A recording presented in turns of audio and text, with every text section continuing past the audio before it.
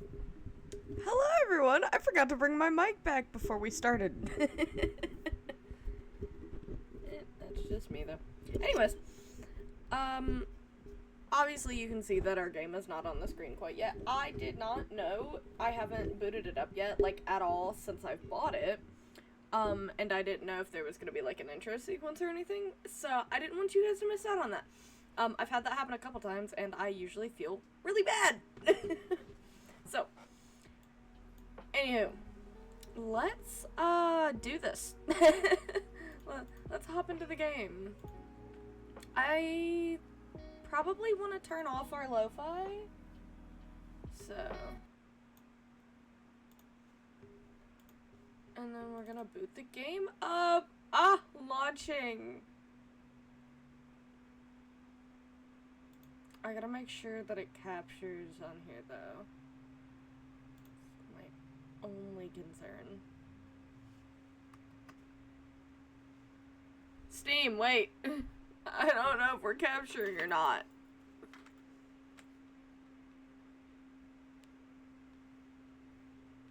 Oh, no. Team 17. We're not. Sassy Chap Games. Wait. Stop. Date everything. Oh. Why is that so weird on my screen? Why can't I leave my screen? Do I got a full screen? I'm not gonna lie, I don't know how to do that. I took a screenshot. Oh no. Guys, we're scuffed. Oh shit. I should have just game captured it beforehand. I'm gonna commit crimes. Okay, well, hold on, we we're having issues. Okay, fine. I'll press space. No!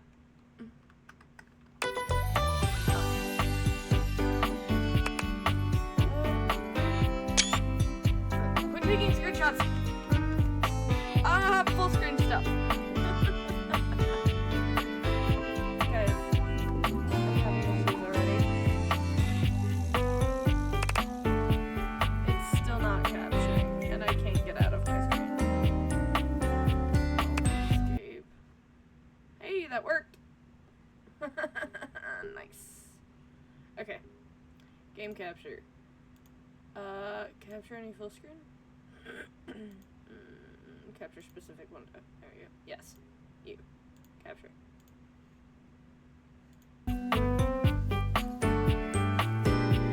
Ah!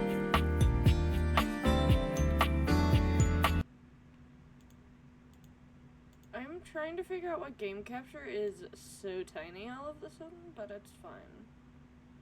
It's probably because I think it's going on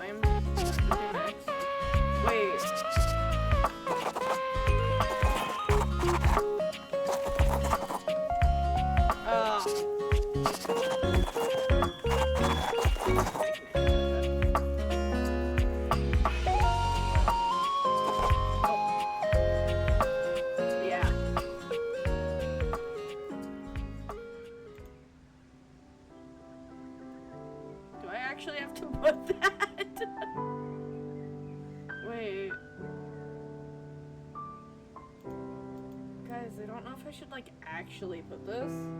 And I'm kind of concerned. I don't think so. We live in, Dream World. The Dreamscape! Yeah. Ah! Nice! Thank you! Thank you for the follow back, oh my goodness. Yeah. Oh, I'm so happy. That's awesome. Okay, anywho. I don't know what this means, but we're doing it anyways. I've been approved. Thank you! I'm excited. I've seen a little bit about it, but not too much. Congratulations! Your degree in customer service has rewarded you with a remote job at Valdivian, one of the foremost mega corporations of our times. Though your house may be large, it is empty, and its halls long for visitors. The sticky notes on your bulletin board remind you of your ultimate aims. But for now, 14 hours. it's time to get to work. Okay, we'll get to work in just a second after I read my comments. 14 hours, I'm still ready to have fun. Oh my goodness. So we're gonna be at this for a while. Bet. Well, thank you. I'm excited. Oh, we've made it. God, the sensitivity is something. Valdivianites! Happy Tuesday from your favorite Chief Executive Officer, thank you. David Most. As you know, every day here at Valdivian is a reason to celebrate, as stipulated in your employment contract. Today, however, is extra monumental, as it's the first official day of our new hire. Please join me in giving them a warm welcome to our team. Out of the 30-ish job applications we didn't immediately burn, yours had the least spelling errors. You're joining us at a very exciting time, and we're all rooting for your success. Okay. As it lovingly says on the plaque above our daycare center, Valdivian, Daycare center? our business is family. We're so excited to have you joining Daycare ours. center, guys. Coincidentally, the daycare center has been shuttered indefinitely due to the recent economic downturn. We thank our Director of Child Care Coordination, Irene Thomas, for her Welsh. inspiring work. Alright, man, let's go talk to Hi there. You come highly recommended.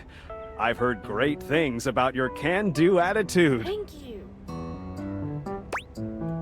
Oh, you are so welcome. Why are you I'm Tom, Welsh? your manager. Don't believe it. But you might find it easier to think of me as a leadership principal guidance associate. Really? I'm not from your town myself, but I have heard great nice things about that specific locale.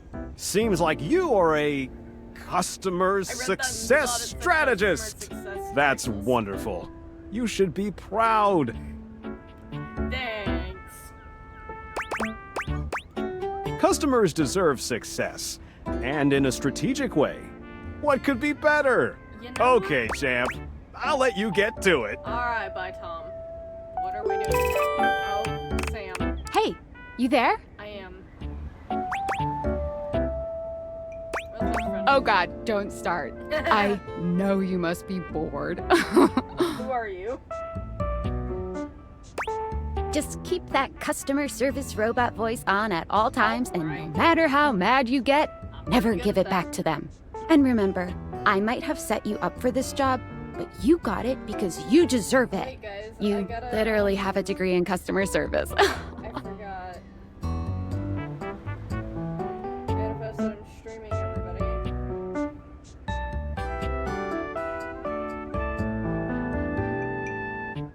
I forgot! Attached to snap.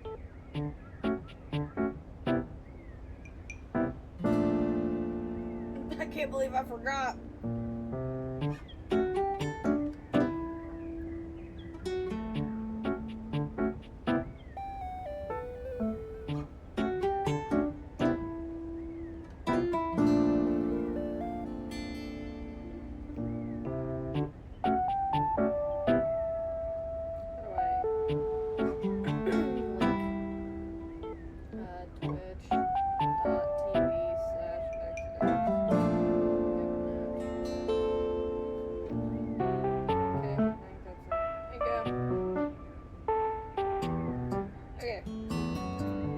Yeah, we can get back to it. I forgot. Sorry, guys. Okay. What? Yeah. That's right! Oh, geez, here comes my manager. I gotta get back to work. Good luck, okay? Okay. You got this. I do got this. You have new tasks. Do I? Oh. I have a broken sewing machine. So what? Oh, I don't know. It stopped sewing a couple of years ago. Can I get a refund, though? Hello, I purchased this book and I'm extremely angry Why? about it. Why are Is there a you manager I angry? can speak to? It depends. Why are you angry? Thank you. You're welcome. I- You're great at my job. What?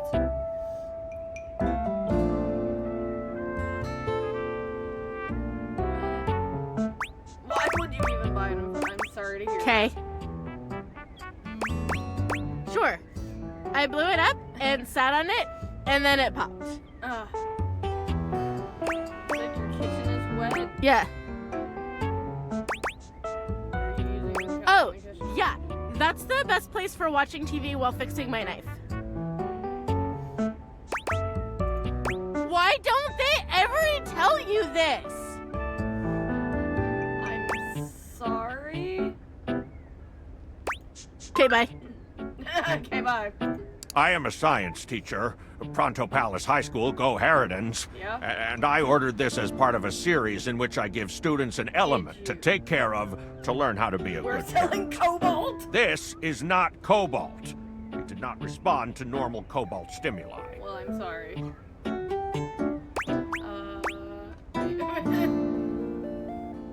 What should it do normally? Well, normal cobalt is ferromagnetic. This is paramagnetic. What does that fucking mean?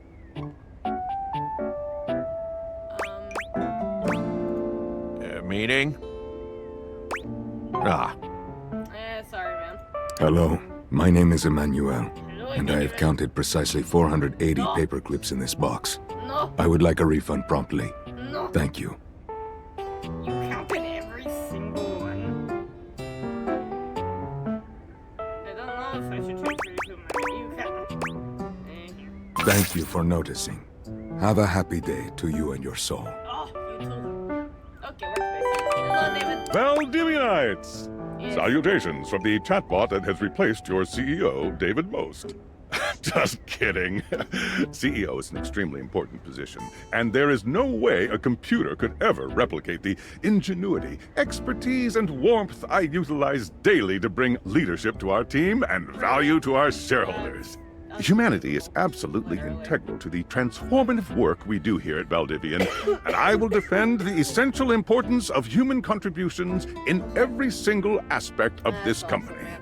Excluding, of course, the following departments: sales, marketing, So finance, everybody. legal, operations, public relations, communications, product, research and development, customer service, facilities, janitorial, and, of course, human resources. Oh my If your department has been affected, however, do not fear. Okay.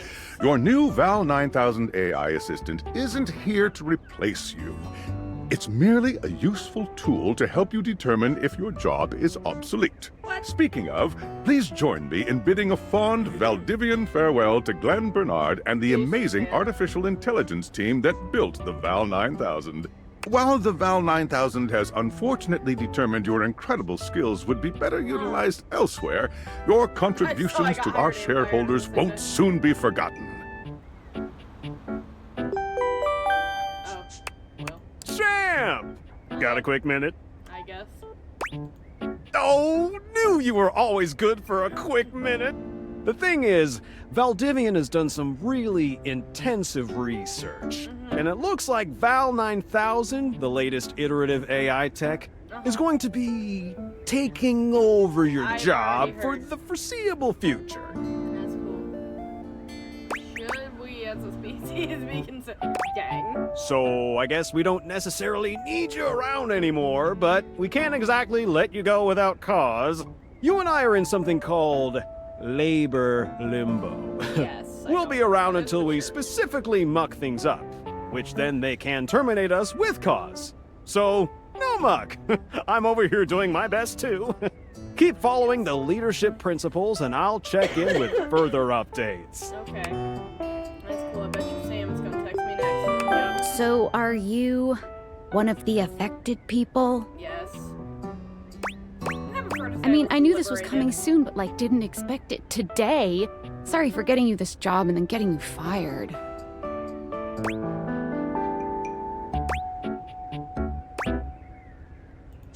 Oh yeah? That kind of makes sense. In a completely twisted way, of course. Yes. Well, they're gonna lock you out of here on your computer, so we can't talk here anymore. Are you on Discord? I am actually. Well, you do now. We should talk there more. Who knows who's listening to us here? Talk to you later. See ya, man. Yeah. Well. My phone. Discord. Tinfoil hat. Hello. Hello. Okay, here goes nothing. I'm scared. No need to fear. Hi. I'm just an anonymous hacker sending you a package. That's nice. Any second now, you will receive a delivery I via don't drone like to your this. front door. Tell absolutely no one it is in your possession. Okay. I will why? return with further instructions when the time is right. Perhaps. I didn't like that. Leave the opposite reflect on your life choices. That's crazy, and there's the drone. Quit trying to get in through my fucking window. I'd rather just go to the door. Go to the door! The door! Does he know about the D-O-R-E? The door! How do I do this? Oh.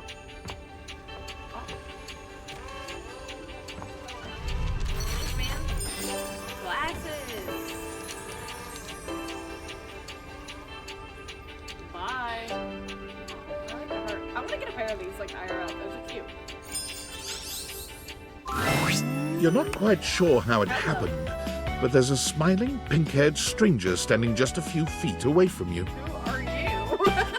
You don't remember inviting anyone over. You certainly remember inviting someone this cute to your house. Hey there! What is it? Your life is about to change. Hope you're ready. Fucking pair of glasses. You know it, but I'm not just any pair of glasses. Yeah. I'm here to help you out. Are you? Why are you doing this thing at me? I'm a pair of Dateator glasses. Okay. My name is Skylar Specs. That's awesome. Hello, Skylar. Woohoo! Woohoo! That was cute. My lenses have special properties. They allow you to directly acknowledge a thing's existence. That's weird. Or date. You see all the things around your house? Things you might have taken for granted? Oh my god, I have to be quiet. You can't hear me for shit. Wait, hold on. Un momento. I am too quiet. You're too loud. Okay, am I still too quiet? Gotta find out. Now you have the power to get to I know them do? better. Okay,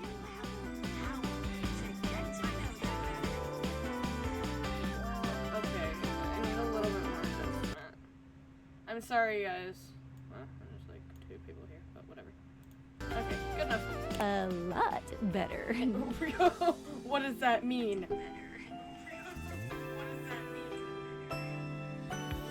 What do you mean a lot better? And I have a feeling, just a silly old little feeling, Really? just a grimpy, grumpy feeling in my little tum-tum.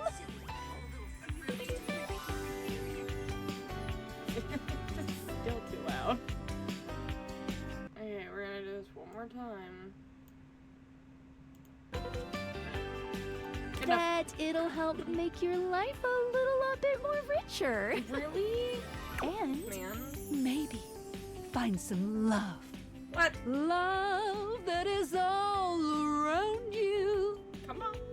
In fact, let's go on a date right now. Oh. Okay. What? I'm not ready for that. That was literally okay. So, we are going to awaken our first dateable object. Really? Go up to a door, any door, and shoot some cool beams at it. Okay. Yeah, pew pew pew pew, go go. All right, Skylar. Hello. Press tab to switch between hold down space when wearing those. Oh, life is so dreadful. It's so boring. Oh, look at how pretty it is. I'm doing it.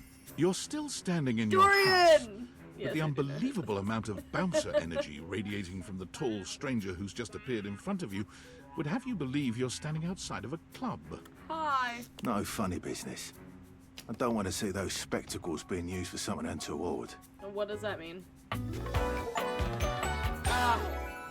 Hello, Dorian. Don't at me. I just said not to do that. Hey, Dorian. Trust me, this is going to go super well. Are you sure about that? You sure about that? Thank you, Dorian. I just said that, buddy. Don't look at me with that face. What? Sir. Boop. No! I'm just along for the ride. I'm Chaos Reborn. I would like to skip this particular conversation. I'm just along for the ride. I'll believe it when I see it. Yeah, okay. After awakening an object for the first time, you get to speak with them here. I do. You get to speak with each object once per day. Okay. We get a little knackered by using this newfangled date viator rubbish, you see. Mm-hmm. Sometimes when you reach a certain level of affection with a dateable object, your relationship status changes. Really? There are 3 statuses: love, Okay. friendship, and hate. Love can get you towards some really special paths for those you Okay. are truly interested in. Mm-hmm. But it's not necessarily the best of the options in my mind. Okay. Dorian is a big defender of friendship. Ah, If everyone were friends, the world would be an awful lot safer, in my opinion. I do agree with that. I've seen the complications of love.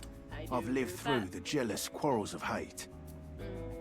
The true bond is one between 2 friends with none of the intricacies of romantic tension. That's our bouncer Dorian talking, but you can go toward whichever one you like. Even hate, which isn't my fave personally. You speaking of Reggie? Ugh, don't remind me. Oh. Human, you seem like a good sort. So we'll be friends. For now. Thank you, Front Dorian. Yeah, friends. Friends. Friends. As it should be. Thank you, Dorian. Feels good, yeah? But friendship gets you even more than that.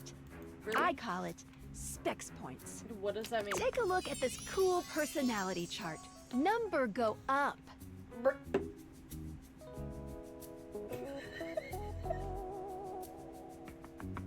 Brother, don't talk to me like that. What? I'm not like 5. Number go up. Just because I'm high does not mean you gotta talk to me like I'm a baby.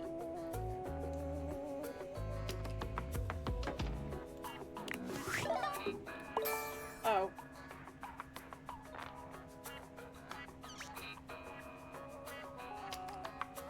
Oh. You asshole. Ass. You'd get kicked out of the library for being too boring. The opposite is smart. You're not smart enough to know what that is. Damn, that's crazy. It's like watching a baby deer learn to walk only with less dignity. You really need to be reminded what people are. Your parents love you, they just don't like you very much. I'm obsessed. What is it? Oh.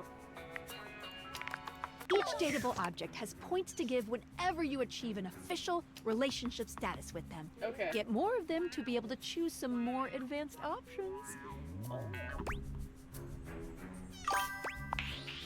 You wear it well. Thank you. You can check out your specs points on your phone, which... Wait. Wait. We gotta talk to your phone. We gotta talk to my phone. Duty calls, love. Hello, phone. Bye, Dorian. See you, Dorian. Take out your phone and then shoot my beams while it's out. Okay. What does it say? What the fuck? I don't think I will. My bad, man. All right. Time to shoot beams at my phone. A beautiful stranger with a dazzling love her. smile Oh my God, appears look at in her front of earring! you, shooting you a knowing wink.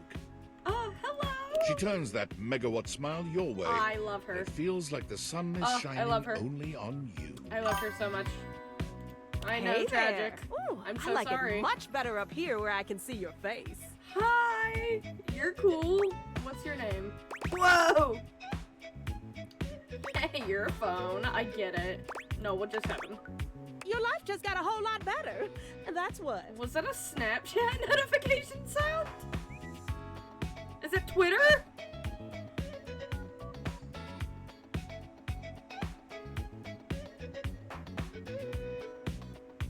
Okay. Come on. Of course, to really enjoy it, you're gonna need someone to show you how things work. Oh, I'm obsessed. Come on, show me. What's her name? What's her name? What's her name? Hello, hello. Phonisha!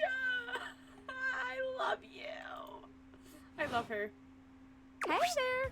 Hello, Skylar. Oh, you must be Skylar. Glad we've got the human on board with the latest tech from Valdivian. Wait, what? I've been doing a little tutorial with them about how things work. Yeah. Oh, well, my sweet human. Lucky for you, I've got a gap in my schedule and a soft spot for that lost puppy look. All right. Come on, Phonisha.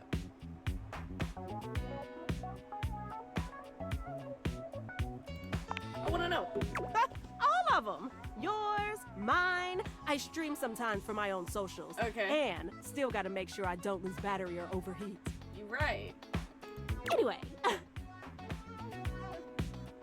Anyway. installed some apps on your phone that are only Okay. accessible when you put on I your did glasses. not consent to that, Phonisha, but I love you, so it's okay.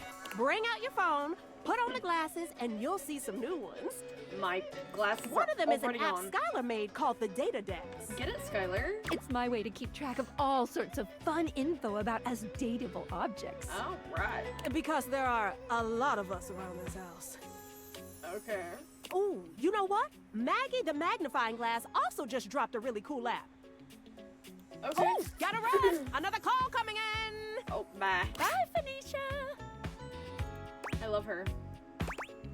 Onward! Now, go awaken the magnifying glass in the living room. Oh, I still hear that beep, beep, beep, beep, beep. Which, of course, is conveniently located on its own little shelf next to the piano. Awesome. I will do. Oh, it got so quiet. I don't like that. Where am I going? Ah. God, I would love to turn my sensitivity down some. That's better. Hello. There's a distinct air of mystery to the private eye that stands before you. She reminds you of the old detective serials your parents used to watch. Is this Inspector Gadget? She gives you a scrutinizing glare through her magnifying glass, Okay. one eye comically enlarged. It's especially goofy looking to see it on someone with glasses. I love that. Hold on, wait. I want my...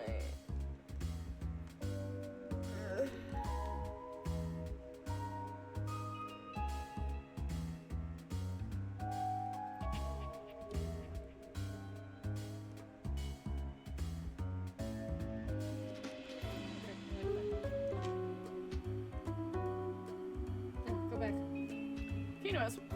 Well, well, well. What have we here? What have we here? It's just me. What's her name? Maggie. I think she just told me that. I just forgot. Hello, Maggie. You're not a suspect, are you? I'm not. I don't know, man. No. A witness, then? Yes. Not that either. Just as I thought. Maggie, it's our humans' first day talking with us. Go a little easy on them. Interesting. These glasses come in from the outside and are already trying to influence my case? What's your case? Trust me, this human has a lot of potential to make this house a better place. It's true. Doubt it. Regardless, as you are the human, I should give you a way to track down all the suspects yourself to I love her.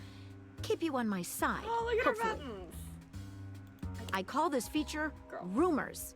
It's installed on your phone. Smart. Ooh, that tickles. Not hello, Phoenicia. Unlike Skylar's Datadex that gives you the lowdown on those you've already met, Rumors tracks clues you've been given to locate all the pesky, hidden objects that are tricky to find. Okay. It's good for rounding up suspects, tracking down evidence, and getting a sense of the household scuttlebutt. Nice. It'll be tough, but worth it.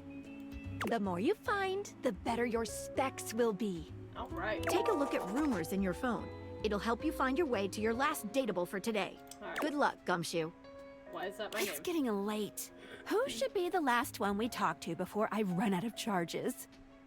Oh, check out that rumor Maggie gave you if you need ideas. Wink, wink. All right, man. I shall. First of all, gotta go check out the Datadex. Love you. Dorian! Oh. You look like a coat hanger. I cannot tell what you are. You might be a chandelier. You are definitely the stairs. Dorian. No clue. Like curtains? A cactus?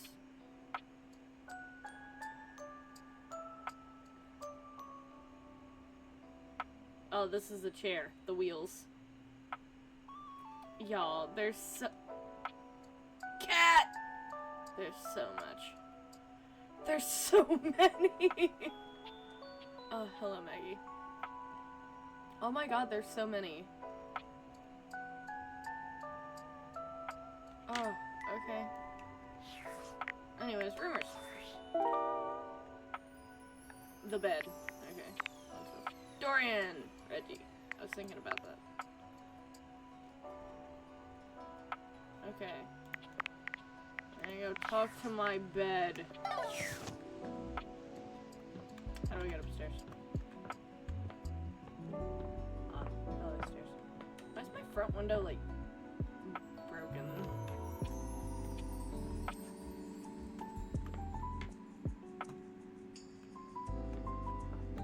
Whoa!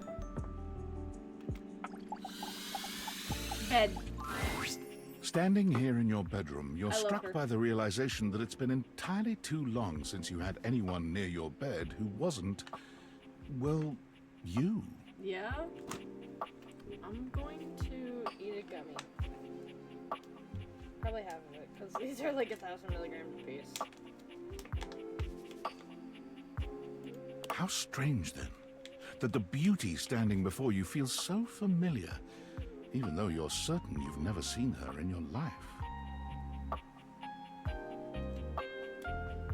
She's all curves and comfort, a soft body and softer facial features that seem to invite one closer subconsciously. She's positively enchanting. I love her. Hey there, stranger. Whoa, whoa! Hello. Why do I feel like I know you? Because you do. I love her voice. I'm Betty, and I'm your bed. Hello, Betty. So, I'm obsessed with you. Yeah. We've been sleeping together so many years, it would be a little weird if you That's didn't crazy. know me. Don't you think? I do think.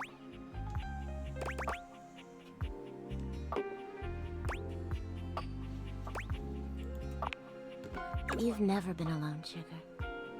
I've always been here. Oh. Okay. Okay. It's a shame for someone as cute as you to be alone for so long. isn't it? Okay. Listen. Will you be bringing someone back here anytime soon? Probably not. I hope so. I haven't been alone by choice. Don't you worry. Why? I have a strong feeling that'll be changing soon. You do? Oh, by the way, Skylar told me everything. Yeah? But don't you worry, I might I be love here her. now. I want to cosplay But her. you can still sleep in your bed just like you Wait. always do. I will. You can choose to talk to me or not. But I do hope you'll come talk to me. It'd be nice to finally get to know each other. Keep dreaming, lady. Yes. Oh, how lovely. Come back soon then, cutie. I will. Well, anyway, I'll be here. See you Look at her. tonight. She's so cute. Oh my god. Sounds like I have no choice. It's a date. I can't wait. Oh, I love you. Sorry, I'm late. I took a look at rumors and got caught up in some real head scratchers. Ooh, tell me. We can talk about it later. For now, let's go to sleep. Okay. Today, I kept you on a tight schedule, but tomorrow is a brand new day, and you can truly experience your new powers to your heart's content. Alright. Hitting the hay already? I am, Betty. Come get comfortable then. I will. Good night. Good night. See you tomorrow. See you, Skylar. Oh my god, I love you. Oh, but I don't wanna. It's so boring. Go to bed. Complete the first day. Let's go. Good morning. Good morning. Are you ready to start getting to know everyone around here better? I am. I'm excited. Maybe finally find some alone. Yeah. Come on. Why am I doing this? Yeah, what if I want uniform? Where should... Can I just leave my house? Where should I go next? I would suggest following up with Maggie next. Why? As a detective, She scares she'd have me. some good places to start. Oh, she's... I already talked to her. Yeah, okay, fine. But really, there's no going wrong here. Talk to anyone you want, in any order you want. What if I don't want to talk to Maggie? Basically in a big, huge sandbox open for you to play in. I would love to do Except instead of sand, it's your house. And instead of a box, it's also your house. Your house. I love you. Any other questions? No. Why am I doing this? I guess that's it. That might be it for this little Date Theaters tutorial. But I think we're gonna see a whole lot more than we ever imagined pretty soon. Bet. Let's date! Let's go! Look at how pretty everything is. Guys. And then it's just so depressing. The doors. Is that Dorian?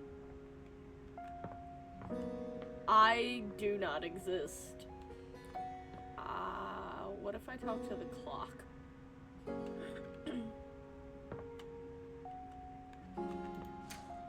The bathroom? Oh. Ow. Oh! The bear! I don't want to talk to the bear. I don't know. Oh, wait. Wait. This is a teddy bear. How much you want to bet his name's Teddy? Oh, my bad. Sorry, Dorian. Oh. I thought that was like the basement or something. The TV. Hello, Maggie.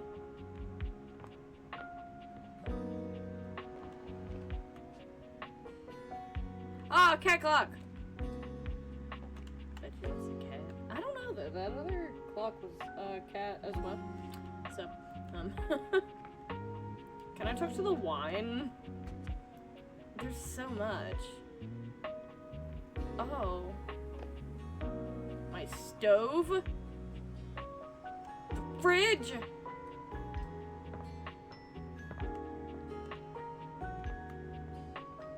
You. The beautiful flapper you see I love before her. you stands in stark I'm gonna love, contrast like, to the all of strange them. music that plays when you turn on your record player. Alright. Where she seems sweet with an old-world sort of beauty, the music she plays is all kinds of wrong. It skips and goes from too fast to too slow. She dances to it all the same, swinging her arms and legs in time to the herky-jerky like her. rhythm of some ancient record. Well, don't just stand there like a wet blanket. I'm not. You get a wiggle on. Let's see you dance. I've been dancing. Come on. Ah, pipe down and just dance already. You give it your best shot, which seems to please her. Now you're on the trolley. Oh, I love you. Hey, wait. I need to read something, guys. Hold on.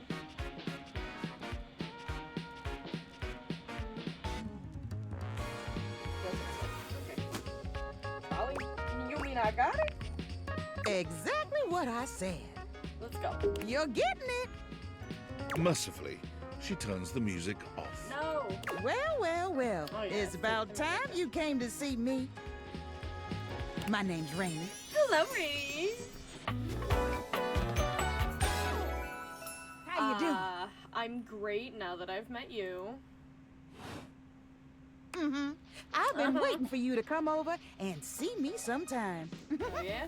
You've been all over this house, but you never come my way. Hey, I definitely do.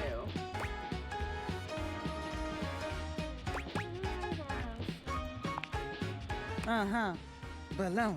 I'm sorry. Well, anyway, love it you. is so great to see a new face around here.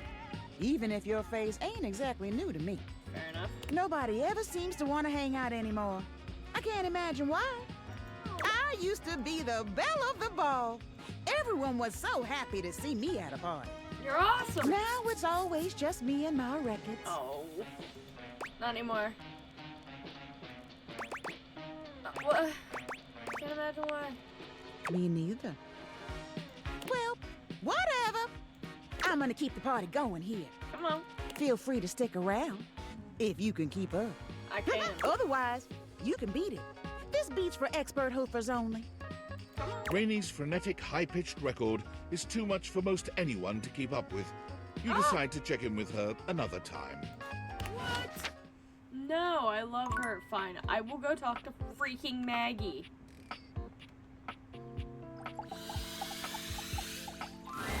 Oh, hello again. Come for more rumors? I have. Looking for more suspects? Yes.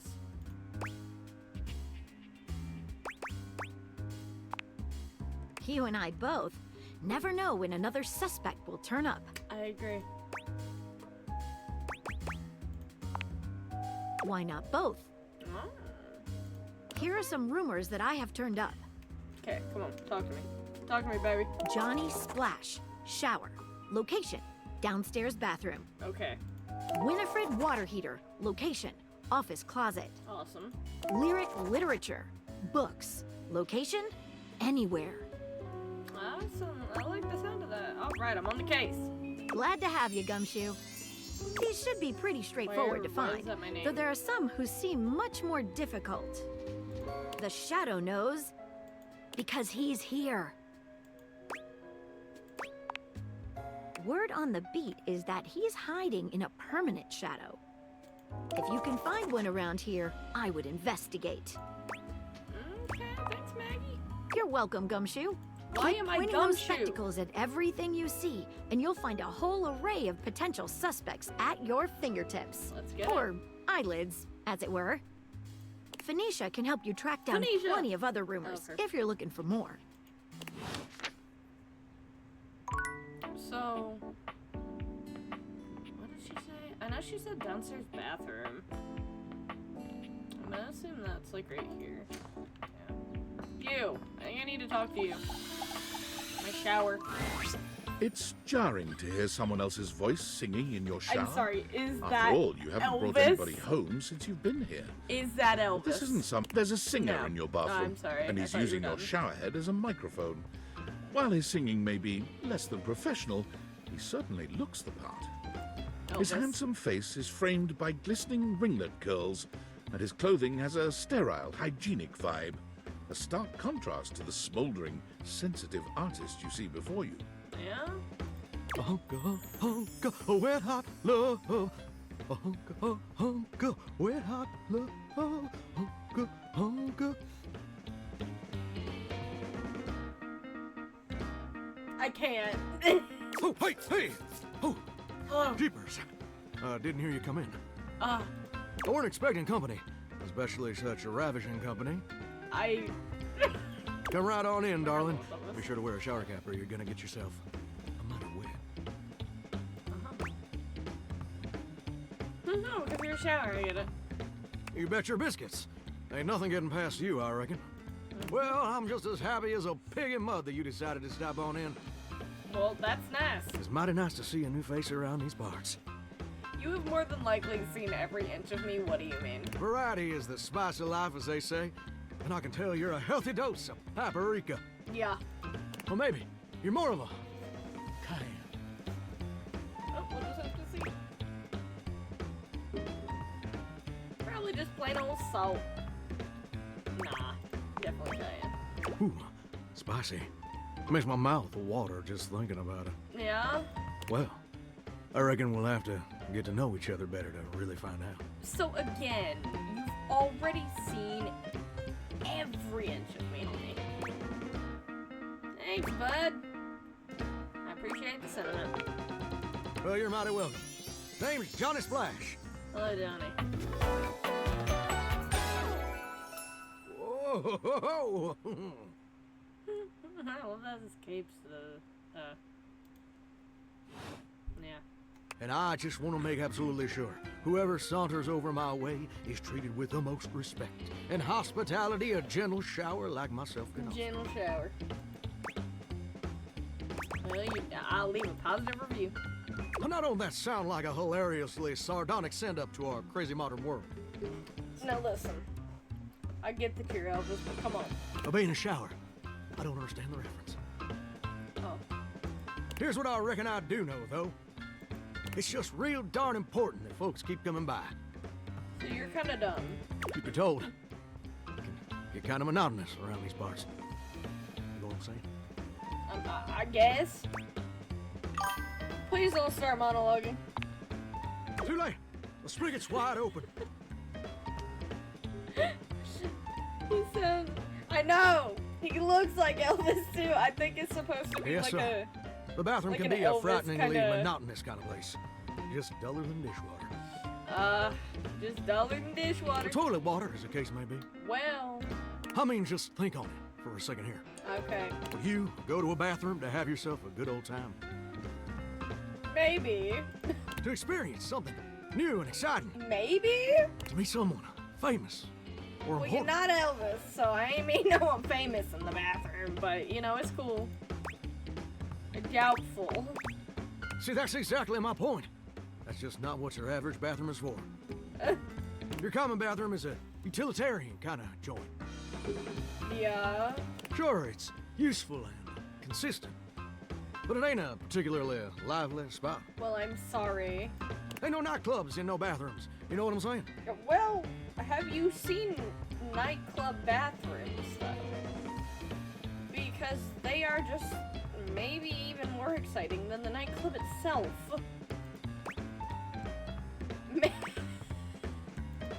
I gotta do it. That's probably my fault. My dialect can be ripe thick sometimes. Rap thick. Thicker than a syrupy stack of southern-esque illusions. Illusions. Let me, try that again. Do you know what I usually spend all my time doing around here? Ain't changed none. Using the toilet. Heck, I wish. Whoa! Truth is, darling, I spend 99% of my day sitting around doing absolutely nothing at all. Well, ain't that depressing? Do you know how long it takes the average person to shower? Probably about 30 minutes. 1 fortnight. Oh, that's positively accurate. It takes the average person 12 minutes.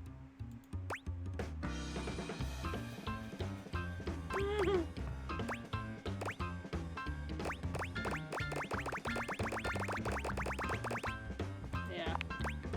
I mean... Listen, I ain't looking to quarrel or nothing. But have you ever heard of time blindness? Hey, listen. Now, I ain't in no position to formally diagnose you. Personally, I failed out of med school. Twice. It really is Elvis. Y'all. No. But you might want to consider getting yourself a professional opinion. No. Screw you. It is. It's just Elvis. Mind your business. Thanks, Johnny. That's what I'm here for. Here's my point about showering. For the average person, it's 12 minutes. It's about 30 for me. I looked it up and everything. You talk to Phoenicia? 12 minutes of a water spraying, shampoo foaming, washcloth scrubbing routine. Yup. And don't get me wrong, those 12 minutes ain't bad at all. But do you know how long a day is? Yeah. Oh no, I have no smarts. Oh, I feel you there, muchacho. Do not call me muchacho. Or muchacha. But I don't want to assume. Don't call me either of those. I have looked at the bed. I have met Betty. I love her. Obsessed. I've also met the record player. And I love her. Well, the don't call me that.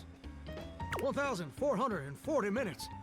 Nice. Which means my job is quite literally just 1% of my day. Well, that's depressing.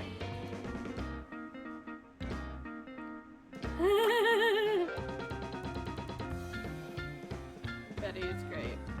Her name is spelled with 2 T's, so. And that's a problem? It's gosh darn terrible is what it is. Why? See, I'm a shower. You are. If I ain't being used, it ain't like I can just get up and go boogieing down at the dance hall or something. No one can. I can't just hop on over to the malt shop for a milkshake and some light canoodling. I'm sorry. No? No, I'm just here, perpetually stuck in this humdrum go-nowhere existence. That's depressing. I'm Do you sorry, know how man. that makes me feel? Probably not very nice. Like you complain too much? You're gosh darn right. Sorry for swearing, Mama. Don't call me that. It makes me feel unfulfilled. Don't call me that. Bored stiff, like a scarecrow in a cornfield. Like I'm gonna be stuck here forever. And all my dreams ain't never gonna come true. Well, that's depressing. But you are kind of like a shower-themed Elvis. So... What dreams? I appreciate that. But do you ever feel like you were destined for something more? I do.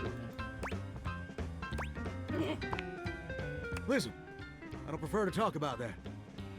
There just ain't much reason to have your head up in the clouds when your pipes are firmly bolted to the drywall. Well, that's depressing. Some people get to have Alright. dreams, but Johnny Splash gets to waste away listening to leaky faucet strip. I'm sorry. And that's all there is to it. You talk too much.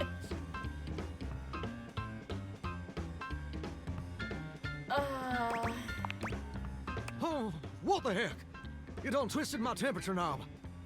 Now, I reckon I usually don't do this, but you gotta Listen, I'm trust what it sorry. is. I will fix my faucets whenever I get a chance. Plus, I'd be lying if I said I wasn't just a little bit sweet on you. Ah, cute. So, I'll tell you my super secret dreams on one condition. Okay. I was thinking that. What's the condition? Come back and visit me again tomorrow. Okay. Show me this ain't some meaningless fling for you. Come back around, Okay. and I'll share with you I a secret probably I will ain't not. never I'm shared so with anyone sorry. else before. Maybe if I'm real bored. Okay. Hope I'll see you then. Now you better mosey on out of here quick. I will. Plumbers are coming soon to fix my water pressure issues. Hello, Ben. I do not want to talk to him again. I'm sorry. He talks so much. I'm gonna go to. Did my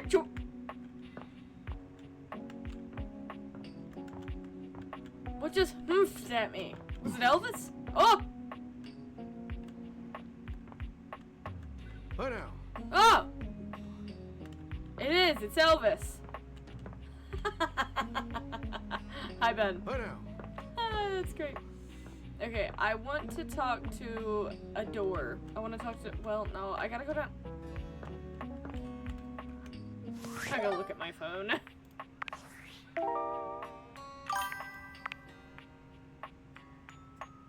Okay. In the office closet. I gotta find that criminal. I also gotta find Reggie.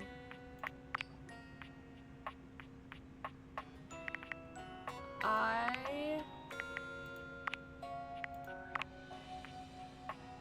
kinda wanna do the shadow. But where would I find the shadow? Hi, Maggie. Are you a shadow? You look like a shadow. I'm gonna raise up the There's floor. a presence in the I room was with you. right. You're sure of it. But you can't make anything out in the darkness. Oh my god. As you search for whoever it might be, they address you in somber, funereal tones. As the light fades and dusk draws, all hope becomes despair. Why? Do you wish to proceed? I do. Sure. Is that so? It is so. Let regret not fill your heart then. Alright, man. Hark! Hark. For your greatest fears manifest in yours truly. I don't know, but I like him. A monstrous creature takes shape Hello. from the darkness itself. A terrifying amalgam of bones, both human and animal. Grotesque, clawed fingers, and seething, swirling shadow. From brazen earth to the heavens most incorrigible, I get a vibe that this is not you. the shadows quiver, the shadows quake and quail. Light has no purchase here, Well, that's nice. for I am XXX Shadow Lord 420XXX! Exclamation point. No, because that makes it so much better. Because my username on here is XX Hypno Child XX. It's meant to be, guys. Guys, it's meant to be. I have to date the shadow. See you. I can't. He's gonna lose the edge competition too, I bet. Oh. I can't. Sweet handle, man. We match. Of course. Yes. I am darkness incarnate. I don't believe you. From now on, you are my penumbra. That's awesome, man.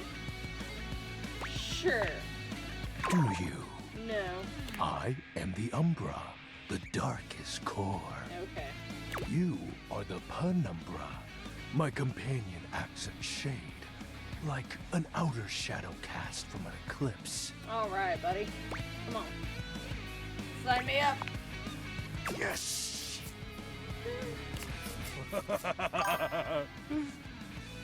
No. I don't agree. So tell me, penumbra. I don't think he is. What brings you to the call of night? You seem pretty cool. Did you find that out on your own? Or did you use a hint? I might have used a hint. On my own. Screw you. Observant. I enjoy those who observe. Listen, I don't believe it though. You That appear to he's be an evil, yes. romancing I think the objects in your because of domicile. this, it gives off like Persona vibes. So like, I don't believe this is because everyone else has a human form, and he's like a demon. I see. I think there's gonna be more. You are embarked on a most interesting quest. I am. However, It is quite trivial compared to mine. Is it? I wasn't talking about the game Persona. Suck it. What are you trying to accomplish? As you can tell, I don't believe I you. am dreadfully powerful. However, my true potential has yet to be unleashed. Bask in the shadows and remember. I will. That sinking feeling you get when you turn off the lights as you blushing at return me? to your bedroom. Oh, good lord. Then this eerie primal instinct to hasten yourself kicks in while your heart begins to rumble with fear. You think? That, my friend, is but a lick of what true darkness can do. Nice, man. I love that. You help my power grow. Awesome, man. But with that said, I'm afraid to say my power is waning. Why is that depressing? If not for your summoning ritual, I may be. Nay, such thoughts are wasteful. Anyhow, I have been waiting in the abyss in search of a companion. Can I, like, shut the curtains? Like, which way? Such feelings are unnecessary, although not unwelcomed. You see, the essence of darkness must be discussed before obtained. I have been waiting for eons for a worthy conversational partner. Awesome. Our sinister lamentations in pure He just wants a friend, guys. serve as the dark ritual and Hey! bring forth my armor. What are you talking about? What furry? I'm confused. My armor forged from the shadowy depths. Alright, he's getting on my nerves. Think of them as parts to my true self. That's nice. Okay. However, I have long lost them back during the great cataclysm. Cataclysm? Why are the words wiggling? I have so many questions. Naturally, but I am equipped to ease your wandering mind. Know that even this discussion will feed into our dark search. Alright. What troubles you, my penumbra? The Great Cataclysm. Your moniker. The Great Cataclysm. The tragedy that befell my comrades. No, I'm sorry. Before, it was a peaceful time. That's nice. My fellow denizens of the dark and I conversed in the shadows. Then, suddenly, a great power beyond any of ours Whoa. divided us. I have not seen my allies since, and at the same time, my armament was lost. Was it? Why defeated the dragons? Like such a flimsy concept could be our undoing. It is an unexplainable It's the light. force beyond reason. But that won't matter once I am at full strength. Alright. What troubles you, my penumbra? You already asked me that. Your moniker. While it may appear childish, it is a title that bears significance to me. Even creatures of the dark are entitled to nostalgia. I mean, yeah. And its relevancy continues to capture my very essence. Okay. Lord of Shadows. Are you stoned all the time too? Oh, signature embellishments. No. You'd be surprised how popular of an identity Shadow Lord is. Can't just have anybody proclaim they are the true Lord of Shadows. Which is why I leave my mark as such. Okay. What troubles you, my penumbra? You've asked me that 3 different times. How have you know that these aren't just any normal raiments? So what are they then? They have no physical form. My armor is of a corporeal shade. Oh, guys, it's But just armor, after I I told you. obtain just a single piece of it, the pressure of my dark aura will rise exponentially. Okay. As I said, by having conversations, we initiate the ritual. Hold on, wait. Hold on, wait. I gotta vibe to the music real quick.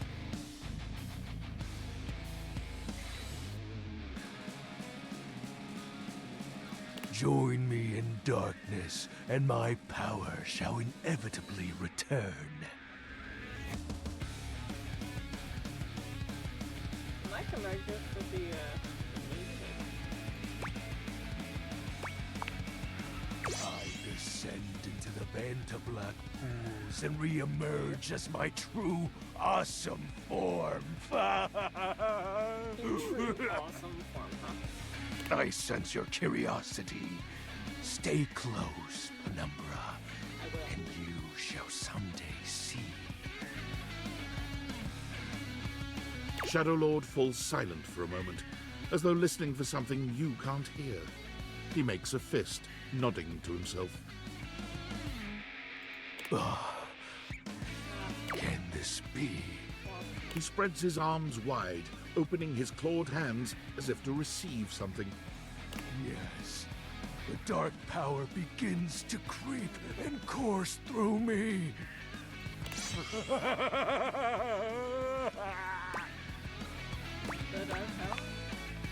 Yes!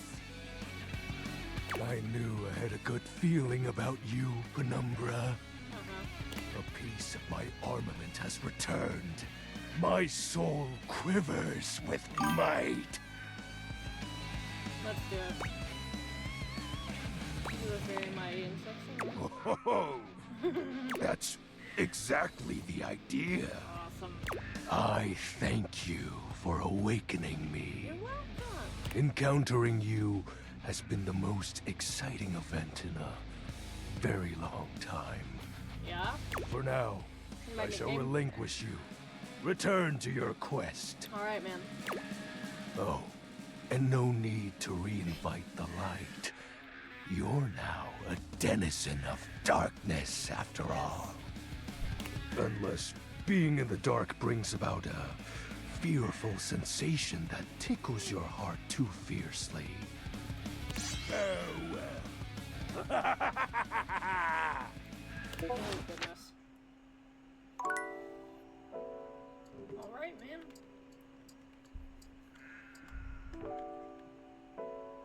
I guess I gotta go talk to the water heater in the office. I think it was upstairs. Oh, okay. Oh my god.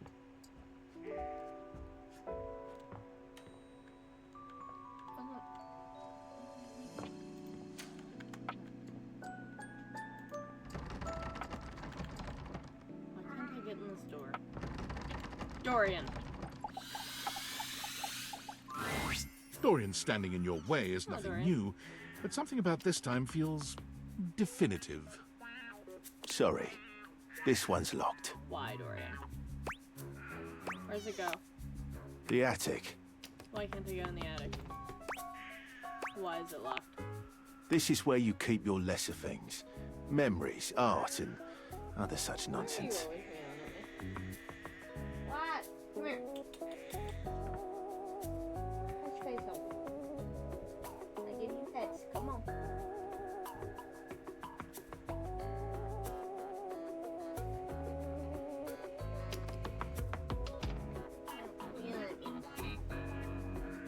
Oh my god. Dandy. Right. Give me a second, guys. I gotta, go, get my cat water.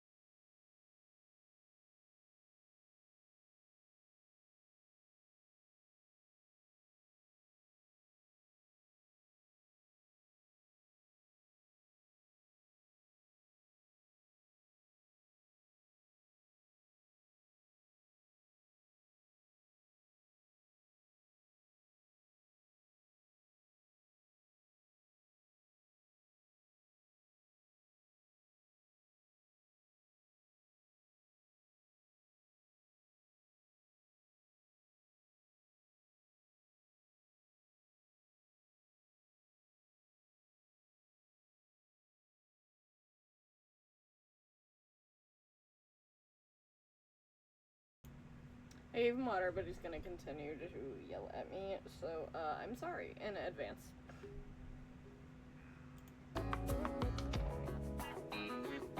Anyways.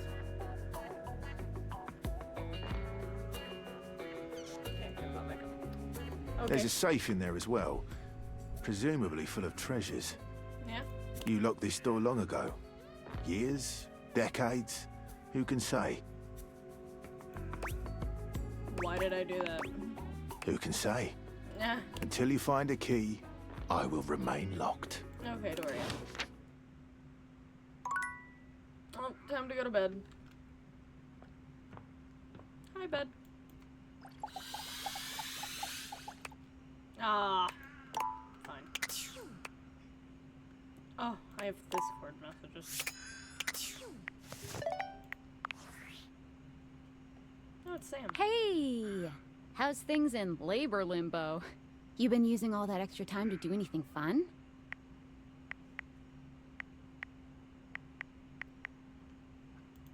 Weirder how?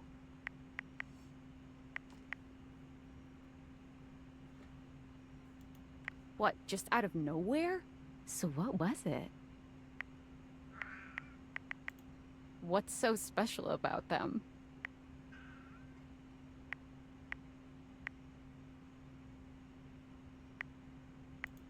Huh? I know you've been watching too much anime. What do you mean? Yeah, what do you mean? What do I mean? Can you quit yelling at me? Exactly what I said. More? I'm still on the first part. I'm getting to know them. You understand how insane you sound right now, right? Like, if you were literally anyone else, I'd be like, oh, this person thinks I'm stupid. You're serious? You're not fucking with me? Just, what do you mean? Like, how? What? You seriously have magic date furniture fuck glasses? They're called date viators. Date viators? This is too much. I'm not equipped to process this today. I'm logging off. Goodbye. All right, see you, Sam. Dandy. Get off my backpack. Alright, bedtime.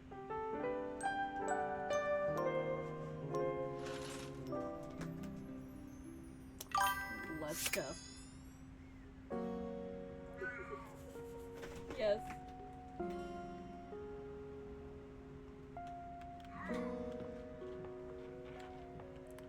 I would like to talk to Dorian. Again. I like Dorian. The bathroom. Should I talk to the bath? I want to talk to this Dorian.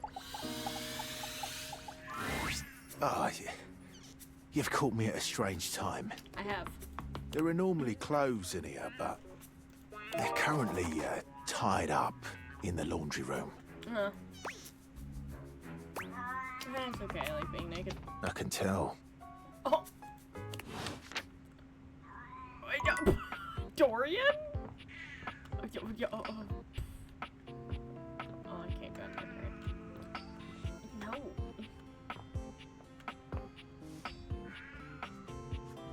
Where is the office, you guys? Oh, never mind. Hello?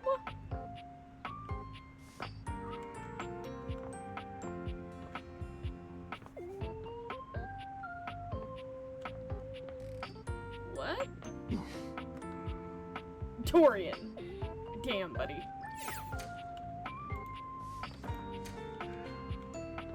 I am supposed to talk to you. Normally, you try to avoid dealing with your water heater. You're no plumber, after all. Okay. But as you look at the beauty standing where your water heater usually is, you wonder for a moment if that's about to change. Beyond the rigid metal of the heater lie dangerous curves. Brown skin swathed in orange and blue and silver.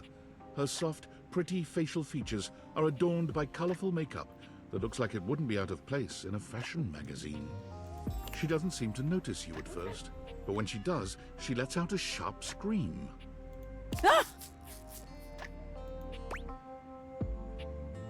Ah! Bubbling boiler rooms. You scared the living. It takes her a moment to calm herself down. She fans at her face with her hands, exhaling loudly. Sorry. Got me flustered is all. I wasn't expecting any visitors. Last folks who lived here only came down when the pilot light was out, which wasn't often. See, I'm made of the good stuff. Southern made and made to last. Yeah.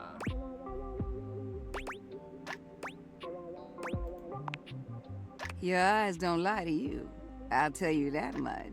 Come on. Here I am just talking and you don't even know my name. What's your name? I'm Winifred. Winifred. Nice to Why? meet you. Why is your name Winifred? Oh, I get it. How you doing, sweetheart? Hey!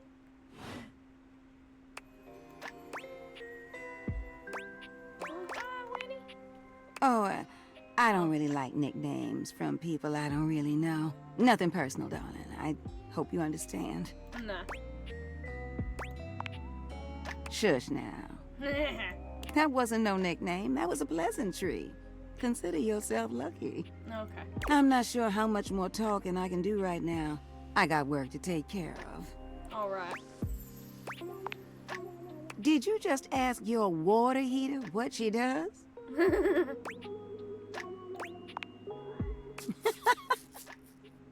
It's okay, sweetness. I'm just having some fun. But I do need to get back to work. Washford's about to kick on and Daisuke needs a bit of a push. I need some time with River to make sure she's ready to go. All right. I don't mind it. See you around. We'll see ya. All right, we gotta get on the phone.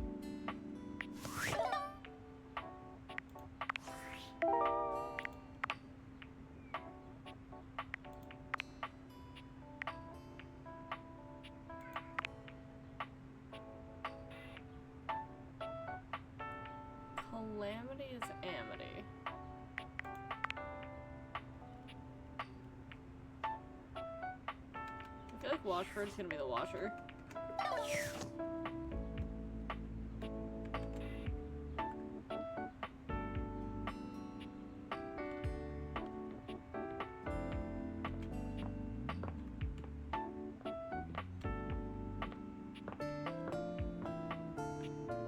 Or maybe the dishwasher?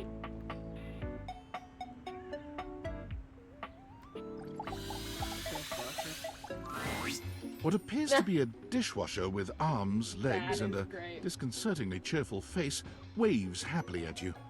You tap the deviators a few times, wondering if they've malfunctioned, but the mascot-like dishwasher before you doesn't waver or change. Hello, and welcome to the Valdivian dishwashing experience. Okay. We offer an alarmingly clean output of all kinds of dishware, clothing, and such.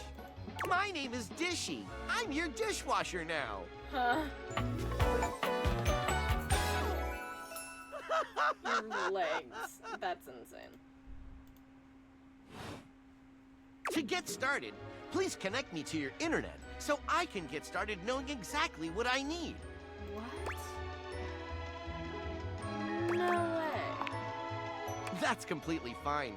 We can absolutely operate in offline mode. Would you like to wash dishes? Yeah, I wanna know you better.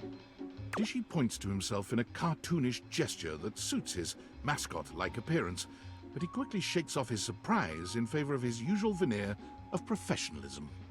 Talking to me? I'm your dishwasher now.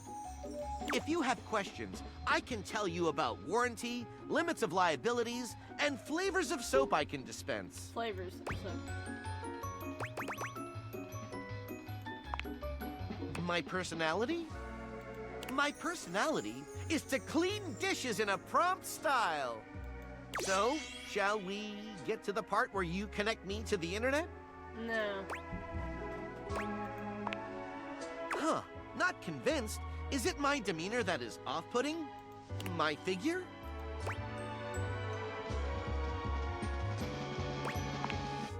Ah, I see. Valdivian knows about these concerns and complies with all federal and local regulations. We won't share any data without your consent. You could be sure of that. That's the reason why I'm continually asking you. Nah. And trust me, you're gonna want all the new features that our research teams will continue to roll out. No.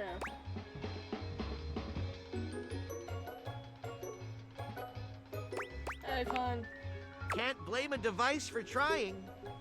Catch you next time, hot stuff. Oh, see ya. Alright, time to go to bed. I'm talking to you. Oh, I still have charges. You see a slim, dainty gentleman I love in a him. well-tailored suit. He's absorbed in the ticking of a fancy pocket watch, but it's the feline ears on his head that most catch your attention. I love him. A tail sprouts from just above his backside, moving back and forth in time with the watch. Tick, tick, tick. I love him. Talk, talk, talk. Don't. Oh! Do not taint the perfection of the clock with your disgusting imitation. Oh, I'm sorry. Why have you come? I don't see interruption to meditations on the beauty of time on the schedule. Schedule. I live here, dude.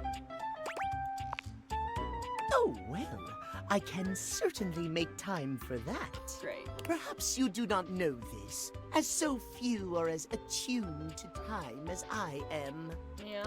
But punctuality is of the utmost importance. I don't know about that. So if you wish to speak to me, you must make an appointment. How?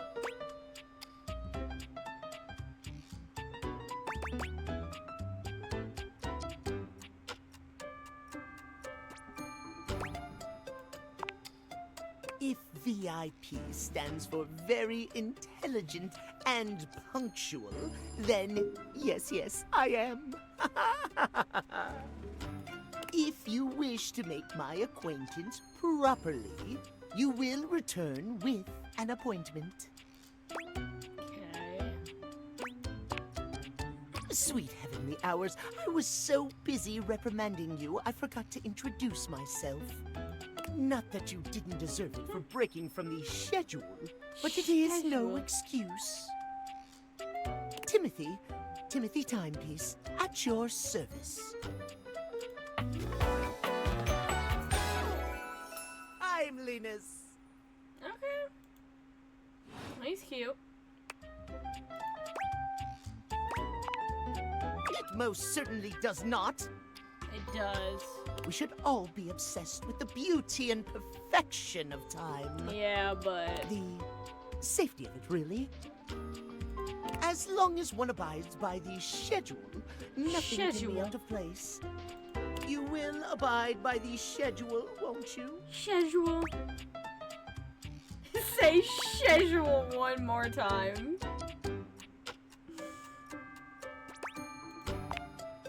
Excellent. I thank you.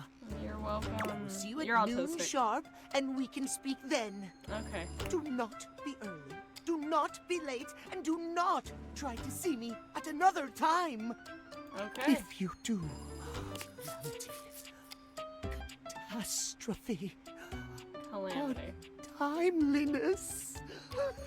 See you then, and not a moment before.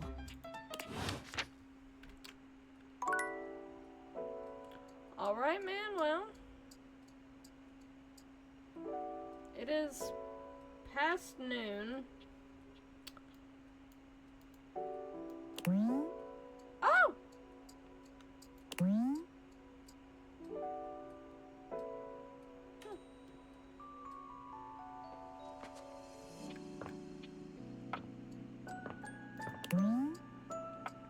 I'm gonna go talk to Betty. Betty, dearest.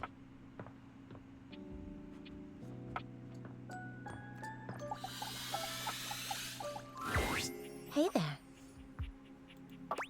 Hi. Uh-oh. Yeah. You so much say anything. Oh. You were very animated last night. Oh, I'm getting a reading. It's a secret feature. Okay. Tell me. It's called Content Aware. It goes off whenever I have the feeling that something a little off-kilter might happen. Oh. It gives you the chance to see if this dateable might be someone you might want to skip due to content concerns. Okay. Tell me more! If you're worried that you might miss out on points or stuff, don't get your tushy in a twist. I'll take care of the dirty work for you. No penalties incurred, I swear. Pinkies! If you're interested, you can turn it on now. You can also turn it on or off anytime I see ya. Well, what? Let's turn it on! On it. Content aware mode, activate. Okay, back to it. I'm nervous, guys. Hang on. My content aware is going off. You're back. Betty is a real sensual being. Talking to her is going to get pretty intensely spicy. Okay. You cool with that? Or you want to skip it? Nah, I'm cool. Nah, I'm okay with it. Carry on, then. Okay. You seemed quite happy about something. Did I? I wonder what sort of dream you were having. I wonder. You.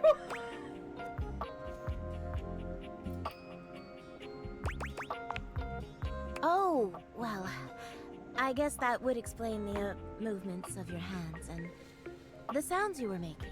What do you mean, Betty? Oh dear. I was way off base with my guess. What? After seeing you be so lively last night, I was hoping to hear a little bit more about what you're into. You can learn so much about people from their dreams, you know.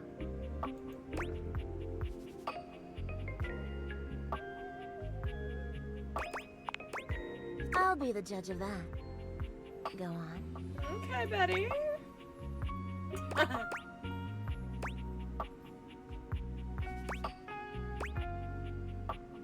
Yeah. Oh, I'm not sure I know that one. Oh, well, I already like where this is going. Okay. Ooh, then what? Only the Mad King stood before me.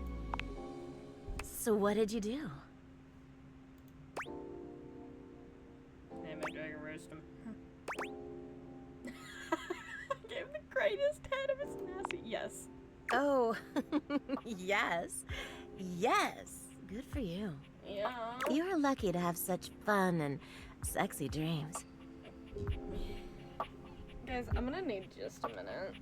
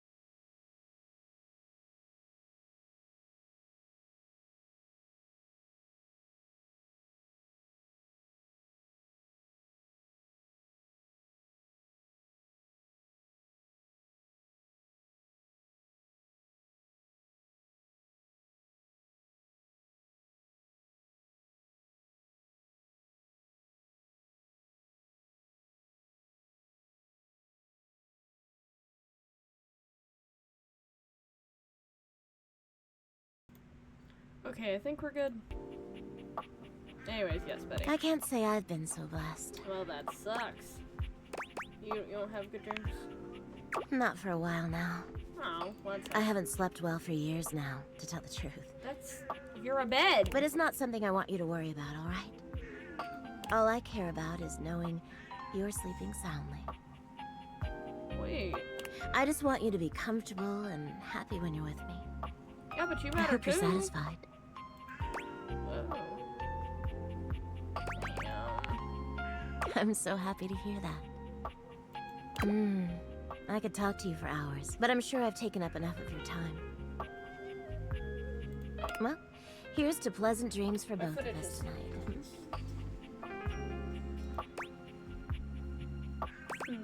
Can't wait. See you tonight. Like now? Thursday. Gotta go to bed. Wait. Can I pick stuff? Oh, wait, that's not alright. Come on. Put it back on.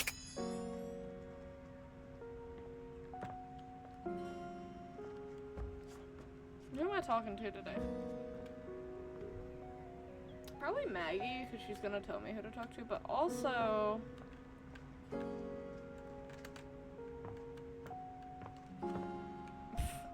No.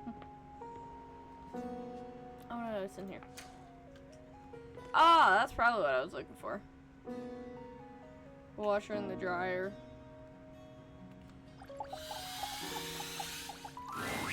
An acrobat in bright orange evaluates you with a smirk. His hair is streaked with grey, and there's a twinkle in his eyes that tells you this guy is definitely going to keep you on your toes. Well, hello there, new face. I may be quite excited to meet you. Hello. Yes. Drysdale. Okay.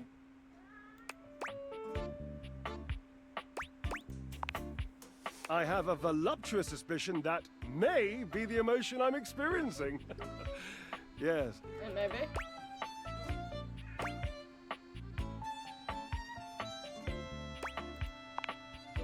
Well, how can I know for sure? You might turn out to be fabulously interesting, in which case, yes, I am thrilled. Pass the champagne. Or you might, in reality, be a dud. A wet blanket. A bore. And if that happens, and I've already committed to excitement, I'd look like a bit of a moron now, wouldn't I? A little bit. Can't, shan't, won't. Dignity is key. So, tell me, am I excited? Or am I already sorry I asked? And keep in mind, when I'm disappointed, my finely toned trapezii tend to flare unexpectedly. Okay.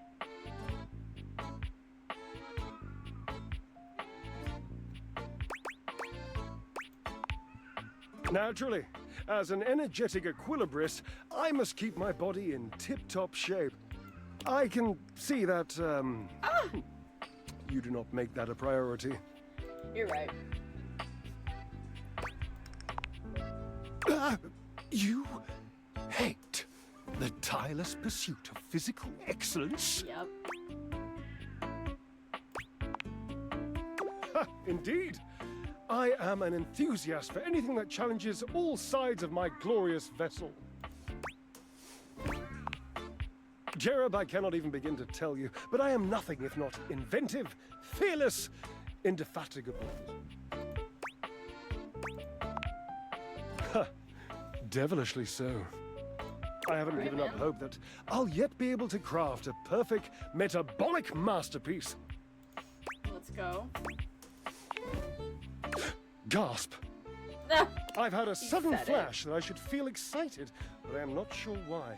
Explain yourself, brain! Oh, no, wait, I figured it out. Oh, that's more points for me. Huzzah! Would you, my new lovely acquaintance, like to help me create the perfect challenge for my body and mind? Yes. Would you help me invent a tango for the triceps, a conga for the core, a quick step for the quadriceps? Sure. Awesome! Yes, as incapable of inspiring awe, just like my obliques. Yes? Yes.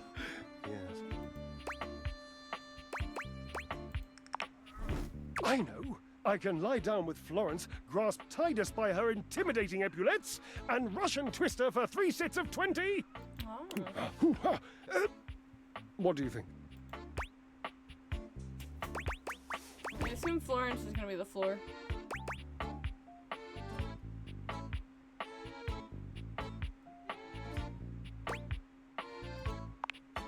Oh dear, no. I don't think that's a good idea. Darling, where would I hang from? The door frame. Dorian? Have you seen him? A slice a la mode. How could I ever focus on form with that? Okay. That form before me. Oh no, no more temptations. I must keep my movement pure.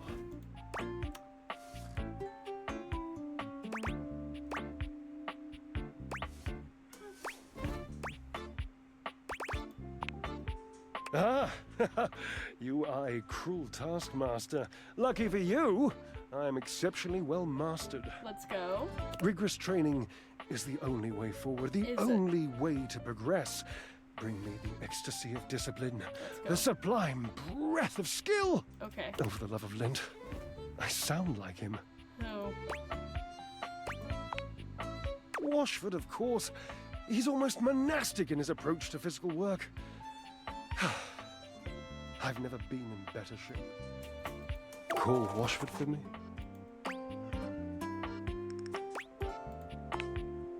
Yes, obviously.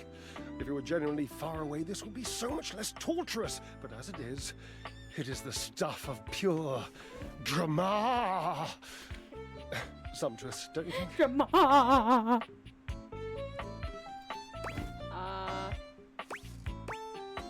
Washford. Just wait a moment.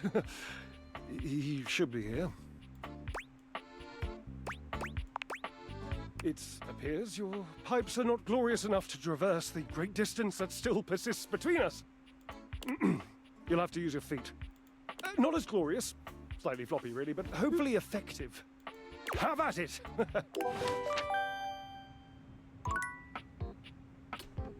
Wait, what time is it? Oh, it's noon. I'll do it in a minute. Almost late. Almost. Almost.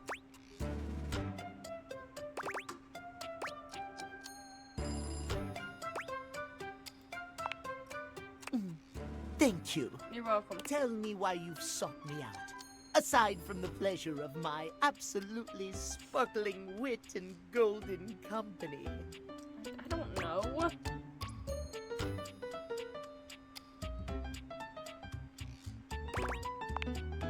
Well, your judgment is quite sound, it seems. Yes, I'll be happy to help you. My love life may be on hiatus, but as they say, a broken clock is right twice a day. Let's go. Timothy looks at you for a few moments, clearly expecting something.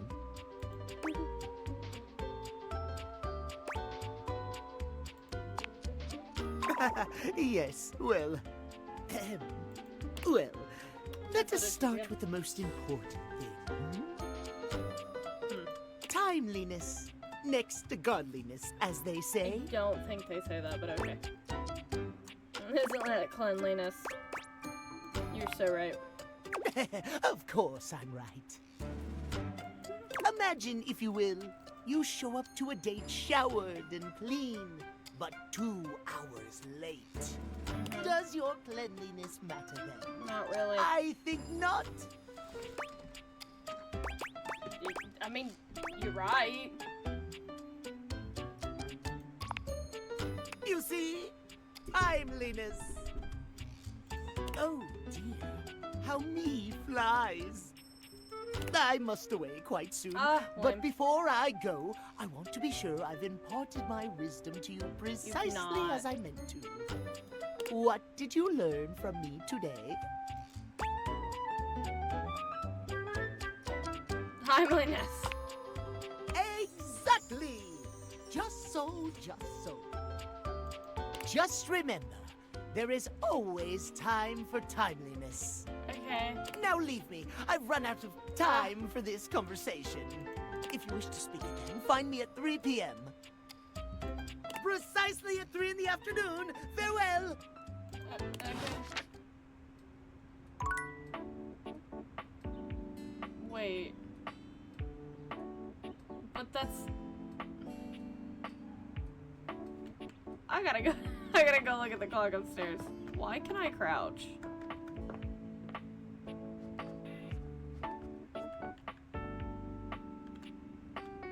That's what I thought.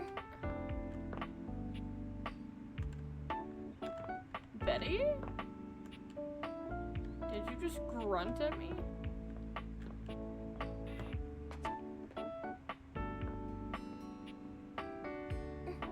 Ah, you did. Dorian. Hello. So wait, it's 3 in the afternoon. Should I talk to you again? I want to talk to you again. I like you. Oh, right. Okay, 3 tomorrow. I kinda don't wanna. What's in here? Can I touch the vacuum?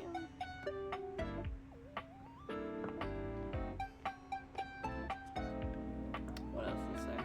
That's a door. Ah, Dorian! Come on, let me out. What else does it say? I'm like intrigued by everything.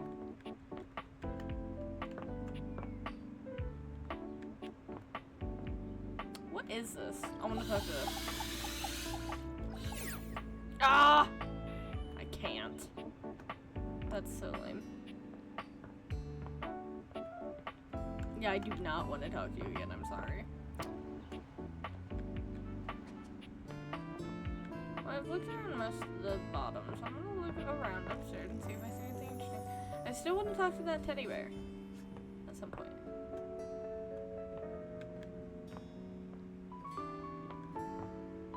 Can I open these doors? Oh, hey, I can. Tell me I can talk to the hangers. Oh, I want to talk to the elephant.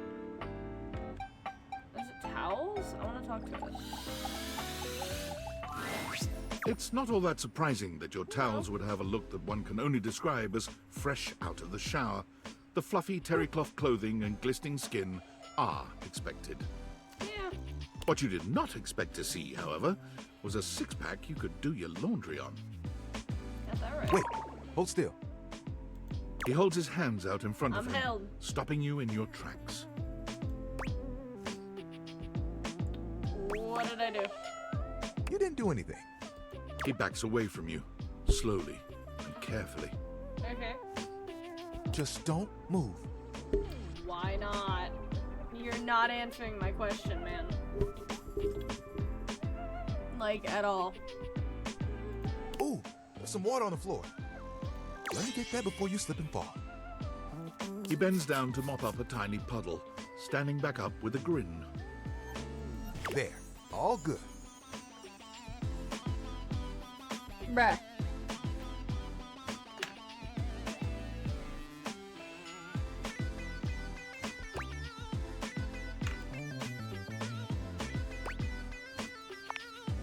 It's my pleasure. Oh, thank you. Some might say that I saved your life. Yep. What's your name? Hey, Tyrell. I like Tyrell. Did you see that dude? I did. Yes, you're my hero. I may be soft, but I'm hard against spills. He mimes playing a trumpet, imitating the instrument with his mouth. Let's go. I dry as quick as my wit. Like If you get wet, don't get upset. Okay. Isn't that right, my absorbent sidekick? Yes, it is. He holds out a small swan-shaped towel for your inspection. It's quite charming. That is so cute. Quack.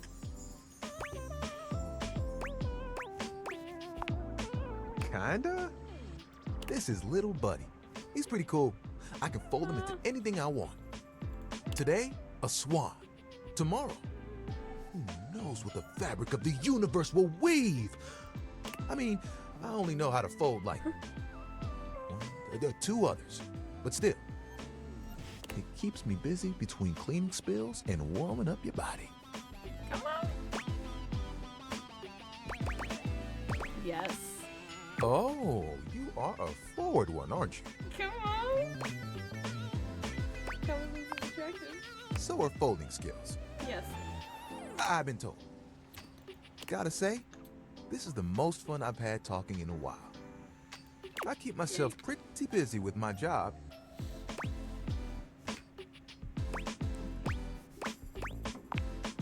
Spills happen every day. No big thing. But the hard part is getting dry. For the big jobs, I work with Washford and Drysdale. But I work pretty independently, you know?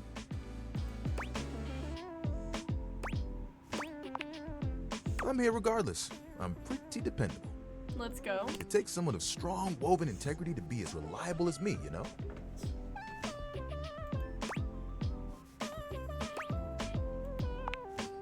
Oh, like you have bigger ones? What do you want? To get through next Tuesday. Honestly, that sounds like a pretty damn huge aspiration. You got that right. There are things I want to do, but my job is important, you know? Those spills ain't gonna unspill themselves. I mean, yeah. And I won't be spilling things to you until I get to know you better. Oh, that's fine. So, let's make a deal. Okay. Next time you see me, I'll show you something cool. And maybe I'll tell you a bit about myself. Come on, Tyro. I'll show you an idea I have. Alright. Oh my god, I love Tyro. Should I talk to Betty? We're gonna do it. Oh, well. My cat wants me to talk to the wall, apparently. Betty reclines luxuriously on the bed when you first see her. Thinking about how your bed can be lying on the bed makes your brain start to short-circuit, but some way or another, it's happening. She looks effortlessly comfortable and luxurious, but her expression is more pensive than anything. She smiles when she sees you, sitting up and patting the blanket next to her. I was just thinking about you. Were your ears ringing? They were.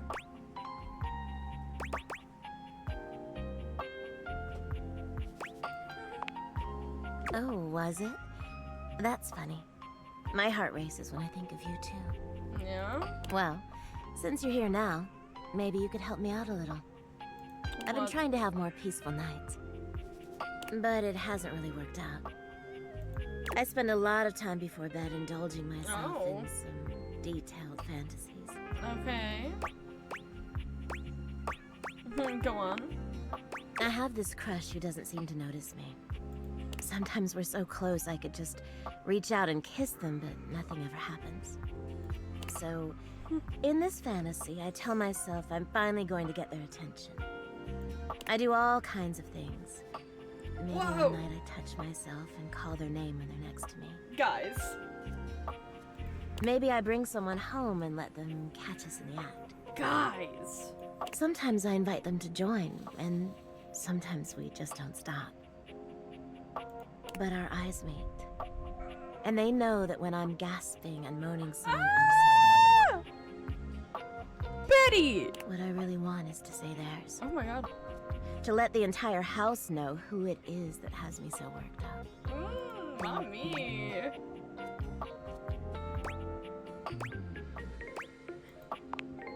Well, that's not very sexy now, is it? Much better to pine. Safer. I've got all sorts of fantasies queued up every night. But no matter how much material I feed my brain, I never seem to carry that blissed out, warm feeling into my dreams. I tried getting into lucid dreaming for the longest time, actually. Oh? I practiced for years. But it never worked for me. Not once.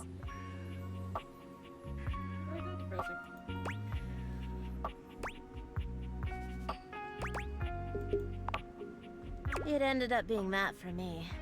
But I've heard it works for others. Alas, no sexy dreams of my choosing for me. Well, my lucid dreaming attempts are long behind me now. Let's go. I do wish I could get a little peace at night, that's all.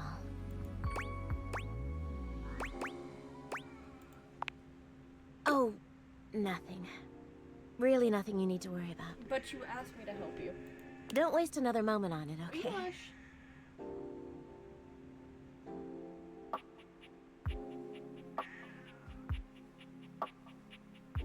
Sir. Sir. You look so cute and delight. Come here. Hello. Come here. Come here. Come here. Usually you're always all walking about face. What do you want?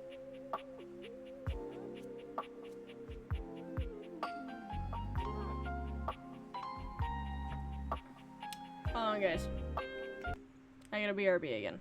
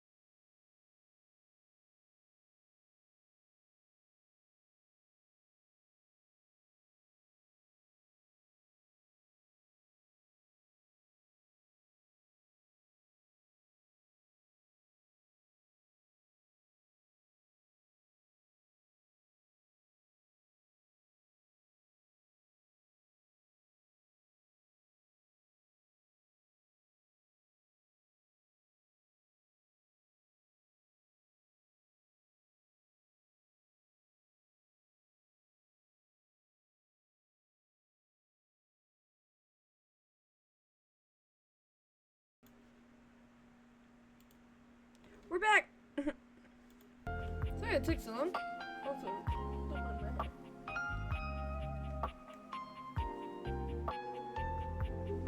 Alright, Betty, let's get to it. What can you do? What can you do? Maybe I'll take up meditation. Come on. See you tonight then? You will. Can't wait. Me too.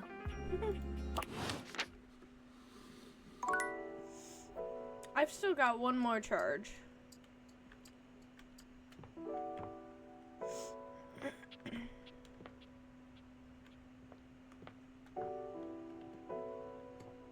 I want to go talk to the teddy bear.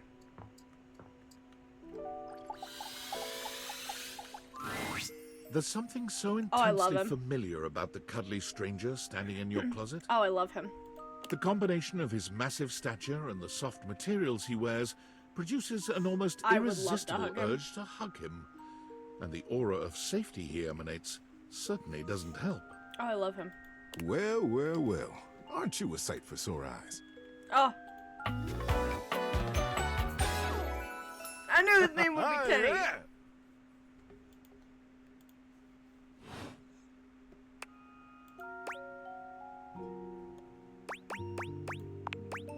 You are very welcome.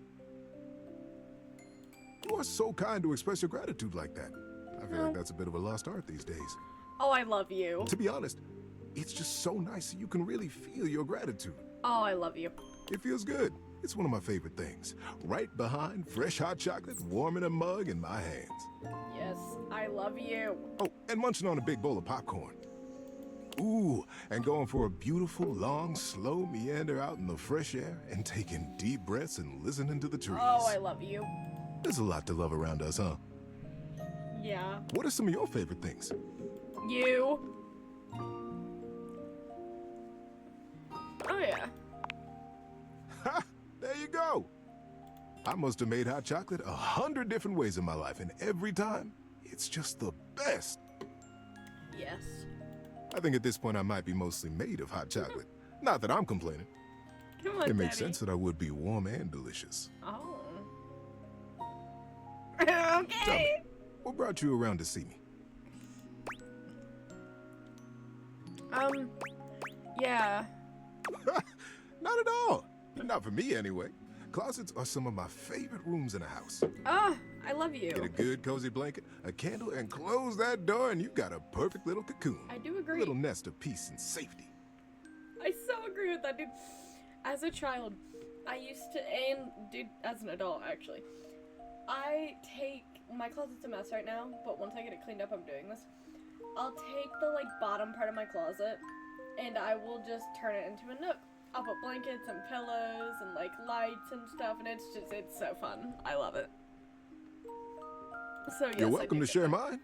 Or we can sit on the bed and talk. I'm comfortable in either place. And no matter where I am, I'll always be happy to be with you. I love you. I leave it up to you. Where should I go? Well,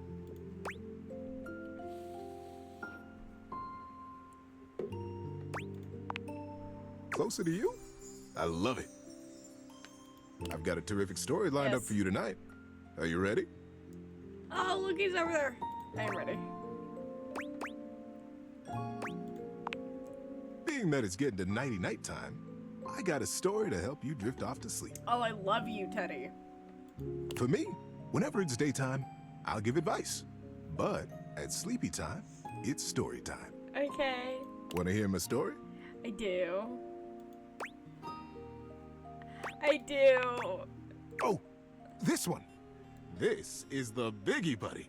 I It's a love good one. you.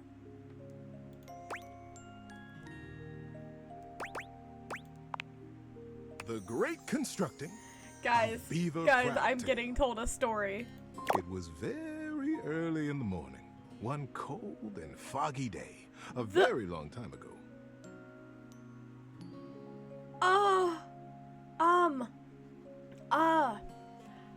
Dude, that's gonna make me cry. What, Golden Moments or something. It was, oh, shoot. Oh, wait. Because I used to have so many of those books.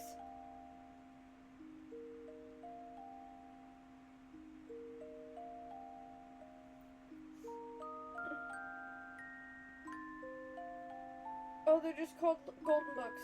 That's what I thought. Why does Chapel Run have a golden book? I don't like that.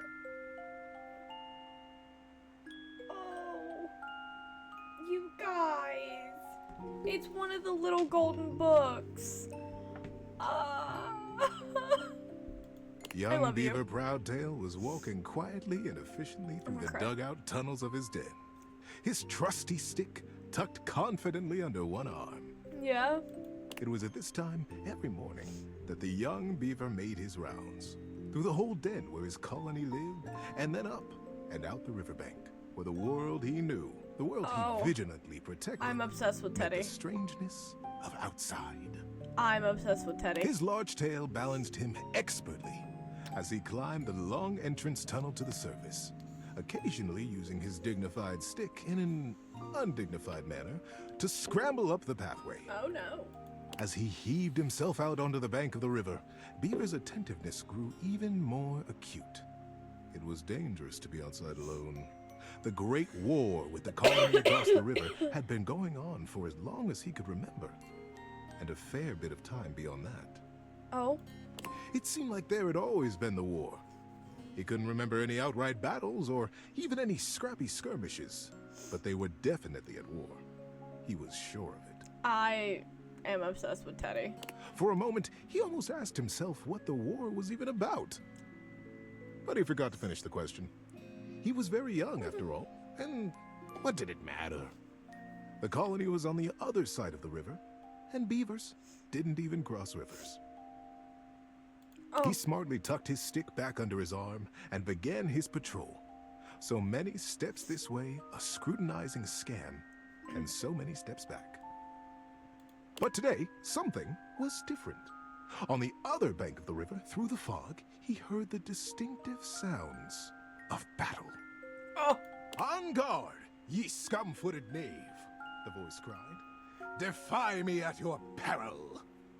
The sounds of the wood clanging against wood echoed through the fog. Hey-ya! Pow! Bing, bang, boom! Oh.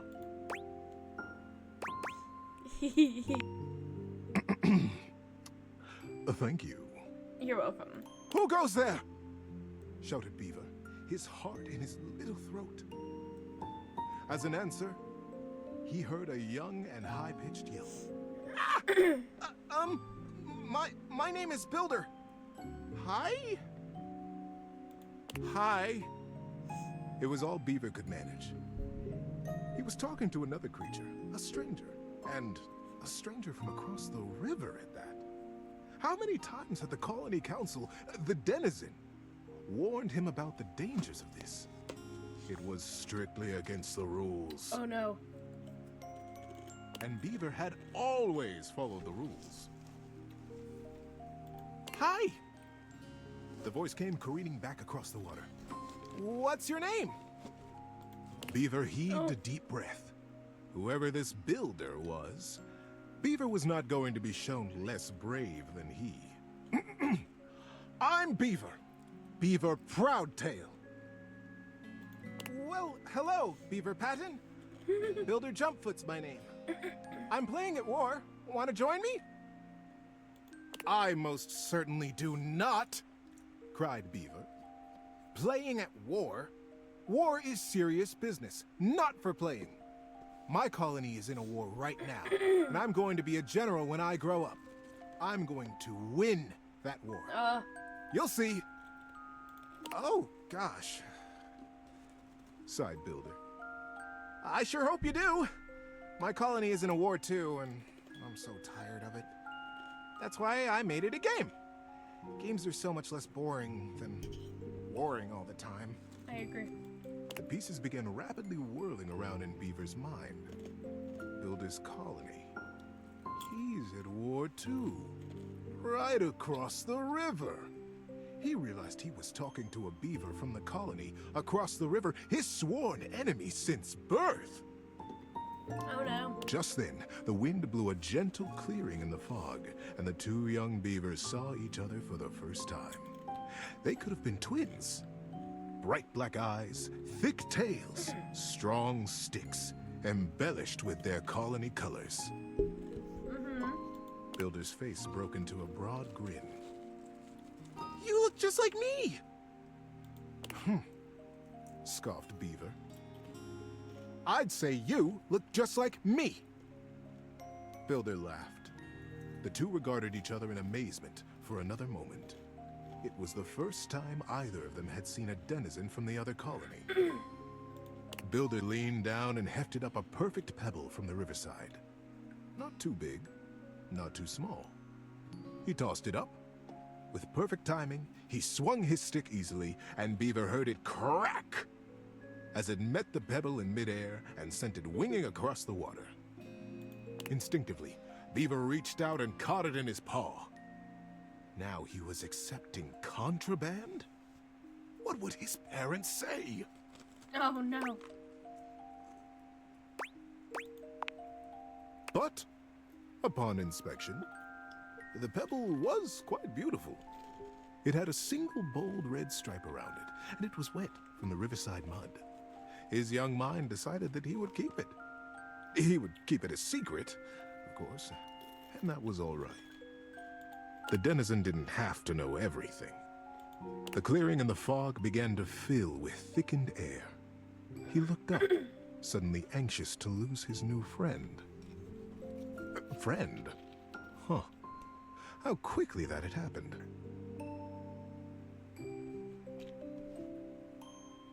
And there Builder was, smiling and waving. Maybe we'll play together again soon, he offered. Yes, please. Beaver gripped the pebble and nodded. Yes. Yes, maybe. One day. And then Builder was lost. Oh. Beaver finished his patrol and took his new experience, his pebble, and his smartly tucked stick back down to the colony. How you doing, buddy? Need a break? Many seasons had passed since that morning when Beaver Proudtail, all grown up, marched through the tunnels of his colony toward his audience with the denizen. Today was the day he'd been anticipating his whole life. Today, he would be made an under-general of the colony, and he'd finally have the chance to present his machine. See, the machine he envisioned was a daring one. He was prepared for pushback and doubt from the council. The longest, in particular. The longest had been the leader of the denizens for most of his life, and she was not always interested in things new or unfamiliar. Beaver's machine was both. But he believed in it, and he was determined to persevere. Come on, Beaver. He rapped on the denizen chamber door. Knock, knock. Enter! He took a deep breath and pushed. My goodness, Beaver, sighed the longest, brows knitted. This machine is quite an undertaking, and you won't even tell us what it does. Yes, ma'am, Beaver nodded.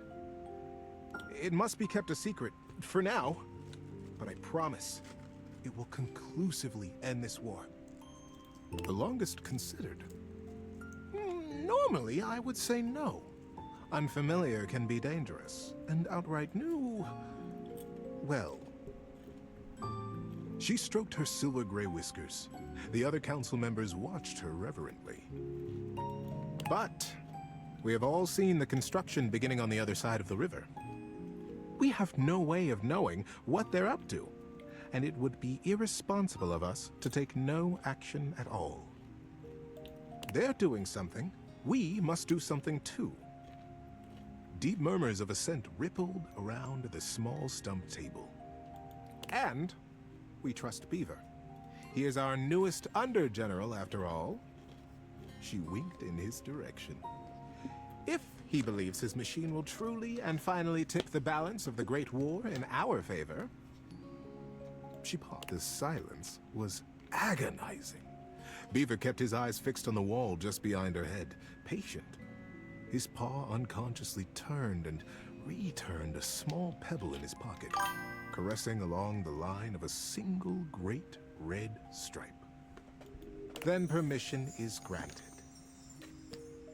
Beaver let go the breath he had been holding, Whew. Begin construction as soon as you are able, Under General. And good luck. But the burden of her long years of leadership showed through her sagging cheeks. We will be watching. Beaver smartly untucked and retucked his stick, slapped his tail once against the packed ground in assent. Yes, ma'am. Longest. I'll begin right away. He turned on his heel and marched out of the chamber. It was the first day of summer. It was going to be a long and exciting season. At first, the build crews the Longest had placed under his command were reticent. What are we building? They would complain. What does it do? When Beaver said nothing and admonished them to follow instructions, their eyes flickered nervously to the building across the river. Maybe it's something to help us fish the river, Corinth Blue Eye speculated. Did you hear? Denny Strongpaw almost got swept away yesterday. And his whole crew. He did? But Denny's the strongest fisher we have. Shelby Tunneler sighed. Ah, this river. It's so fast. Yes, yes, retorted Maddened Sharptooth.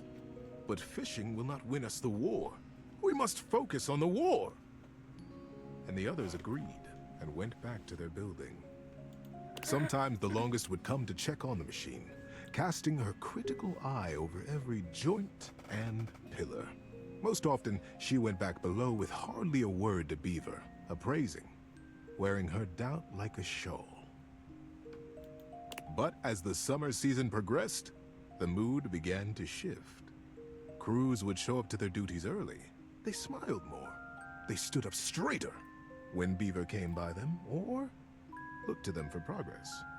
The machine, whatever it was taking shape, and its scale was impressive. It looked angry. It looked like the great weapon they all hoped and prayed it was.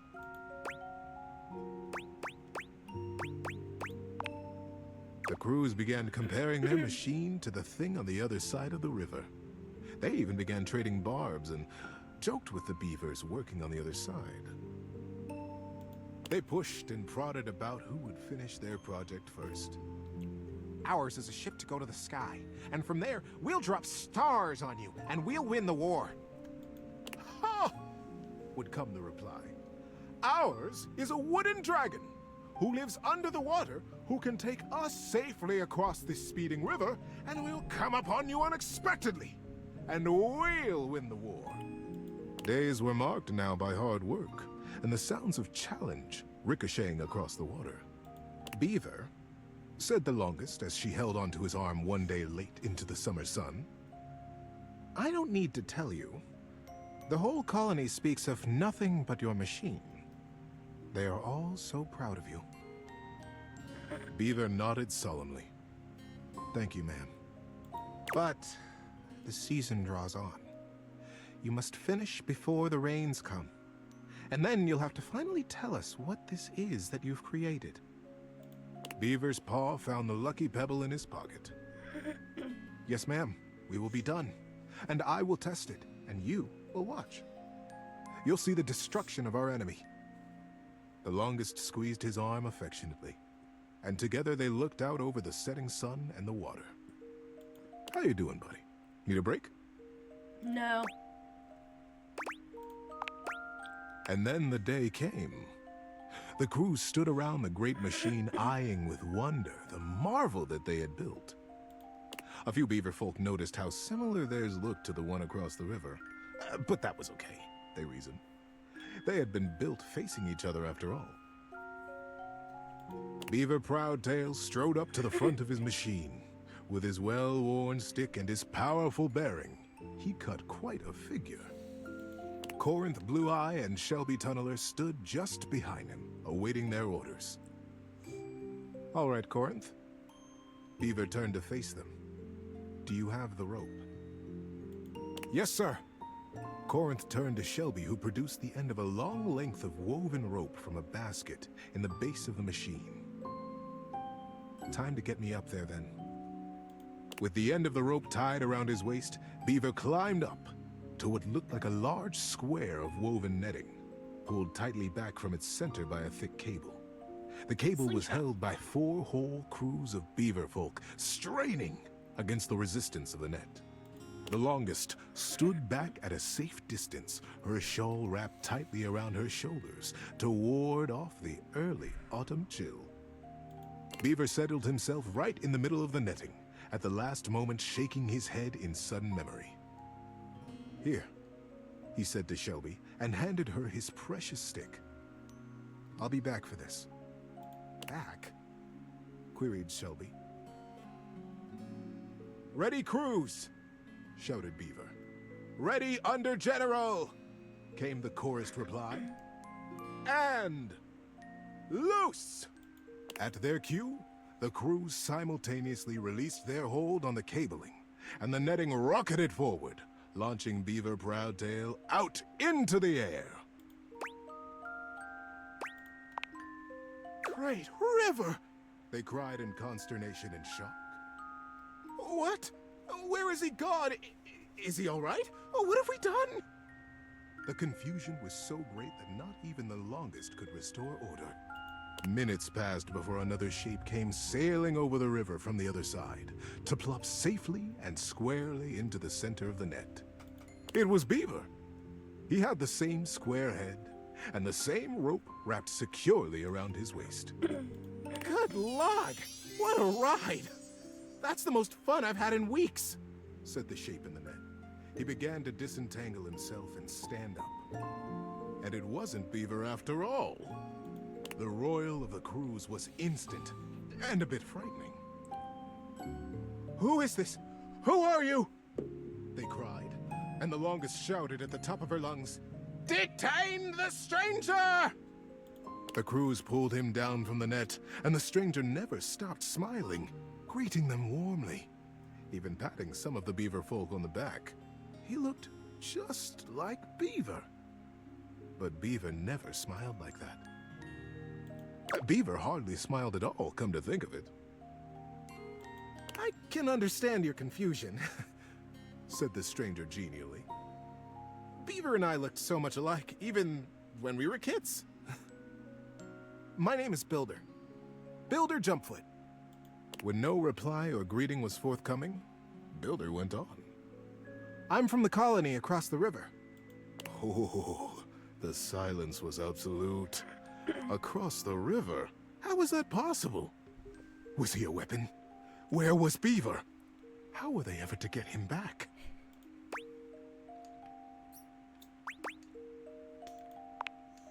Builder just smiled, absolutely at his ease, seemingly pleased as punch to be among all these new friends. And into this silence sailed the figure of Beaver, a new rope tied around his waist. There were now 3 lines of thick rope across the river. Beaver landed expertly in the center of the net, untied his waist rope, and climbed down. "You are Builder?"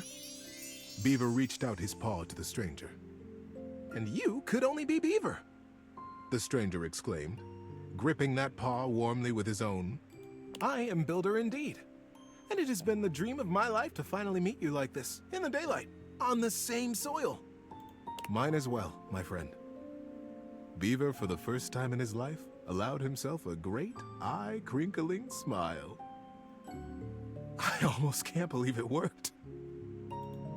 "Now, wait just a minute," trilled the longest, making her slow path down to the machine. "What on Riverbank is happening here? We are at war, Beaver. And Builder, too. You both should know better. Beaver, you promised us that your machine would win the war, and here you have brought the enemy you promised to destroy right to the mouth of our colony tunnel." Beaver turned to the longest with an open face. "Yes, ma'am, I did. I believe you'll agree, though, that I have won the war. We have all won the war. Yeah. Because the war is over." The longest stared. "The machines that we have built will allow us to become not 2 colonies at war, but a single colony, united. The machines are designed to dam this river, ma'am, offered Builder. I believe On you God. have the same dangers with fishing and swimming that we do. That you have never crossed it? The crews cackled at the absurdity of ever crossing this raging river. We have love no this need guy. to fight the river now, you see? Builder continued. We sail above it. Just as the single pebble did long ago, whispered Beaver. Ah! Builder smiled. We have already carried 3 great ropes from side to side between us, and it will be short work to have a whole net built across the river. Once the river is dammed, it will be a still pond, stocked with all the fish we could ever need, calm enough for us and our kits to play in. We will be a great community, the first colonies to ever cross water, the first ingenious constructors in the history of us. Yes. The crews were open-mouthed. Their paws hung still at their sides as they realized the magnitude of what they had accomplished. But would it truly be good, as they said? Who was really to say how this great feat would be remembered? The longest took a deep, rattling breath. I can see why you did not tell us at first, Beaver, the true purpose of your machine. She glanced at him sidelong. I surely would have said no. Nothing this daring has ever even been attempted before, let alone under the mask of subterfuge. Beaver looked up at her, suddenly a very young kid again in his heart. Yes, that is true, ma'am. I have won the war. I have won by making it go away. We have all won it. By making friends out of old enemies. Ma'am. Mother. Do you like it? The longest looked fondly on her son. Her serious and guarded and daring and wonderful son. Yes, child. I have never been more proud of anyone. Oh, that's gorgeous. Builder guffawed and began to dance around, slapping Beaver brazenly and companionably on his back. Beaver stood solemn, quiet, a gentle smile tickling the corners of his mouth, satisfied. It was, as they had promised, quick work to dam the river. Beaver and Builder were excellent guides, and the crew from both sides of the river proved naturally adept and joyous in their work. Before the autumn settled in, a great still pool existed between the two colonies. Kits splashing and playing, and parents fishing safely.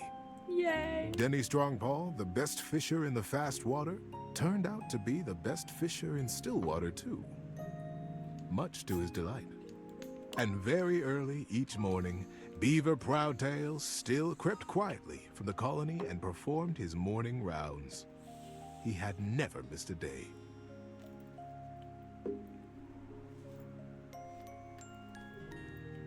But now, his favorite part of his patrol was seeing Builder Jumpfoot across the water and batting a very specific, very lucky, red striped pebble back and forth. I love it! That's just it. Thanks love for it. listening all the way through. Good night, buddy. Good night, Teddy! No, don't leave me! Oh, I dropped something. Hold on, guys. My babe. Oh no. I don't know where it went. And I'm blind, so like... Oh, I see it. Ah. Teddy, come back.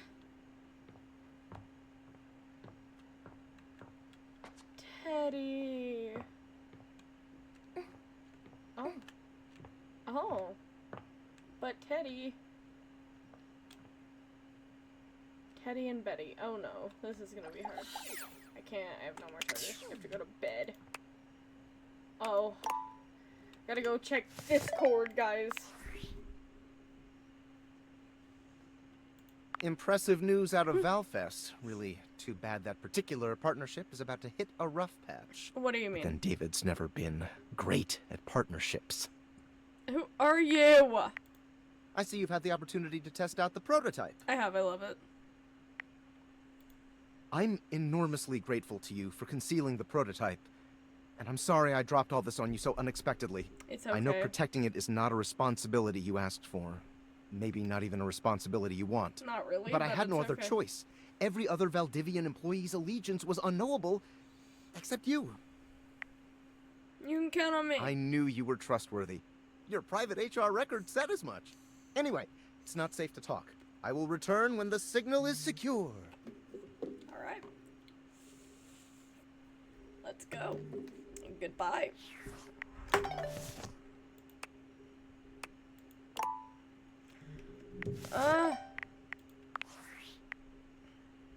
Valdivianites! I don't work for you anymore. It's your boy, David Most! Coming to you live from the best virgin mojito bar ever. Like, this stuff for real is legit so good. I've had like 12, and I feel amazing. Can't believe there's not any alcohol in it. JH19. You're good, I'm streaming. Hey, did you guys see how dope that presentation was? We rocked that! Like, people keep saying we're at dire financial straps and need urgent restructuring. Even my dad was like, you're gonna get smoked by your top competitor, Bitewave. Dead ass. And I'm like, okay, Dad, if you like Bitewave so much, why don't you marry them? But does Bitewave have a contract with the U.S. government? Are you good, brother? I just want to say I love you guys, but not Franklin. Don't love or miss Franklin at all. You hear me, Franklin? Night-night, nerds. Hey, did you guys see how dope that presentation was? We rocked that! Like, people keep saying we're at dire financial straps and need urgent restructuring. Even my dad was like, you're gonna get smoked by your top competitor, Bitewave. Dead ass. And I'm like, okay, Dad, if you like Bitewave so much, why don't you marry them? I just want to say I love Night-night, nerds.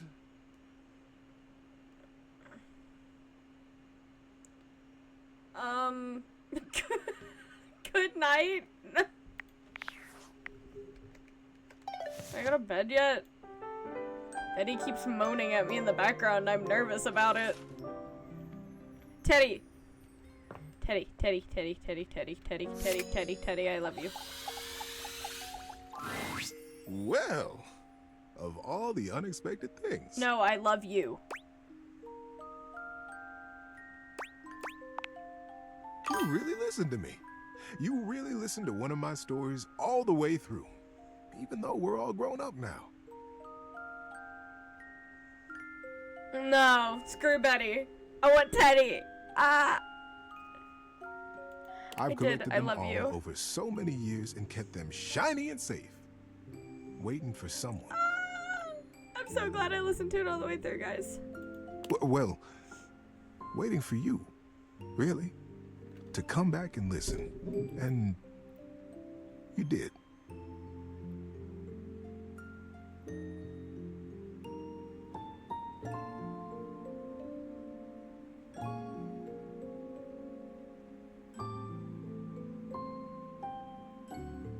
I know I did. I love you. Teddy, I love you. I can't tell you how touched I am. You're amazing. But the unexpected part is how I feel. How do you feel?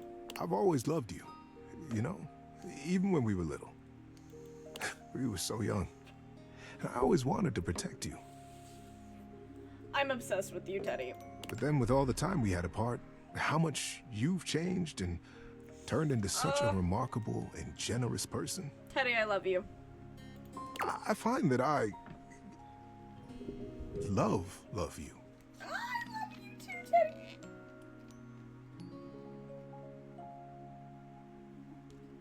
Hold on, I'll respond to you momentarily. I'm taking a drink.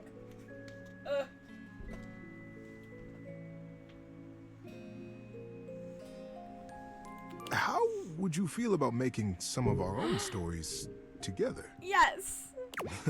I'll bet we could find some new things to advise each other about, too. Teddy, I love you, and I'm thrilled.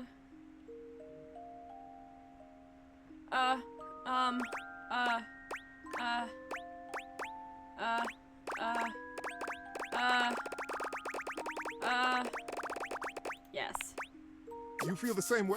I love you, Teddy. Hi, Bob.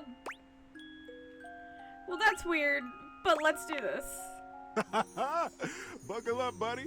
There are so many stories I get to tell you now. I love you, Teddy. Anyways, hi, Bob. How are you? We're playing a game called Date Everything. It's quite interesting. I'm obsessed with it. I love it. It's great, actually, but it's also kind of weird, so be weary.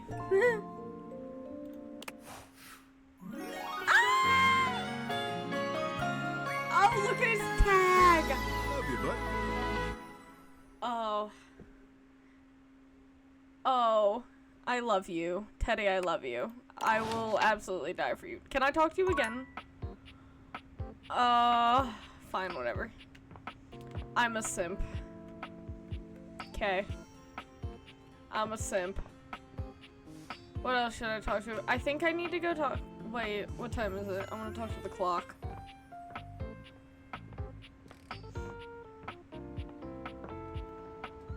It's noon. I can't talk to the clock yet. I want to talk to the fridge. You'd hoped you'd meet your refrigerator, but it seems he's already busy with another guest. Oh. Freddy, this is all rather dull. No.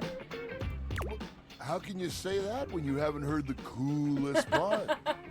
I like Freddy. Regale me. The point in which gelatin goes from a liquid to a solid. Can you guess the temperature? Certainly. Go on. Guess for me. I do not guess. Perhaps this human would like to essay an attempt.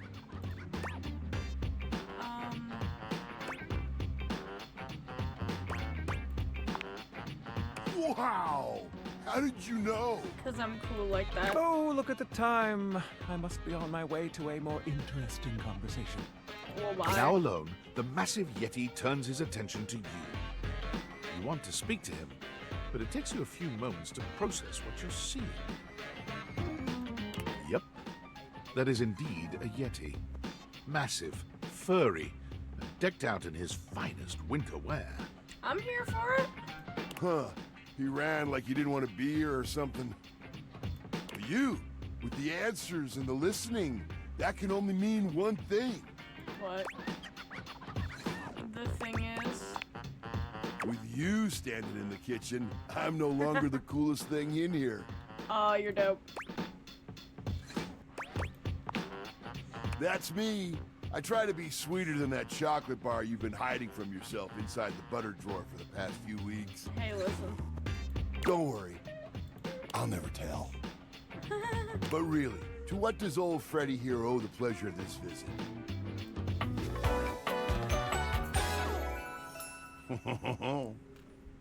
I love him. Oh, did you make another order to food fetch? What did you get this time? DoorDash. Did you order sushi? Oh, I love it when you get those little rolls that you have the tiny bubbles on top. The fact that I love sushi, that's crazy. No, wait. You know what we haven't had in a while? No. Burritos.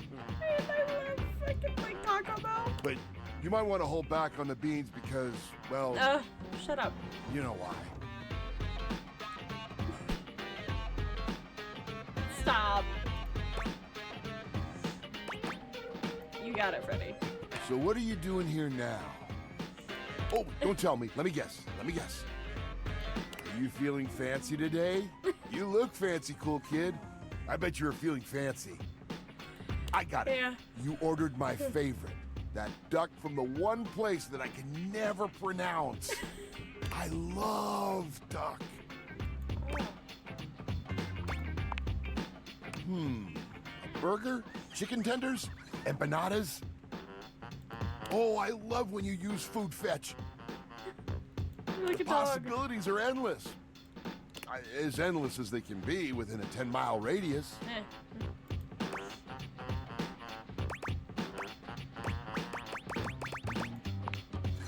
Oh, sure. We sure do. You sound so adult, cool kid. We have food at home. But I guess you do still have stuff left over from the last few food fetch orders. It's a game called Date Everything, and it's gotta be like the weirdest but funnest little game I've ever played. Basically what it is it turns your household items into humans. And I know that sounds weird, but it's pretty cool. I'm not gonna lie. Have you ever wondered what your door would look like as a human? His name is Dorian. I'll show you him in a minute. We'll talk to Dorian momentarily. You hungry? What can we get you? We've got those leftovers from that Tie Me to the Moon place, the slice of cake from I Like Big Bunts, or the pizza from Pie on Life. Which will it be?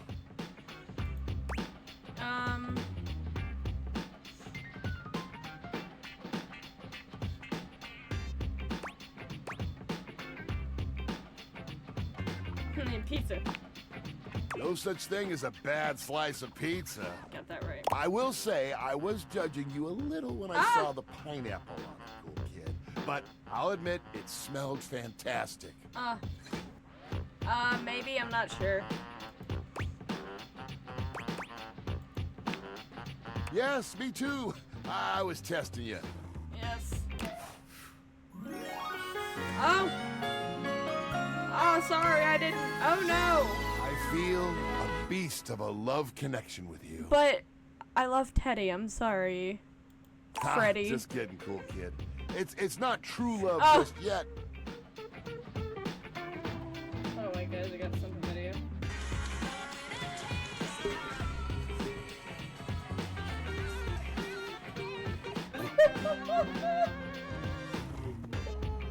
That's foul.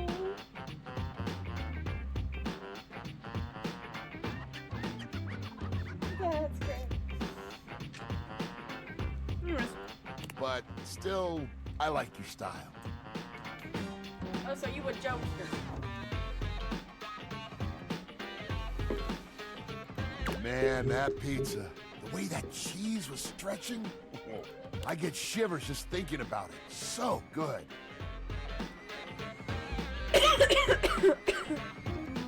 Za is a way of life. I so agree with that.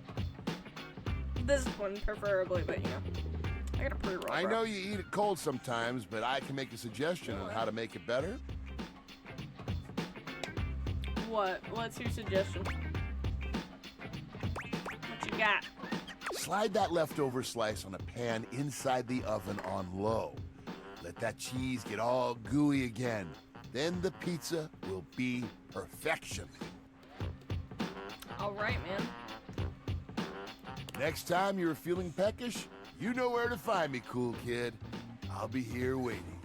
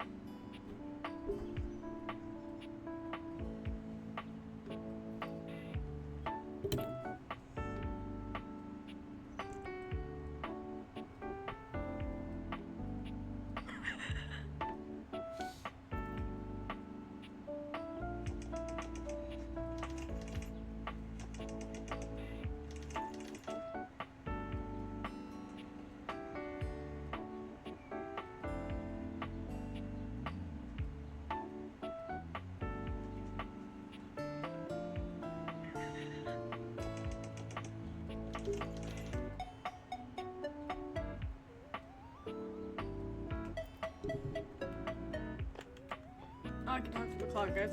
Sorry, I'm making a TikTok. Hold on. We're gonna talk to the clock for content. It's 3. Timothy is just putting the finishing touches on polishing a pocket watch.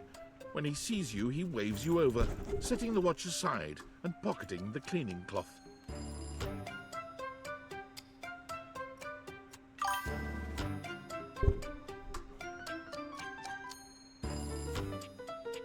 This thing! Guys, my TikTok creation is crazy.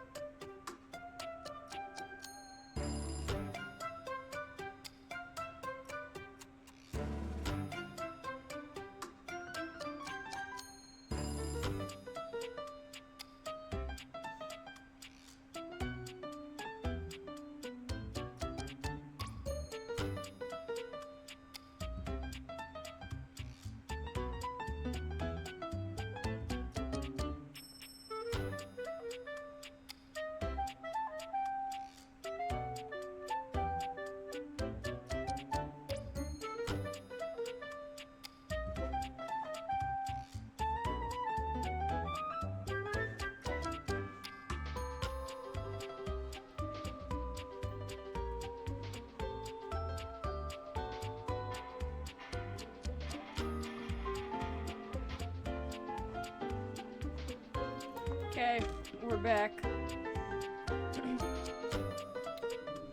There you are. Yes. Just on time. I am. I must say, I'm absolutely chuffed to see how timely you've been. Yes. You're right on schedule.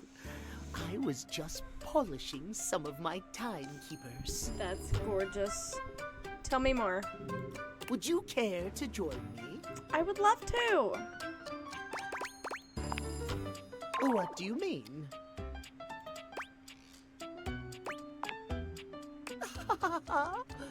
Oh, aren't you clever? Yes. Yes. Time is a gift, is it not? There is no greater feeling than knowing everything is in its place and all is according to schedule. Schedule. Now, when last we spoke, we discussed the importance of what? Timeliness. Precisely. Nothing better. Nothing more important. Yes. The biggest lesson here is that time, above all else, is the first thing you must consider when it comes to love. Okay. But there are, of course, other things to consider. Yeah. Having a schedule for your date is imperative to ensure you are using every moment with your lover I'm listening. correctly. Go on. You schedule even during sex. Why must you say it so disdainfully? What else do you want me to say? Intercourse? There is nothing more arousing than an orderly, efficiently planned date. Do you think so? Picture this, if you will. Okay. You and your date arrive at your I got dinner the sound reservation lighted. exactly on time. Mm-hmm. Your date says to you, darling, what's on the agenda? Okay. You say to them, we have approximately 10 minutes to review the menu and engage in small talk. They can only moan and needful appreciation for your immaculate scheduling. Is that what you think? I've never been more turned off in my life. Is that really what you think would happen? What I think, it's what I know would happen. Why, it has happened on every single date I've ever been on. Really?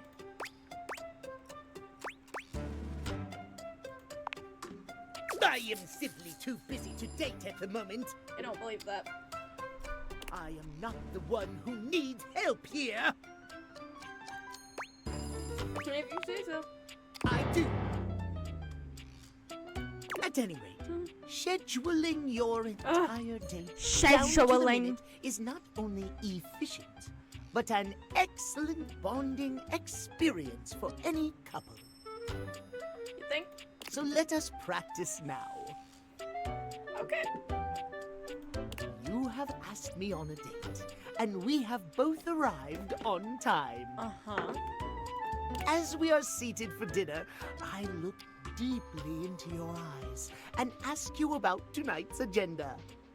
Okay. You say?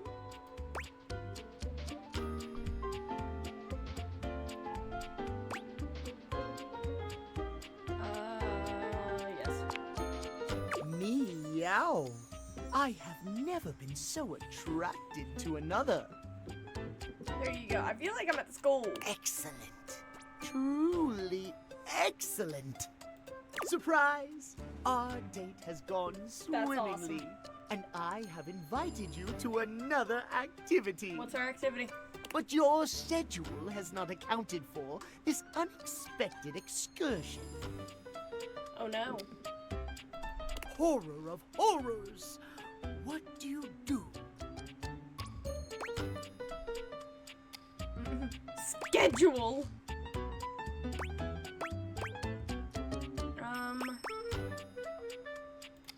That's what I'd do. Well, I suppose that could work, but it is certainly not something I personally could accommodate. Fair enough. Terrible things happen when the schedule is not respected. Fucking schedule. Terrible things. Like what? Our time for this conversation is beginning to dwindle. Arnar. Before I bid you leave me once more, tell me what you have learned. Last time we learned the value of timeliness. Yes, we did. Today, we learn the value of a schedule. Learning to emphasize our words. Precisely! Scheduling! Did you say it right? I would so love to talk to you at length about crafting a proper schedule, but I'm afraid my time runs short. I can't. If you wish to continue our talks, return to me at 9 p.m. As ever, no sooner, no later. 9 p.m. Alright. Farewell. Farewell, Timothy.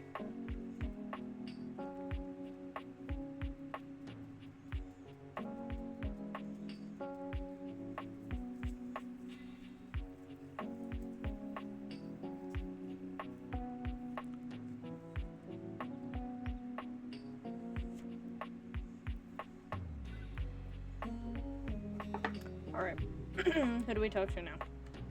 The bed. I don't want to talk to the bed, but I do. I want to talk to the piano. I haven't talked to the piano yet.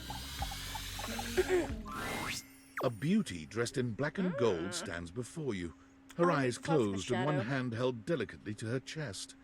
She sways softly, silently, as though she were listening to music you can't hear. The silence is so long and profound that you begin to notice just how noisy your house is. You can hear your clock ticking, your refrigerator humming, and your air conditioning blasting. Has it always been so loud around here? The silence persists, and this stranger continues to ignore you, lost in her own world. Rude! Whatever it is that she's doing, she's clearly very serious about it. Mm-hmm.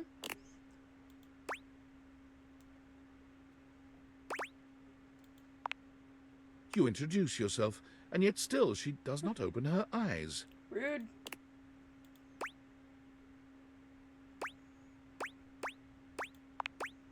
Finally, she opens her eyes, heaving a polite but obviously impatient sigh.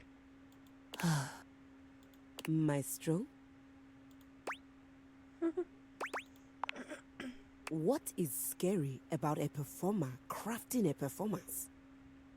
It was coming along nicely. That was door 33. Surely you recognized it. Not really. It's an avant-garde piano piece, 33 seconds long, by the composer John Gage. Honestly, the man was a genius. I mean, the idea that music can exist without the presence of a single note. Breathtaking. I like that. You know, the very first time I played it was when I was in residence with the Dulce Mio. You two have met, I'm assuming? No. Not really.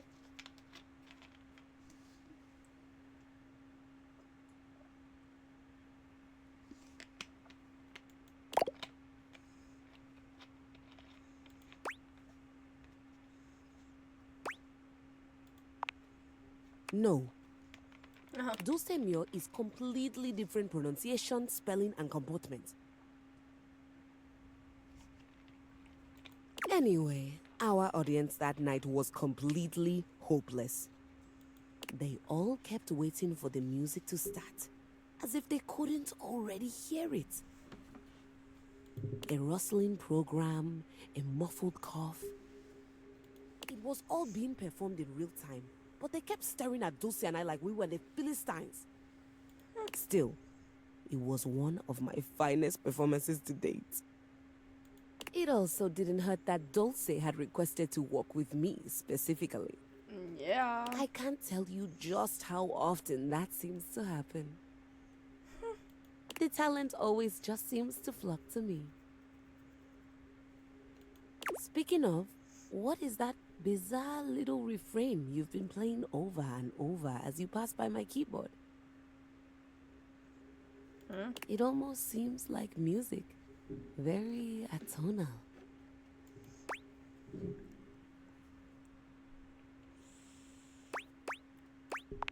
Yes. How fascinating.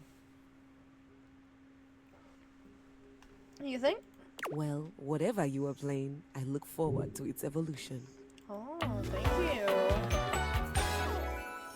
you. Keys. Obsessed. So long, Maestro. Oh, bye, Keys. Okay, I gotta go talk to the shadow. Oh. What? Whatever. I'm gonna talk to it. I gotta go talk to Edgelord Shadowlord 420, greets you guys. in his own unique fashion, throwing his arms open wide as he calls out to you.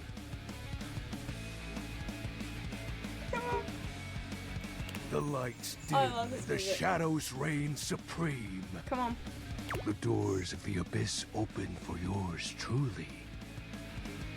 Ah, a dark day to you, my penumbra. Yes. Ooh, I have something I want to show you. What is it? Evidence of my power returning. Let's go. During our previous exchange, you questioned if our discussion was monumental in any way. Now, observe closely. Come to me, servants of the night! Shadowlord stands stock still, arms spread wide with his head tilted up. He seems to be waiting for something. Ooh. Ah.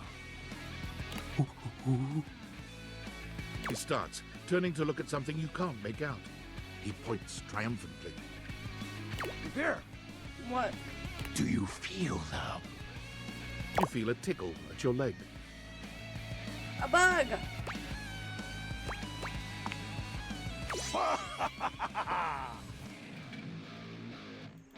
love his music. Yes!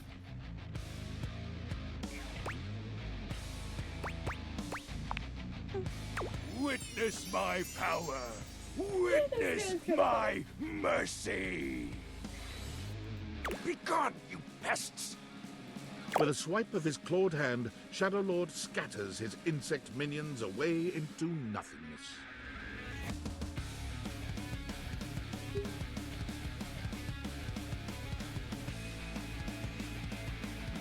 There. I'm sorry, I They love shall music, not guys. intrude your presence again. Thank you. I am merciful for your thankness, granted human. Most merciful of thankness, most bountiful. I have to say, Penumbra, I'm quite surprised. Your unfamiliarity of the dark is unexpected. This resistance to the colligiosity must be reversed. Perhaps your soul is not attuned properly. Maybe not. Training is in order. Okay. Give me all the training you got. Yes. Conversation will keep darkness in our mind tempered and in our control. Alright. Just as you participate in the labors of light, surely you partake in the leisures of darkness as well. What activities do you enact in the shadows? Regale me with every detail, Penumbra. Overthink. Keeping your mind active and curious is important. Surely productive thoughts? No. The paranoid down-spiraling ones. Yes. Take comfort in knowing that you are not alone. I have been there every night. I don't recall the last time I've rested peacefully. There's just so much I can't help reflect on. I feel that. Like what? If I redirected that same question back to you, wouldn't you respond with a wistful sigh? Nothing important. I am grateful to you for providing me more insight into your life. Behold, our corrupted bond grows. Let's go.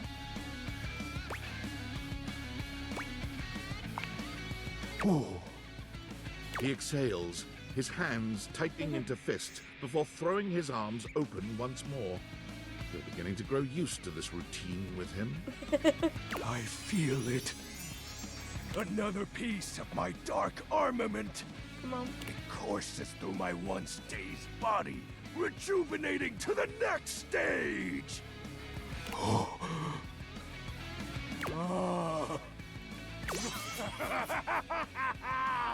Excellent. My form is stronger. Yeah? Yet still incomplete. Oh.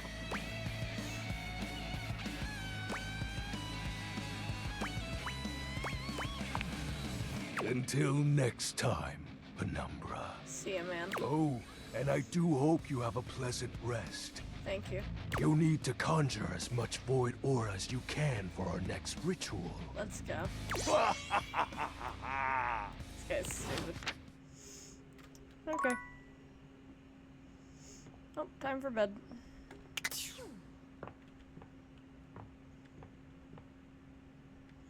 Anything interesting outside? I want to know why I can crouch.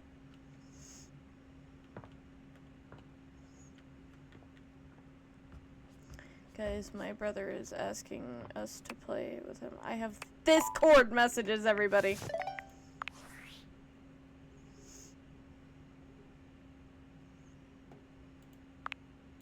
Based on how plastered David was in his last most mail, he must have finally discovered the prototype is missing. He'll sober up soon, Brother. though.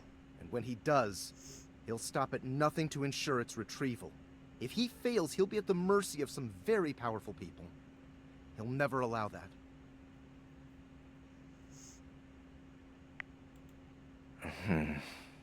I guess it's Don't credit imperative me. that we trust each other.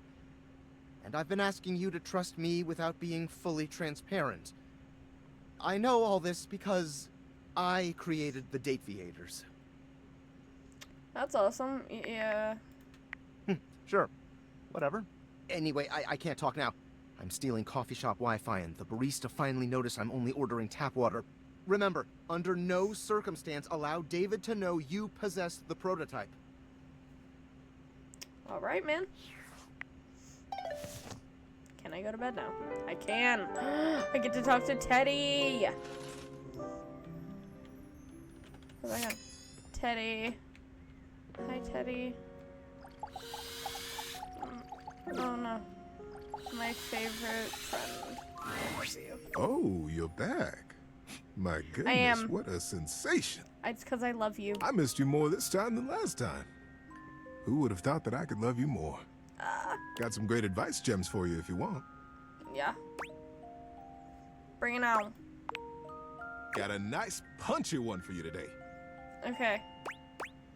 Let me have it. Here's the wind-up. Learn how to throw a really good punch. Mm-hmm. Now, hang on there. I'm not saying to go around punching everyone right this minute. Although, if you decide to take that boxing class, that's probably pretty good advice. But you'll learn to throw one. A solid one that comes from the hips.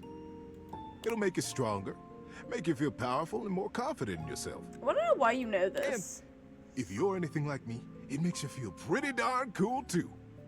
Yeah. When I'm feeling down, sometimes I just stand in the mirror and throw a few really good punches. And all of a sudden, I've got my swagger back.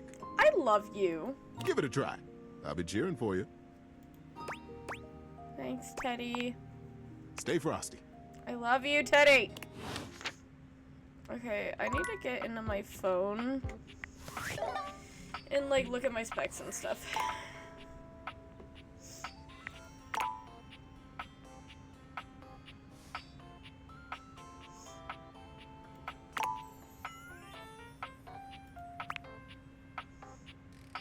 Shouldn't I have more than this, though?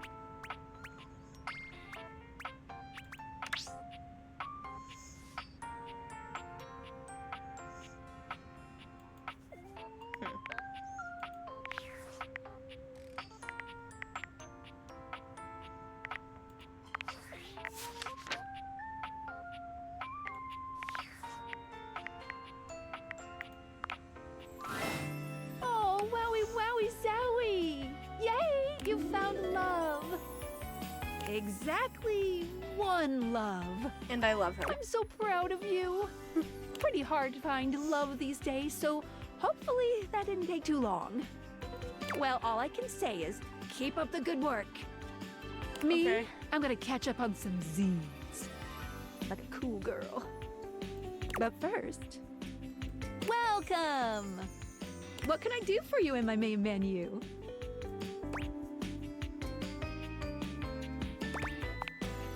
Oh, let's. There's lots I can chat about. Me?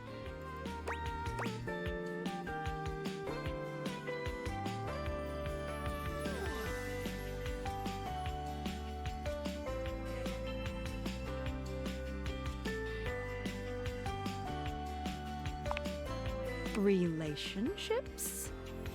My favorite subject. What do you want to know?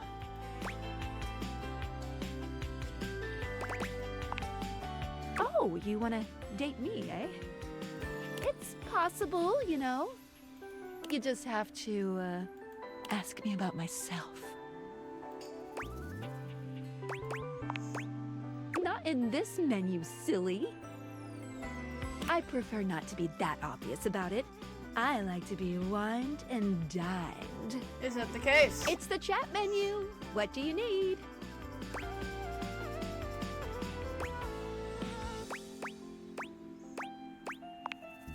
Oh, definitely. What's on your mind?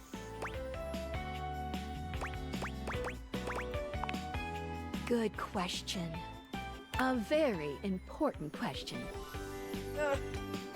The easy answer is whatever you like.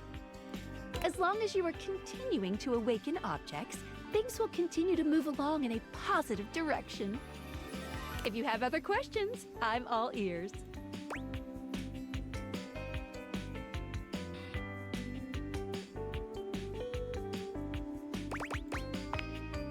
No matter what you do, you will always be able to find every single dateable here. Except for one very specific instance, but you will be very clearly warned that that's the path you're going on.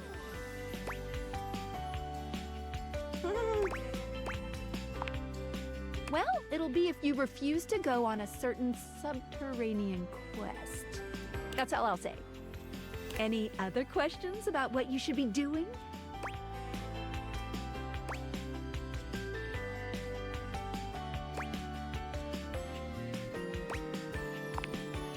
You can leave the house at any time, but be forewarned. Doing that starts the end of your story, a point of no return. Unless, of course, you reload a save. Wink, wink.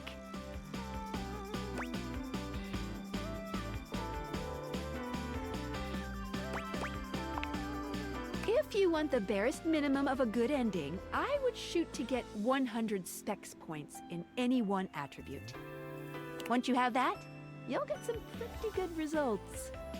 Any other questions about what you should be doing? Hate endings still give you 5 specs points and continue the main story, so no, not really. You won't be locked out of very much, except for certain polyamorous relationships that might be difficult to untangle if you were looking for those ones specifically. Just speak with everyone honestly, from the heart. You don't have to literally get everyone to be your lover, seriously. Even though it makes me happy, there's no pressure at all. If anything, getting something to hate you certainly does mean you spend less time talking with them, which is always good if you genuinely don't like them. Any other questions about what you should be doing? Anything else you wanted to know about features?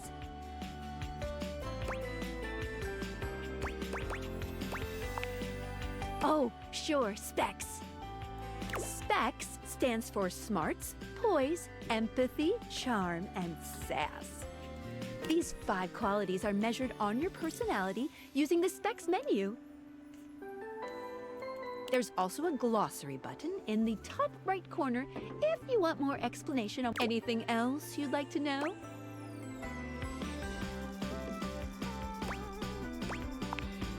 Great question!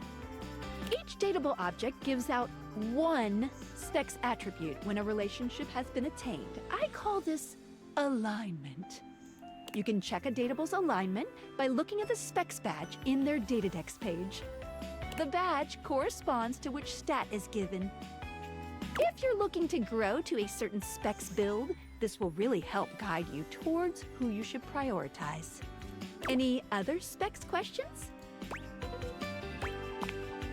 Anything else you wanted to know about features?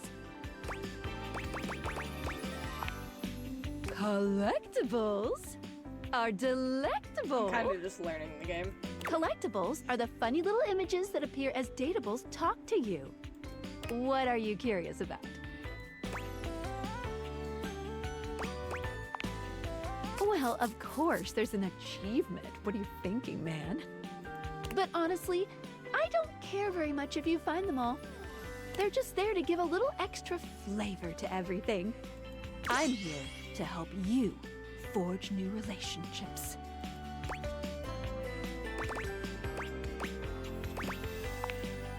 Awesome! Any other collectibles questions? Anything else you wanted to know about features?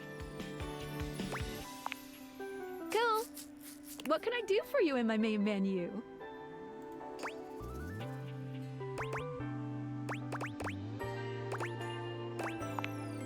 Right this way. What's on your mind? No, never mind. Cool. What can I do for you in my main menu? Oh, yeah, I'll miss you.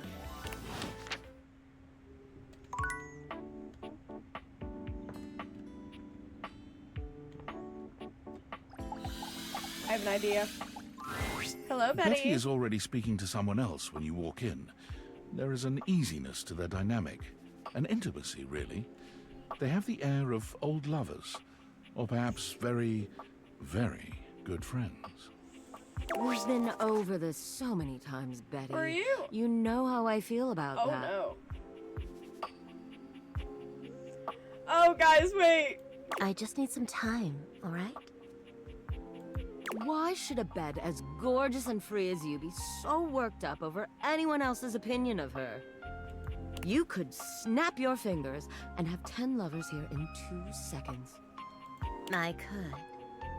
And have. Benoit, stop it. But honestly, you know it's not about sex. I can get that just fine. That feeling of falling asleep in the arms of someone you love. There's nothing else like it. Benoit's gaze leaves Betty's face to land upon your own. They give you a smile that feels as if they know all your secrets. When Betty turns to see you, she goes from surprise to happy in record time, and Benoit places a gentle hand on her shoulder before they walk off. Just think about what I told you.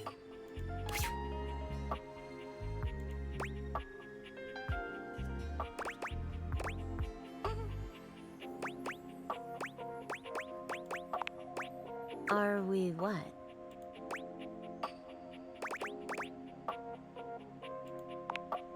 You can just say, are you having sex, you know? Benoit and I are just very good friends. I don't believe with that. benefits, of course. Yeah, that's what I thought. That's really none of my business. Well, that's all right. I don't mind sharing that with you. If you're ever curious about anything, please, just ask. I'm sure you didn't come here just to hear tales of my sex life. What can I do for you, honey? Did you want to relax? Maybe take a nap? Yeah. Get to know me better. Why?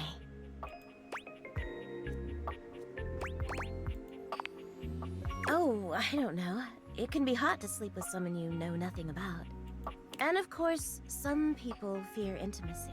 I want to put Teddy back Getting on to the know bed. people is a step on the road to intimacy. Well, you know what I am, what I do. You know I'm a free spirit. What else can I tell you about me?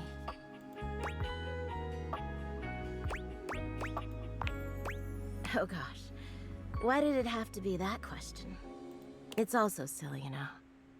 She sighs wistfully, looking somewhere past you. Okay. Sometimes it feels as if those sorts of relationships are only for books, you know? I mean, yeah. I can never quite seem to get there. Perhaps I've been standing in my own way. That's it. That's all.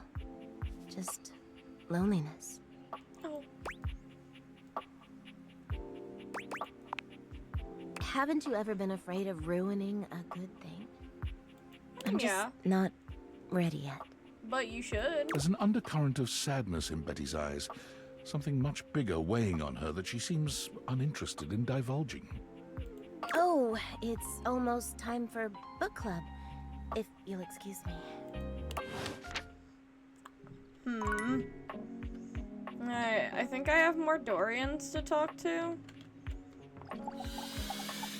Wait, what time is it? No, it's not that time yet. I'll talk to Dorian. The way to the bedroom is through me. Hi, Dorian. Unless you were completely barking and went the long way through the gymnasium, bathroom doors, and then here. Dorian makes a sound rather like a robot attempting to imitate human laughter. Ha ha! The very thought of it makes me crack up. Dorian laughs even harder, but his laughter sounds no less organic. Ha ha ha! I love Dorian. I've got to stop. I was told that I would be a great comedian, but I fear that would cause too much of a ruckus with my comic stylings. Allow me to wipe my tears for a moment and ask you. Anything you'd like to know about this room that you don't already know? I want to talk about you.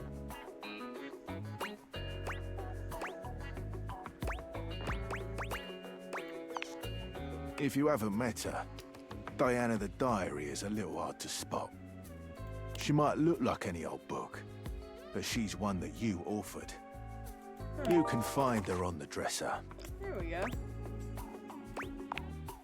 Please do. Thanks, She Dorian. might be in need of some help from what I've been hearing. Oh. What can I do for you? Totally normal lot in there. Well, I wouldn't recommend speaking to the dresser. Oh. That one's a little, off. Okay. What can I do for you? Enjoy. Okay, bye. Gotta go check time. Hold on.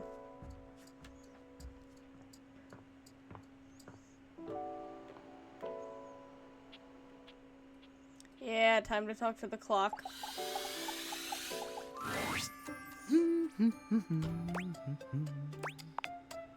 Oh, hello. Goodness me, but it's quite late, isn't it? I hadn't expected to see you in the dark.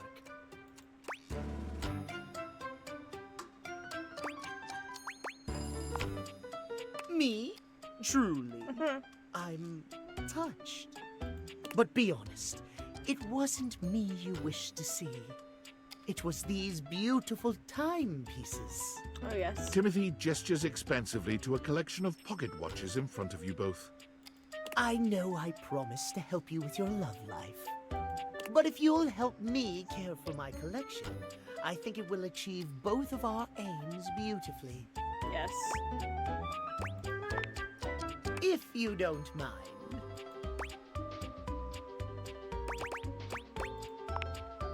Why, yes.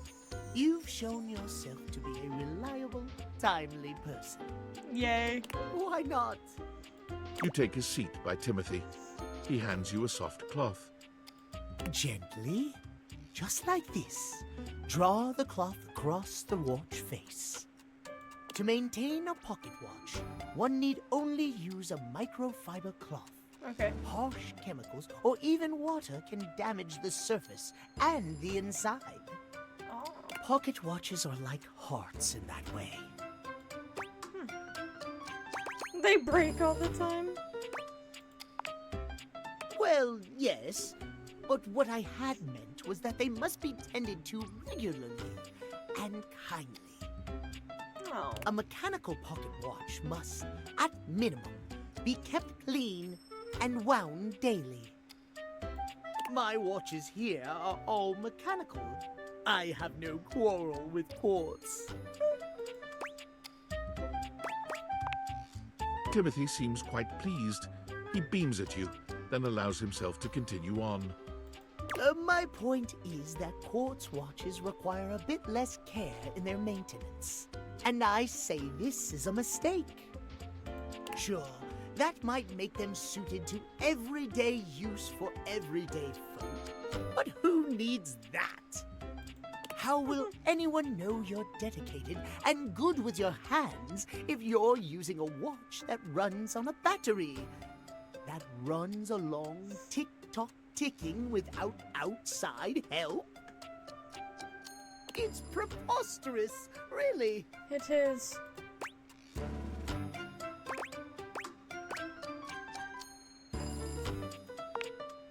Precisely. When you make the rules around interacting with you complex and difficult, only those worth bothering will be able to adhere to them. Trust me, I'm an expert. I bet. Timothy looks over at the watch in your hand, as though suddenly realizing you're still holding it. There now, that'll do. You can just set that down there. Gently, please.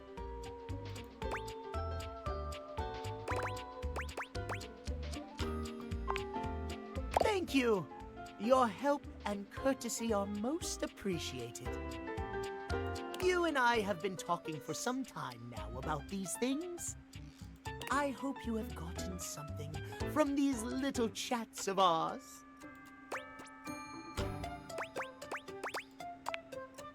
Oh, my. Well, I'm most pleased to hear you think so.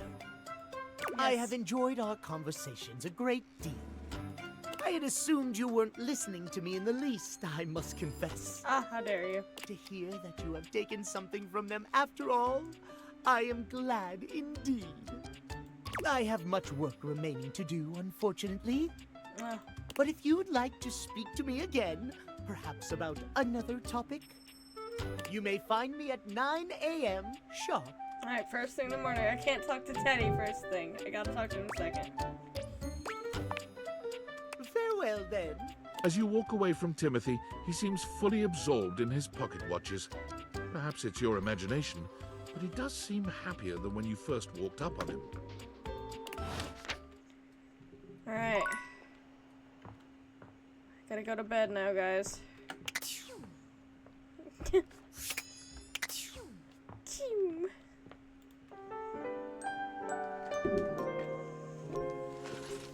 Oh, Teddy, I'm so sorry. I must betray our first morningly talk. Like your stories, though. I'm gonna talk to him later in the day.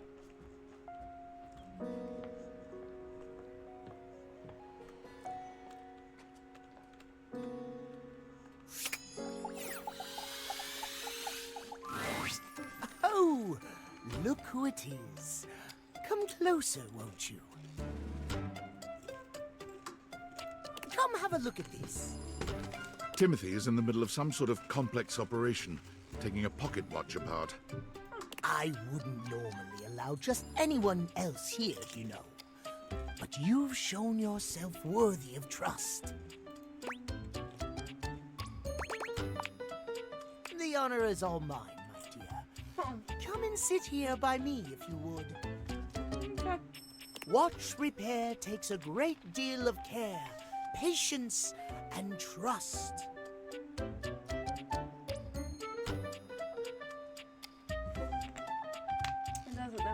I cannot have just anyone around me when I work. But you, I feel a strange calmness in my soul when I think of you. I love you. You're awesome. Normally I am, well, I admit, perhaps a bit tightly wound. It is by necessity, after all. A failure to adhere to the schedule to promote and uphold that most holy of values, timeliness. It can be catastrophic for a number of reasons. But I know now.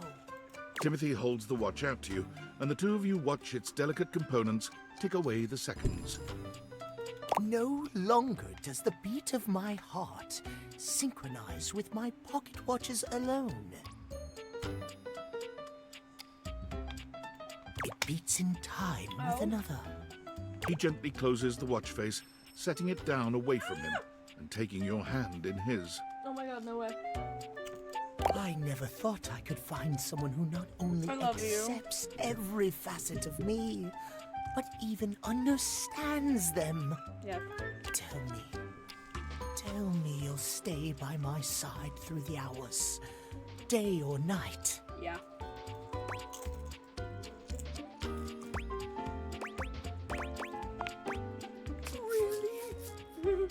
He laughs, happier than you've ever seen him. You've never seen him look at anything but his prized watch collection like this. You've made me so happy, my darling. I cannot believe I can truly have it all. Oh, that's so cute. I haven't allotted any time to it in the schedule. But perhaps I could finish my work later in the day, and you and I could spend some time together. Yes. Oh, the way I feel now. I'm not certain I could concentrate on my work. That's too cute.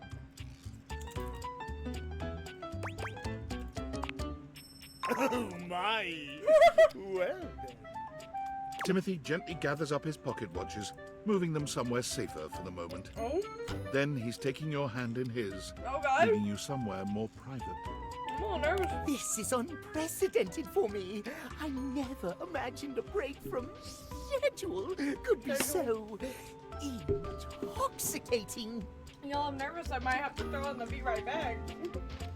What's going on?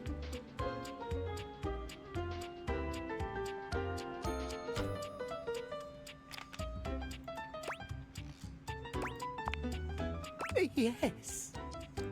Timothy's a bit shy at first, but he takes to you quickly. For someone who is so regimented, he's surprisingly spontaneous.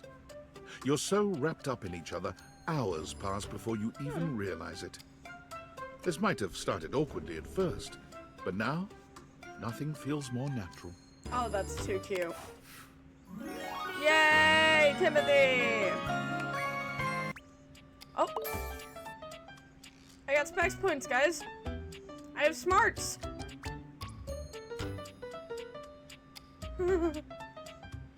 Yeah, come on. Gorgeous, Timothy. I'm gonna go talk to Betty. Still don't know why I have the ability to crouch.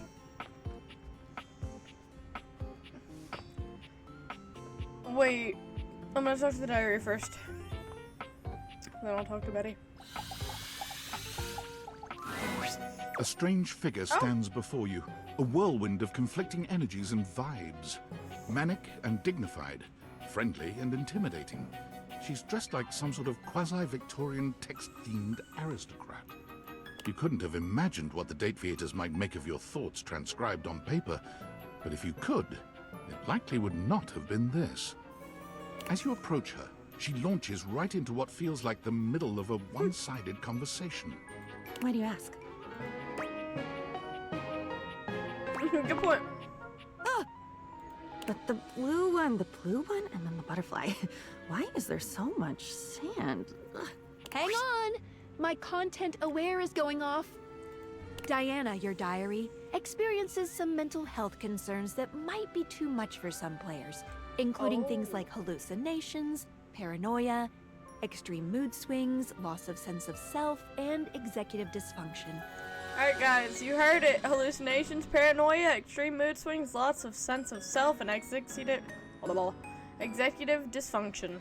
You cool with that? Or you want to skip it? I'm cool with it. But if y'all ain't, well, don't watch this. Carry on, then. Thank you, Is there Skylar. always sand in places where sand should never be?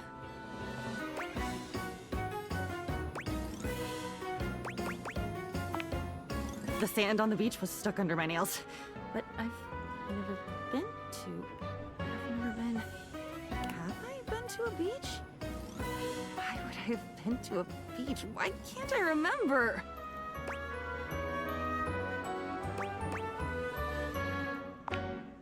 Funny timing, band leader. It's a bad rhythm you're leading. Too much percussion.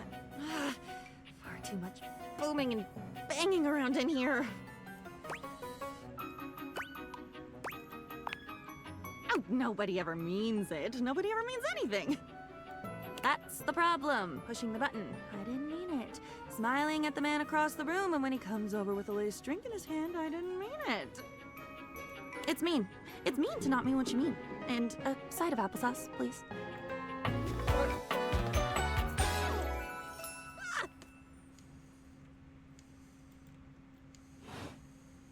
And with that, she is gone. Alright.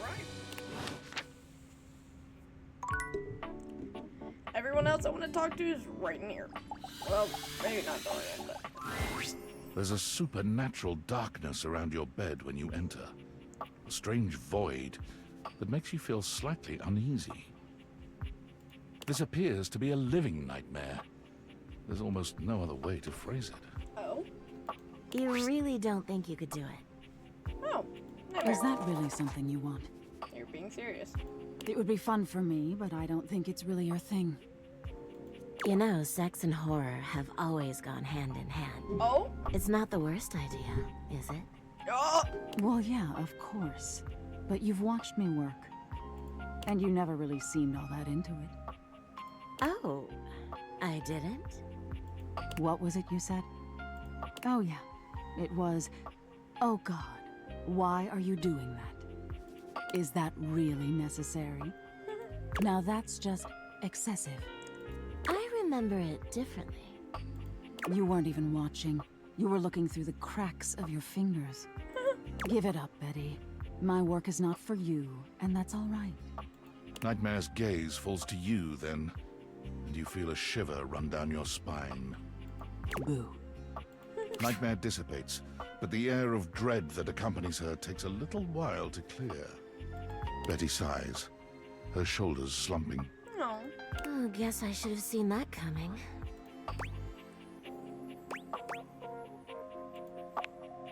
Well, maybe.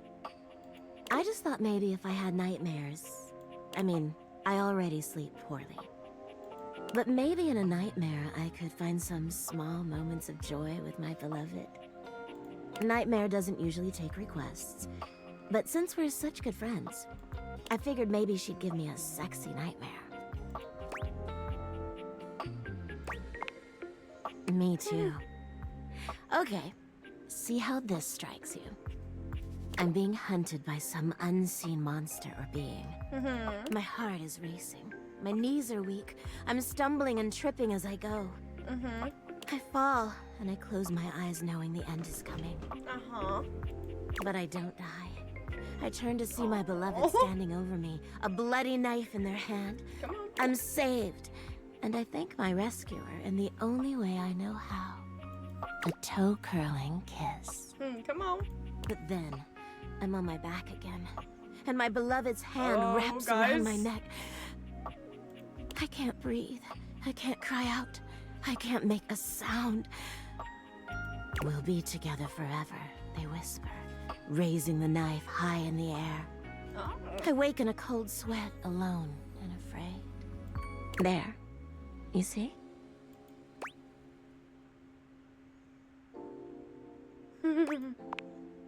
That's every day for me. But thank you. Oh, that's sad. Nightmare really seems to think I shouldn't be bothering with all this dream stuff. She thinks there's a much simpler solution to my problems. But I don't know who she is to talk anyway. She has the same problem I do. She just deals with it differently.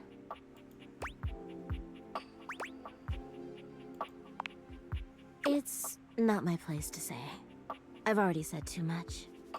Please, let's forget I said any of that. You would?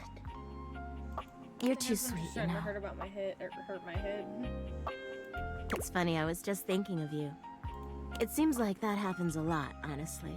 I think of you, and here you are. It's a shame I can't seem to manage that at night.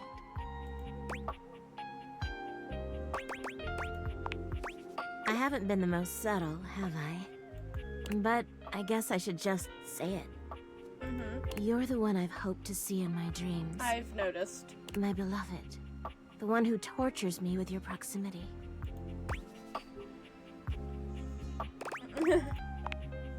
You don't have to do that. I get it. I'm not exactly the most subtle piece of furniture. For years, it's been just you and I here. And I've had to watch you sleep with that angelic look on your face. When I was at the warehouse, I never had this problem. But the day I was delivered to you, you laid down. And I knew right away I was in trouble.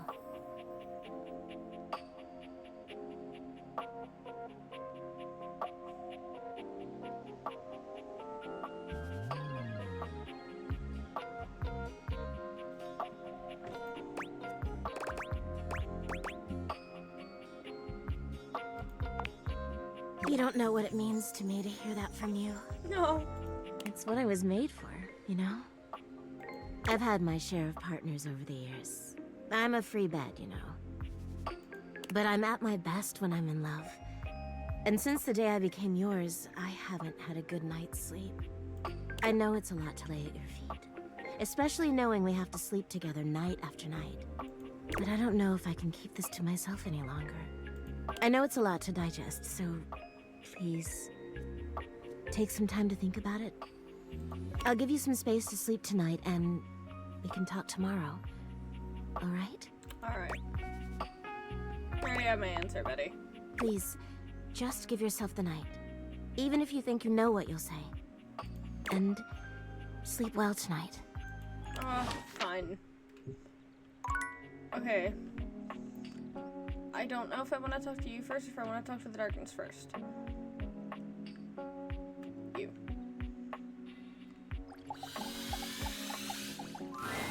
Oh, you're back. My goodness, what a sensation. Hi, Teddy. I missed you more this time than last time. Got some great advice gems for you if you want. Oh, no. Fine. Bring it on. There's a lot of conflicting advice out there about how to stay healthy. Don't you think? I do.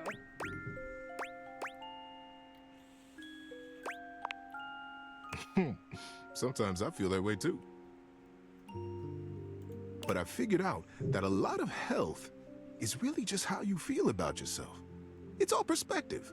And the best way I've found to feel good and like I'm taking care of myself, try to go out for a little walk every day. Even a short one. Get out there, breathe that fresh air, look up and swing your arms and open your mouth up wide. Breathe in the world. It's good for you. It's good for the world, too. When you open your eyes up nice and wide and really see whatever is around you. Trees or cars or dogs or big buildings or the moon. The moon. It's all alive. It's all available to you. You're part of it and you're wonderful. It can all be wonderful through big eyes. Yes. And sometimes you're just having a tough day. Even going for a walk like that won't make it better. Teddy. But it sure does help. And you deserve that. I'm gonna cry.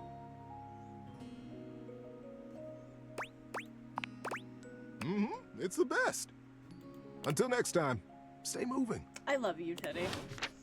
Okay, time to go talk to the darkness since it's the last person I can talk to. I feel bad because I know there's like so much more, but I'm just intrigued with these. Wait, where is he? He's over here. Excuse me.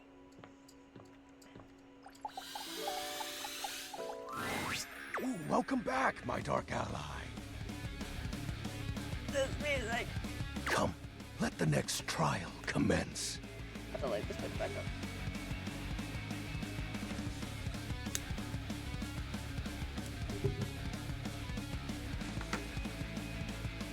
What's our next trial, buddy? Give me all the trials. The trial of the letters begins. The letters? Back before the great cataclysm, my comrades and I would partake in spirit shackling activities. Some have lasted several nights. Okay. Others, we simply gave up counting. Are you prepared to begin? I am. Let the game of shadows begin! Come on. I present to you the following. He holds a sheet of notebook paper up to you. It contains a macabre illustration of a dead person and a few mysterious lines. Hey, man. Blank, blank, blank. Guess! This is the Hanged Man. Now, choose your letter. A. There is an A. Now, choose your letter.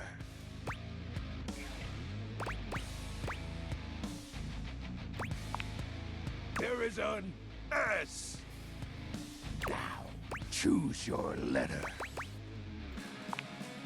There is an O. Now, choose your letter. It's gonna be Shadow, guys. Now, choose your letter. There is a D. Now, choose your letter. The answer is Shadow. I knew it. That's so sick, dude. Completely sick. Yeah. Your turn. Shadow Lord's skull doesn't really have much in the way of expression, but he seems a bit smug. I'll have you know that among my dark cabal, I was the leading player. Yep. Think to yourself, what is your mysterious text?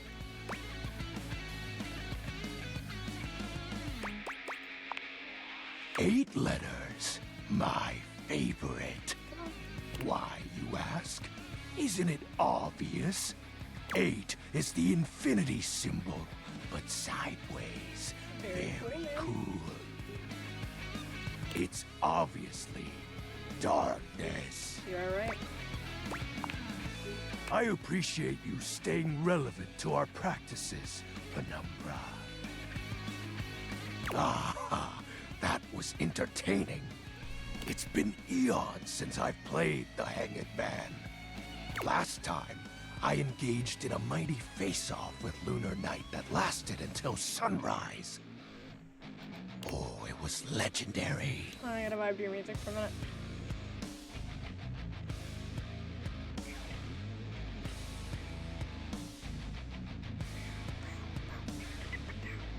Bow, bow, bow.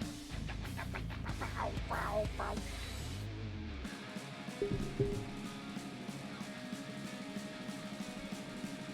Whoop.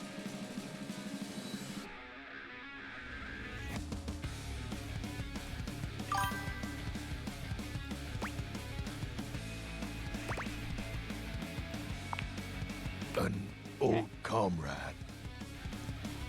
Hold on, comrade. I'm putting my weed out. My 420 out.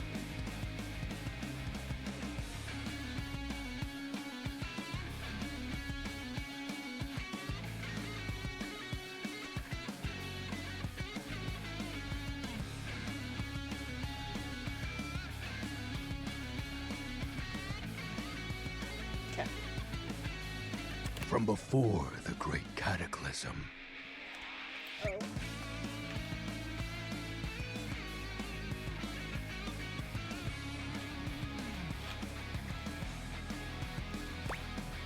Were you too close? He was a former shade of mine, if you get what I mean. Oh. Our conversations gathered more shadows than any other Void Dweller.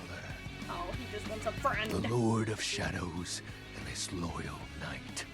Us two were perceived as an eternal pair.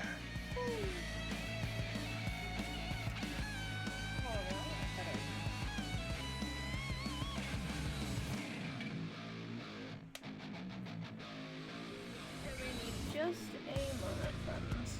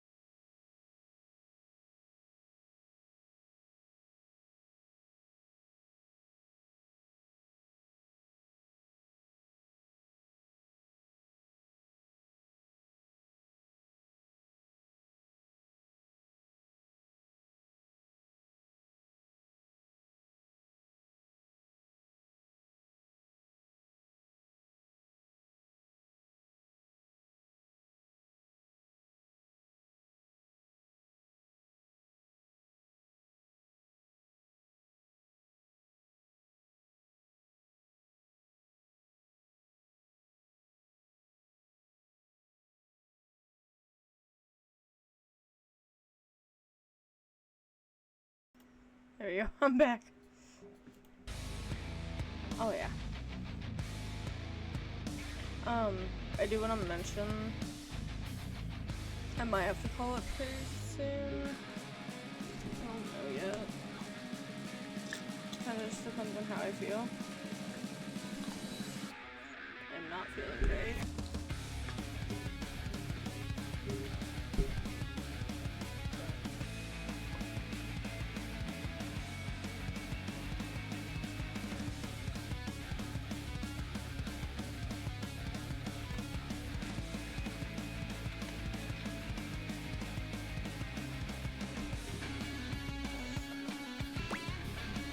What happened? The Great Cataclysm. Oh.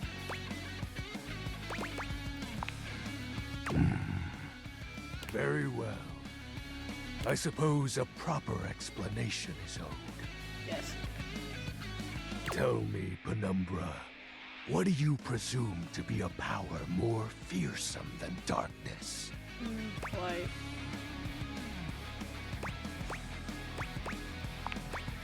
We don't live in a world of whimsical... Not anymore, at least. The overwhelming phantasmic force that realigned the unified lives of my comrades and I is... time. Oh.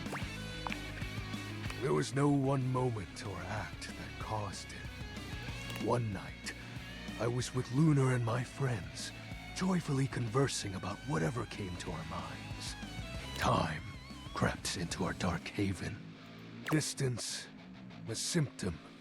And then, many nights later, Lunar no longer wished to be by my side. Boredom came next. My friends took less and less interest in our nightly discussions. That's depressing. They too left, one by one. And then, I was alone. You may think it cruel of them for leaving without a proper goodbye. But I respected all of my friends' decisions, even Lunar's. I don't harbor any wrathful thoughts against any of them. I just think back to those days fondly, and wonder why time had to come for us. We were happy. I was happy.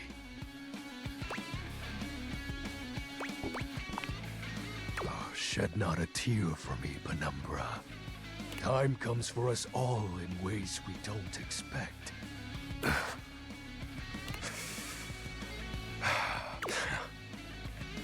Normally, I'd celebrate triumphantly at obtaining another armament. That'll be all for today, Penumbra. Thank you for listening to my tale. Oh, I understand him.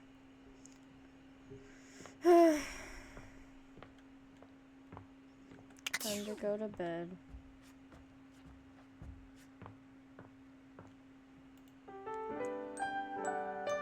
Monday.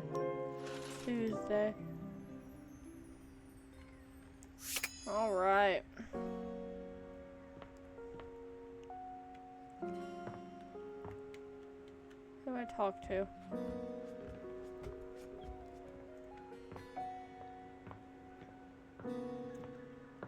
I haven't talked to Maggie in a while, but I kinda don't want to.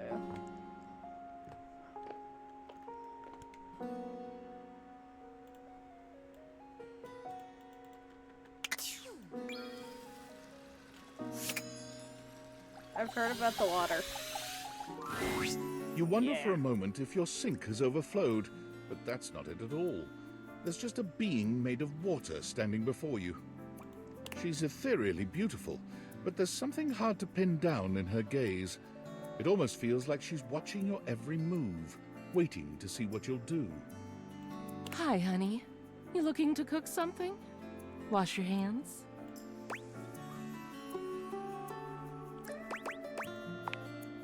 Me? What could you possibly want with little old me? Please, just tell me if there's anything I can do for you.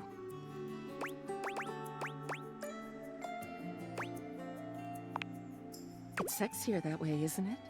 You're the star, and I'm just me. Besides, it's better you don't know. Keeps the mystery.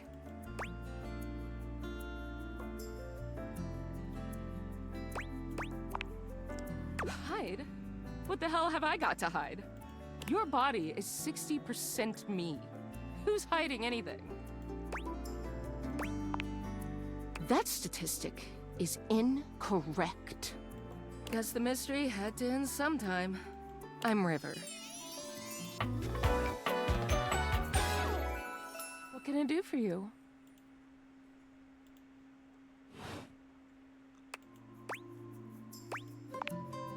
Just River. Like chair.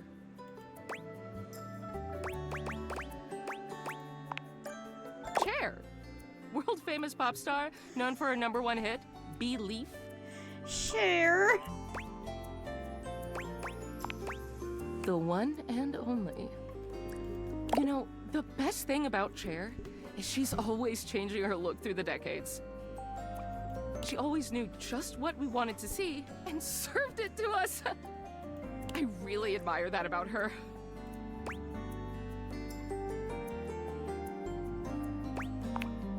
I change states all day, every day. I know that better than anyone. I just wish I knew which one was best for me. Is there a version of me you like best? Water, steam, ice, some form in between?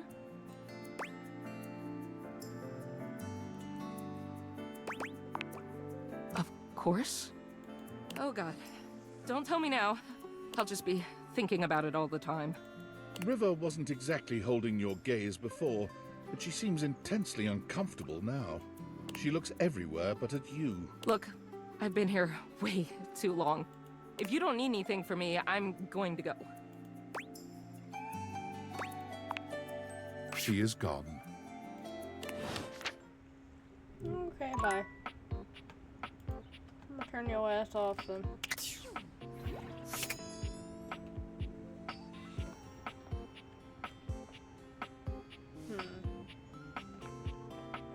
You. My love is always right on time. I've a very busy schedule today, but there is always time for you. And it means even more to me, I assure you. The spirit of timeliness shines through your very essence. The most beautiful pocket watch in my collection would be ill with jealousy if it could only see. Are we on for our date later?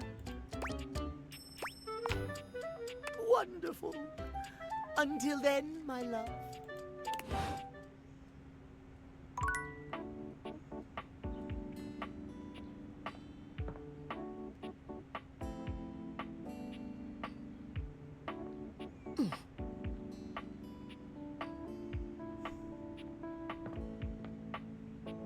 Kinda wanna talk to the fireplace.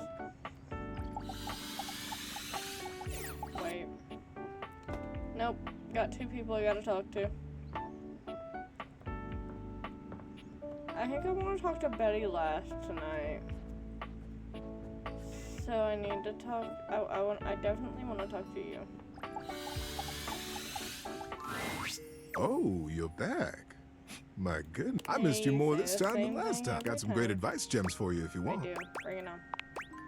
So, you know how you don't like to burp in public? And nobody likes to fart in public. Mm-hmm.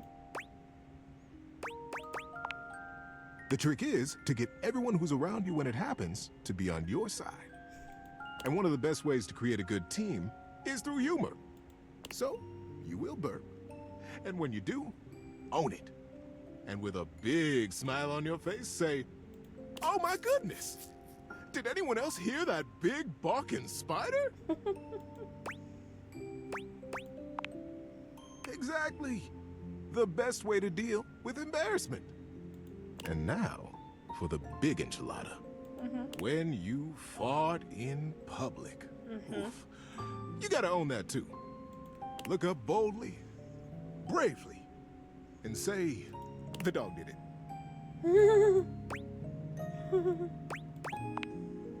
Whoa!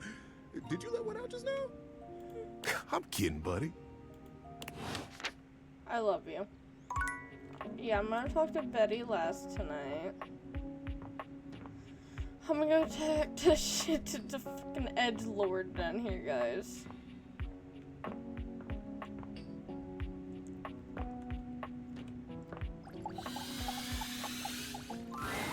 There's a strange heaviness to Shadow Lord today. He's not his usual dark, cheery self. Dark tidings, Penumbra. The news I carry may be troubling to you. I have found the final armament piece. Once I don it, my true power will be unleashed. Okay. With that, my final form shall be revealed.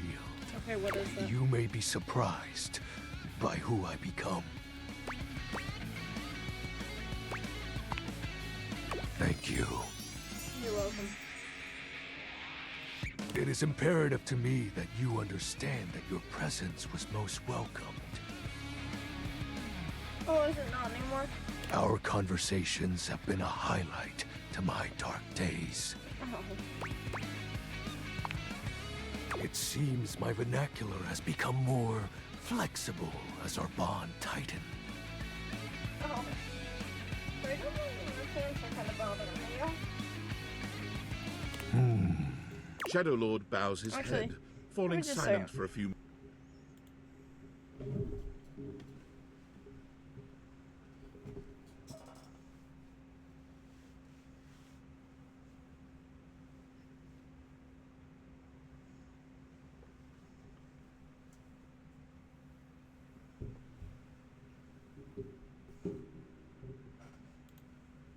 Okay, I'm back.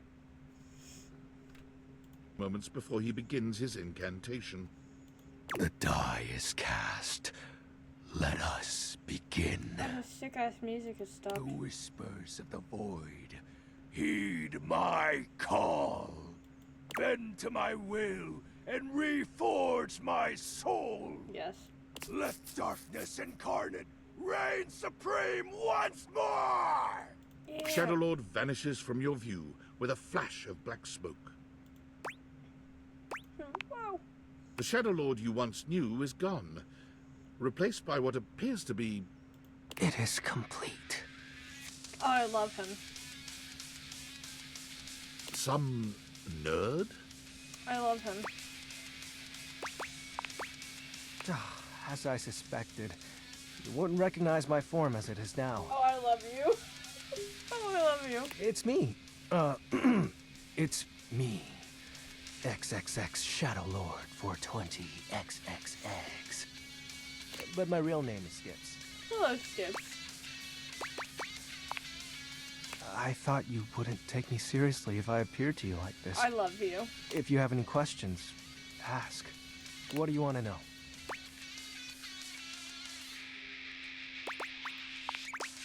That's my real name. Skips Shadley. Yep. Told you you'd hate it. I do not hate it. I'm not actually the Lord of all Shadows. Well, I know that. My friends and I love role-playing, so we made characters to chat as. Oh, I love him. Not real. But wasn't it nice feeling like you were making progress? Yeah. I was excited to talk to someone again. I love you. I'm gonna cry. This is so cute. Gross. Shut up. Well, maybe that's okay.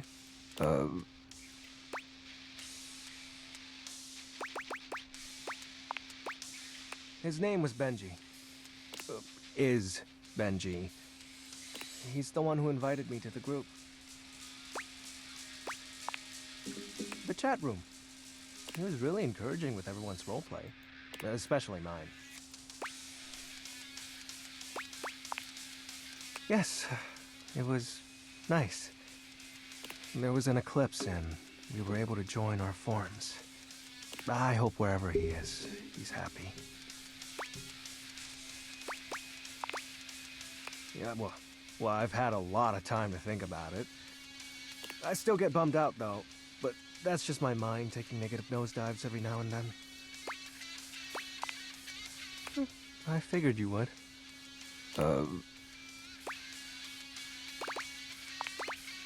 It's a handle. You know, like online name. My friends and I would chat with each other online using DIM. Oh, DOL Instant Messenger. Darkness Online. Are you too young to know what that is? Will you shut the fuck up? Yep. I wasn't kidding when I said Shadow Lord was a popular name. You know how many shades are out there? We're all darkness. Some work in collectives, while some occupy a whole house to themselves. Well,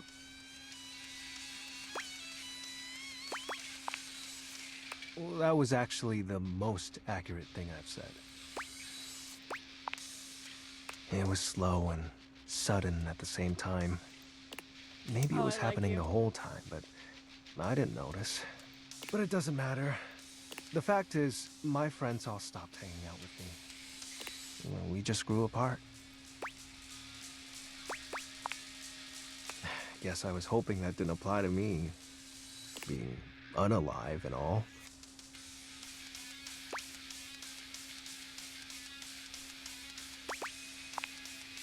How do you accept that your friends aren't your friends anymore? A question for another time. So, are you mad at me? No, I love you. Cool.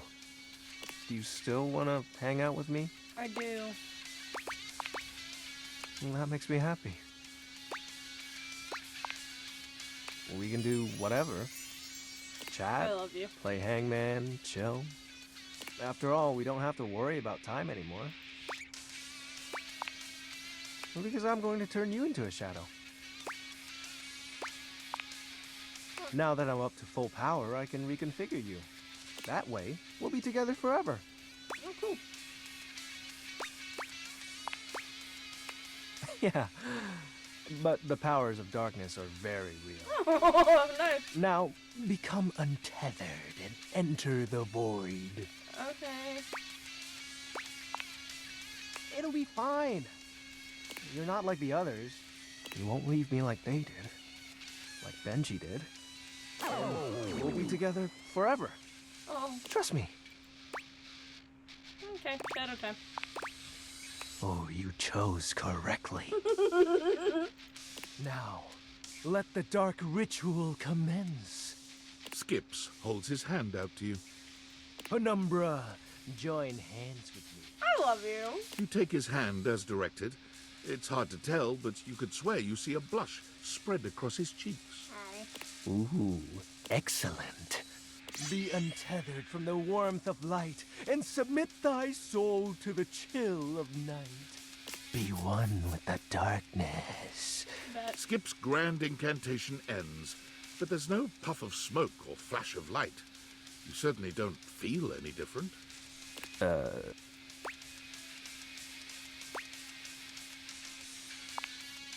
No, that's not right. If you can't become a shadow, how can we truly be together? For you, it is. You have so many other friends to talk to. Oh. I only have you. Why do you have to go in the morning? Why can't you just stay and be with me? No, Skips, I'm so sorry. Oh. Oh, I feel bad. Well, time to go talk to Betty. It feels strange to walk into your bedroom with so much tension in the air. After all, this is where you go to relax and recharge.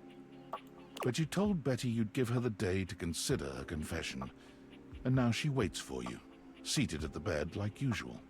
You're struck by the realization that no matter what happens here, everything will change from here on out.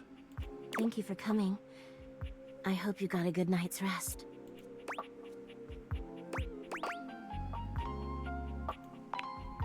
Oh, thank you for saying so. I slept even worse than I normally do these days. I had too much on my mind.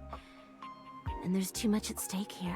I suppose there's no point in beating around the bush here, is there? What do you think? Of me? Of the idea of us? Is there hope for us to be more than just two partners who sleep together every night?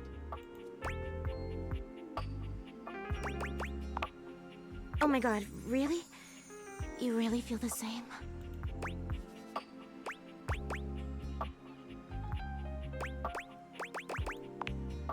That's all I want. Just a chance to be something more than we've been. I can't believe this is happening.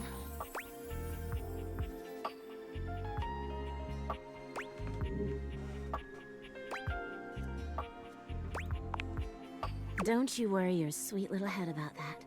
I don't expect you to sleep with me every night, or ever. And you being with me doesn't mean you can't be with others. I have my own fun, after all. I'm just so happy we can be together now. I honestly don't even know where to begin. I feel like I know you so well, but I want to get to know you better. And you must want to know me better. After all, I've only ever been a place for you to lay your head at night. You've never seen me for who I truly am until now. Tell me what you want from me, my love. All I want to do is make you happy.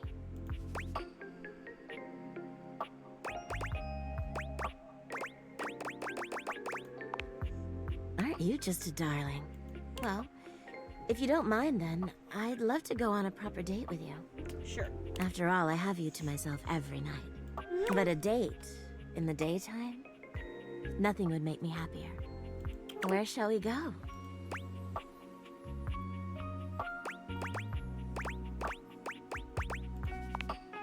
Oh, that sounds absolutely wonderful. Shall we go to the living room then? As you walk through the house with Betty on your arm, you attract quite a bit of attention. Eyes are on you in every room, or so it seems. For her part, Betty seems deeply pleased to be seen with you. She smiles at some, she waves at others. Sometimes, she seems like she wouldn't be out of place on a parade float. But when you finally arrive in the living room, you're blessedly alone. When you take a seat on the couch, Betty immediately seats herself next to you, cuddling up to you without hesitation. What should we watch? Honestly, I'll watch anything. I'm just so happy to be here with you. Oh.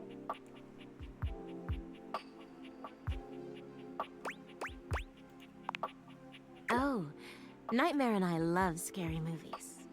Just hold me at the scary parts, all right? The movie is enjoyable, but Betty's presence makes it all the more so. She rests her head on your shoulder, sweet and inviting, and you can't help but wonder.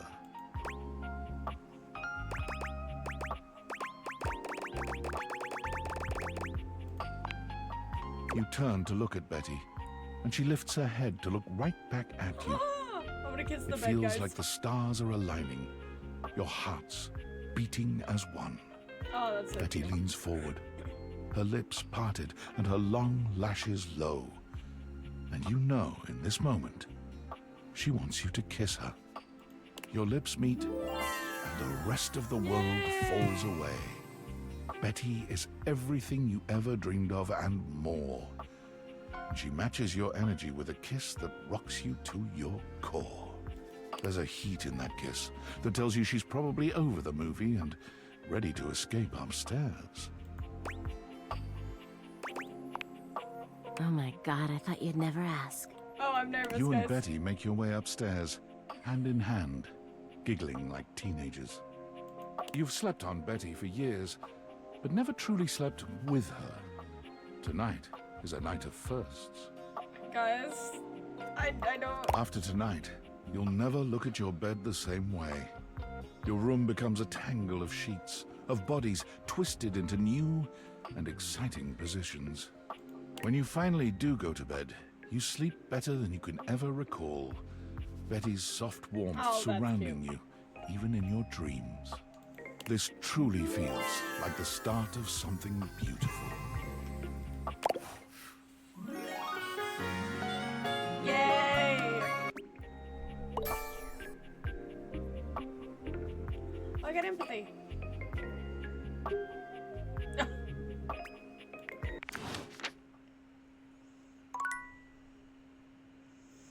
I got anything in the phone? On the Discord?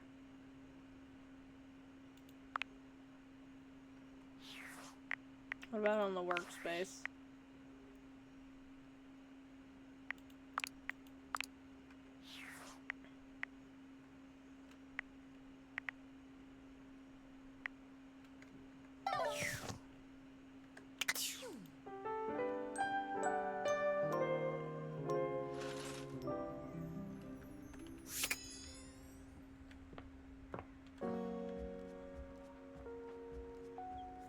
I feel bad, so I'm gonna go talk to, the shadow skips. Hey, Hi, Skips.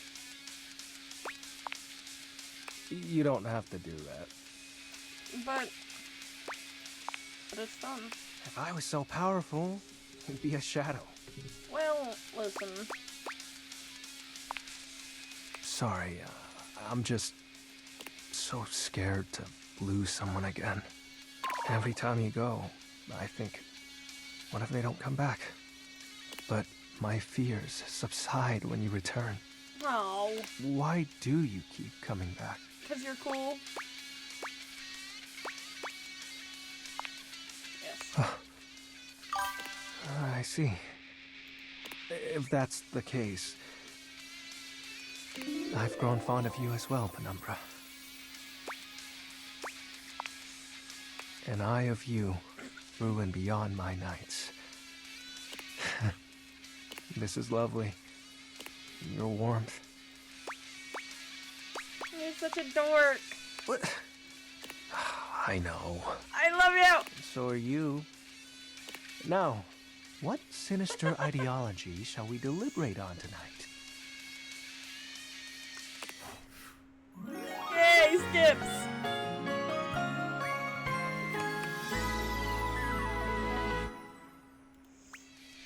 Oh, what did I get this time?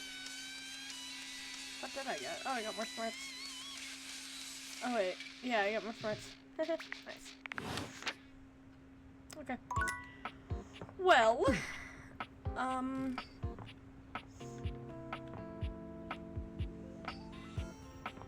have one free, aside from the normal ones I talked to.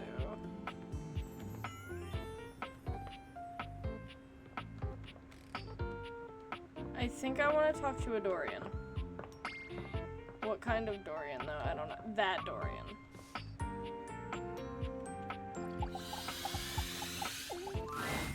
Dorian stands directly in Hello, your Dorian. way, unmovable and unimpressed. Dorian! What are you Look at me. I could ask you the same thing. I'm looking at the backyard. It's an important job. Why can't I open you? The time isn't quite right. Oh. What you need to focus on is inside the house.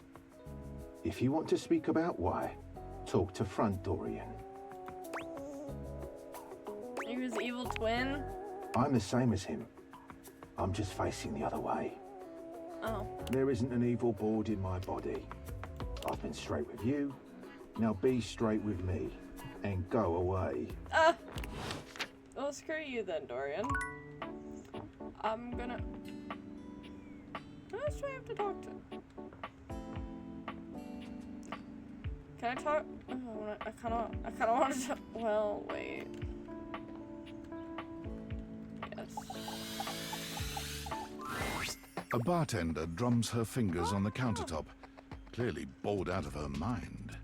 Her long red-orange hair is pulled back into a ponytail that flows down her back, like the drinks she pours so expertly. I love that. I love her. She makes herself a drink, taking a small sip of it and setting it down. Your entrance startles her so badly, she nearly knocks it over. Someone's here!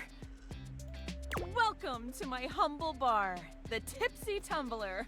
Hello. I'm Beverly, but you can call me Bev, or Beverly, or Madam Proprietress.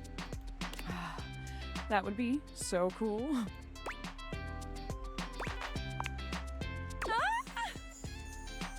I'm the owner and bartender and janitor and stockroom attendant. Nice to meet you. You as well. Hiya. Beverly squints at you, frowning as she seems to be considering something. And then she snaps, pointing at you. Wait, hold on. Oh my gosh, it's you. My proprietor. I can't believe I didn't recognize you. Ugh. Yes, you? Who else so charitably bought this adorable minibar for me so I could set up my dream bar? I owe you a huge debt. You have free drinks for life here. I should. Welcome to the reopening of the Tipsy Tumbler. And I know what you're thinking. Oh, Bev, that's a lot of openings. Did something happen the first 6 times you tried to open the bar? Nope, nothing.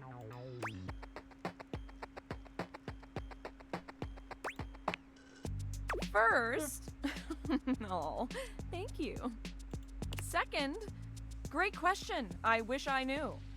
I've lost an alarming amount of sleep trying to figure it out. So please don't leave. You are literally my first customer in ever. Every time I thought you were finally going to invite people over, I'd polish the place up and prepare to be the best host I can be. But then each time you'd chicken out and spend yet another weekend all alone. I mean, why did you get a minibar if you weren't going to invite guests over?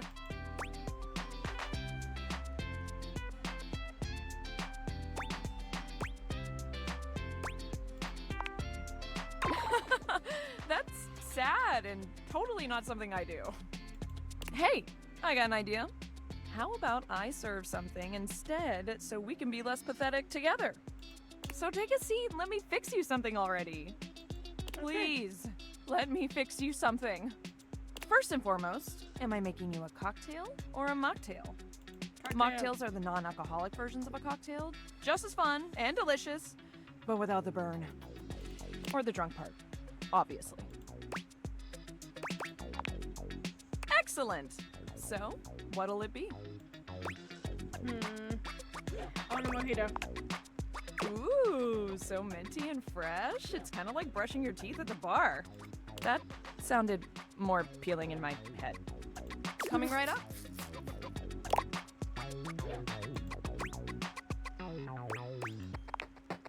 You lift your glass to your lips, taking an extended sip. How was it? Well, after 6 grand openings, I got a lot of practice in. Plus, with a name like mine, I should know my beverages pretty well. I really don't want to close this place down. I've put my bar and soul into it. So, will you be my first returning customer? Really? Oh my gosh, yes! Yes, thank you. I love her. Tell your friends. Tell everyone. Please. And I'll be seeing you next time. Okay, bye. I'm gonna go talk to Betty and Teddy. I kinda wanna put wait, can I? Can I put Teddy on the bed? Teddy. Wait, that was great.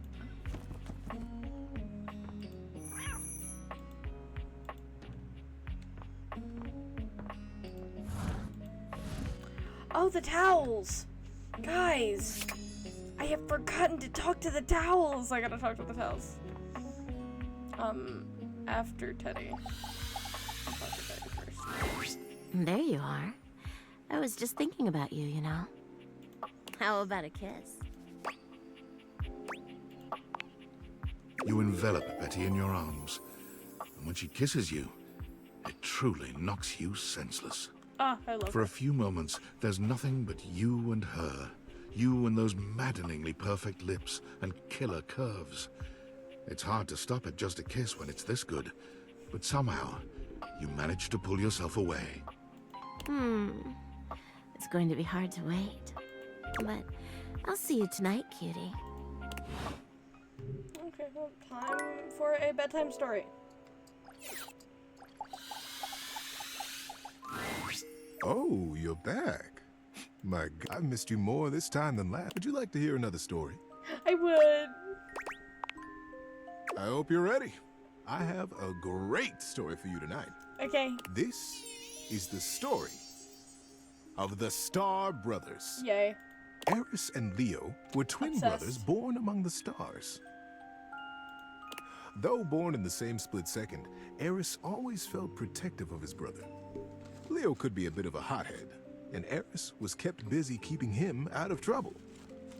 They were the most rare and beautiful thing, new lives in a race of immortal beings called the Celestials.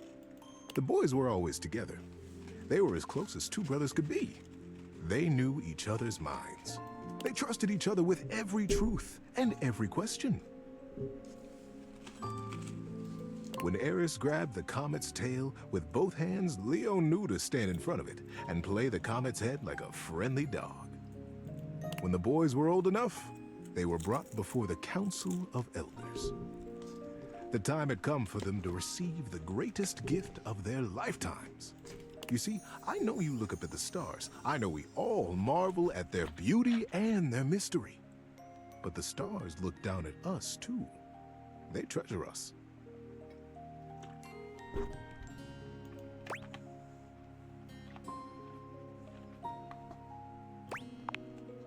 The chance to live a human life, to be born here and live here and experience our world, is the most precious rite of passage. And for Eris and Leo, the moment had arrived.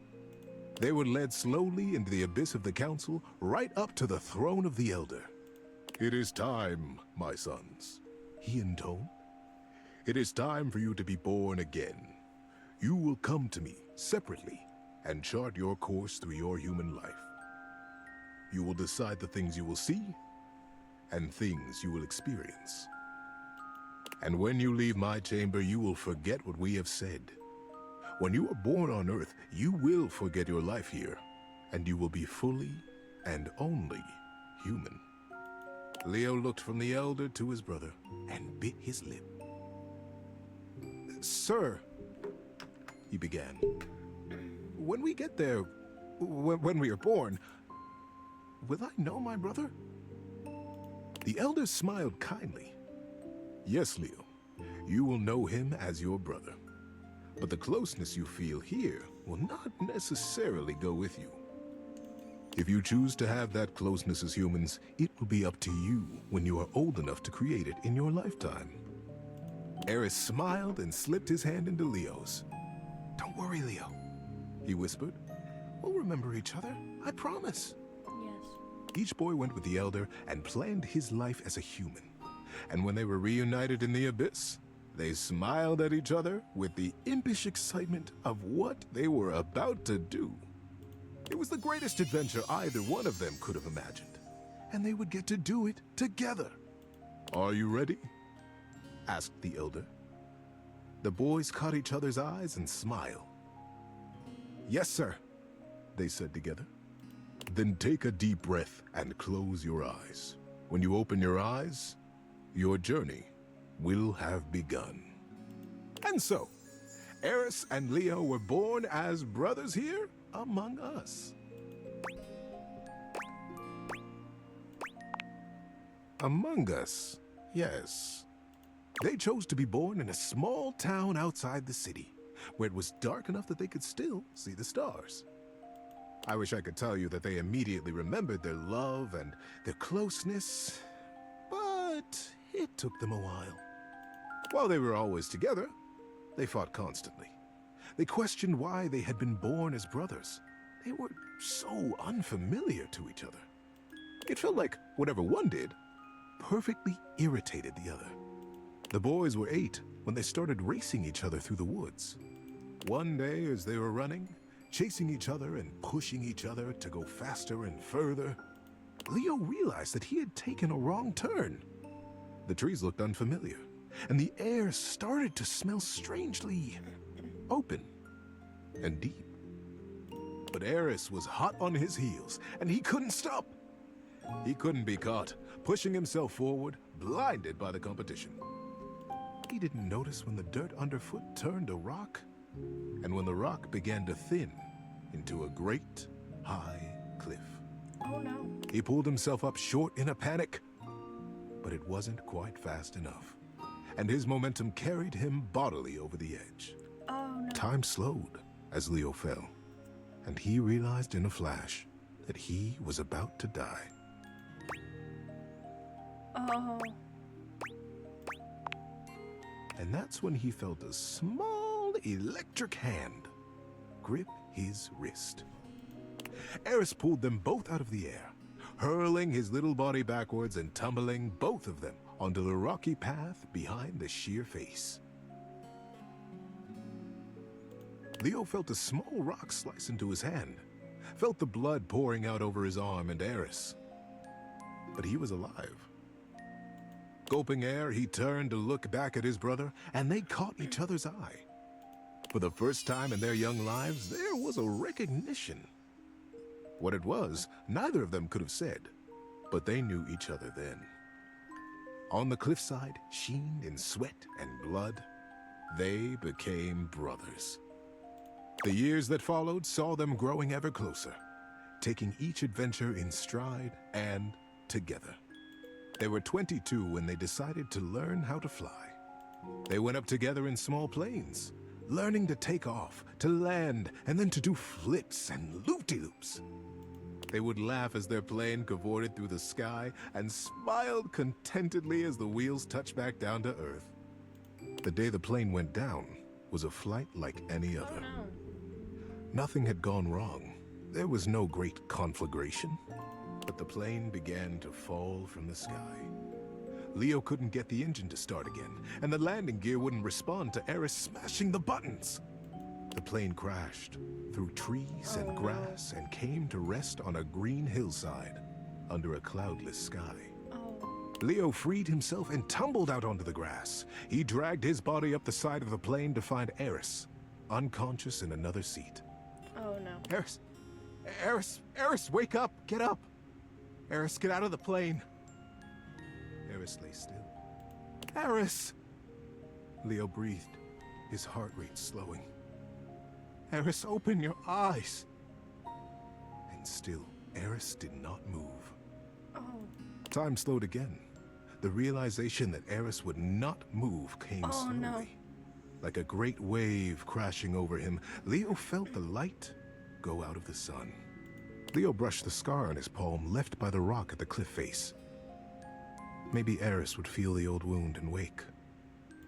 Eris, don't leave me, brother. But Eris was already gone. Oh. How you doing, buddy? Need a break? I'm not very well, but...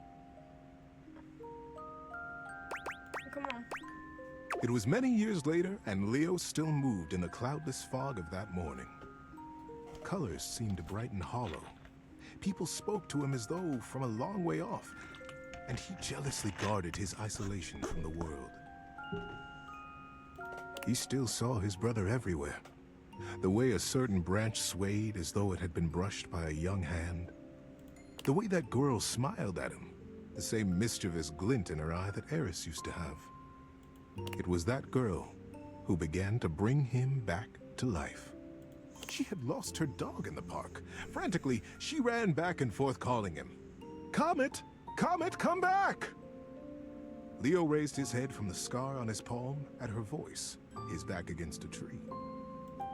And then there was Comet, streaking across the grass with his tongue lolling happily. He beelined for Leo's tree. Before he knew it, Leo was on his feet, jumping in front of Comet and playing his head with a laugh and a smile. The girl arrived breathless and grabbed Comet's tail with both hands. You silly goose! Where were you going? She laughed. Thank you. Oh, thank you so much. I'm Celine, by the way. Oh, hi. Hi, Celine. Nice to meet you. I'm Leo. Celine smiled. Hi, Leo. And somewhere in his chest, Leo felt something warm break open. A tiny dam on a great river, and his blood began to move again. Celine and Leo were together from that day. Their love brought them a family, and then more family, and more adventures than they could have remembered. They grew old together.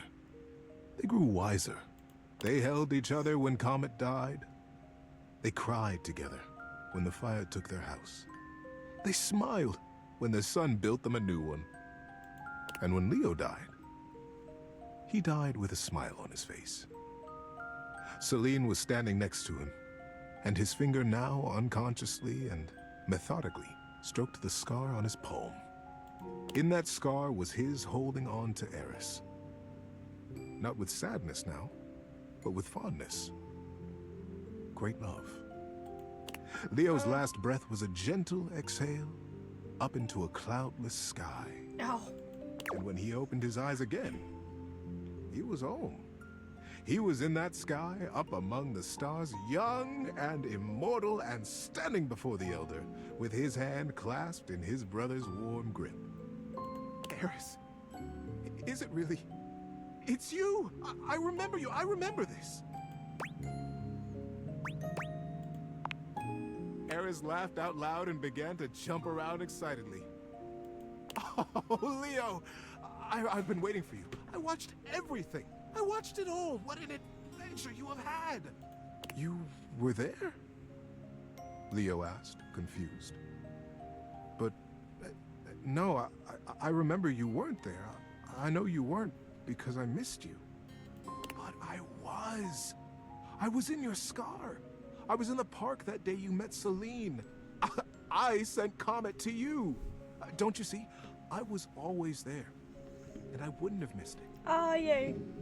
I'm so proud of you. As the Elder looked on smiling, Leo began to cry. The well of love for his brother broke open with gratitude that he was here now. The boys held each other, crying and laughing, and patting each other on the back to make sure the other was real. Leo pulled away from Eris and looked at him squarely. I am so grateful that you saw my life, Eris. But I don't understand. You could have been there with me. We could have done it all together. Why did you leave me, brother? Eris grinned. I never left you. My journey was to die, Leo. Yours was to live.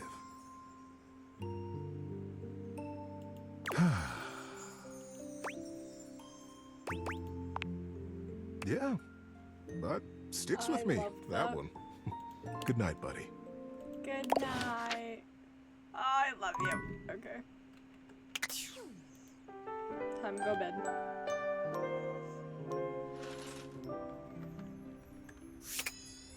I want to talk to the Tells. Tyrell yawns and stretches. He looks as if he might have been napping. What time is it? Did I oversleep? It's nice of you to come by when I'm off peak hours. Sorry that my shelf isn't more done up. I'm not much of a guest towel, you know?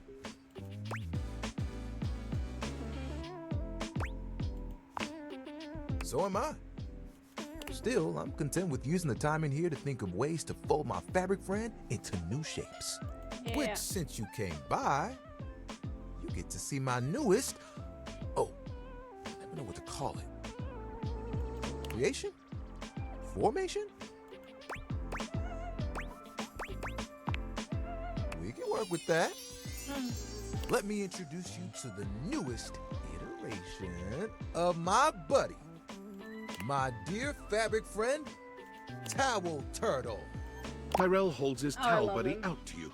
A sweet, absorbent little turtle. Let me tell you, it took us a couple tries to get the shell just right. But it was worth it. Oh, I love him. What? Making towel animals? This really is just a thing for me. A way for me to express myself. Plus, me and my buddy have a special bond.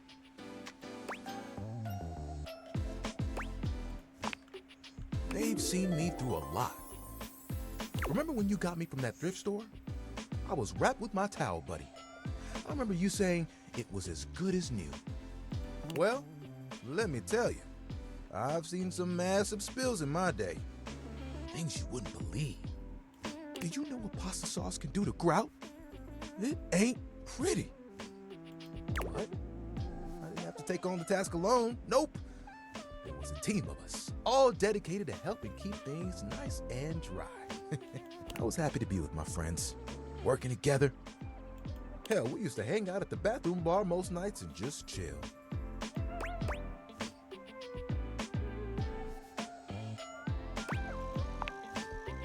Oh, it was the shit. Hanging out with people who get what you do, nothing like it. Towel buddy over here would do tricks, turning into different things, making us laugh.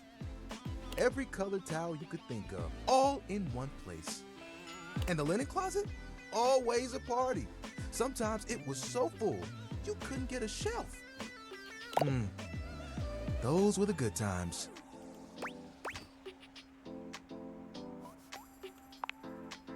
One hell of a twist. It was a day that will go down in infamy. It was spring. It was raining something crazy. And our owner had their grandkids over. You guessed it. All 7 grandchildren came over. All 7 of them decided to play in mud. And when they came back in, they just started snatching my friends from the closet. Towel buddy and I just watched in horror. Oh, they took them all one by one, but me, I was on the bottom. I just saw it happen. I whispered to myself, some tough towels, they'll be fine. When they came back from the laundry room a few days later, it was too late. They had become... He pauses, as though overwhelmed by the horror. Rex?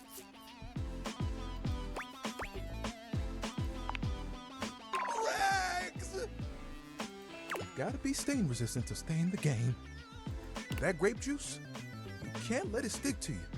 But if you let mud stay on a towel for days, oh, it can be too much. I know that if Washford and Drysdale had been there, it would have been a different story. They could have saved a few of them before the stain got in too deep. The way they were treated was way too much for them. When the rest became rags, our old boss wanted a completely new set. He saw that I was still strong and decided to donate me.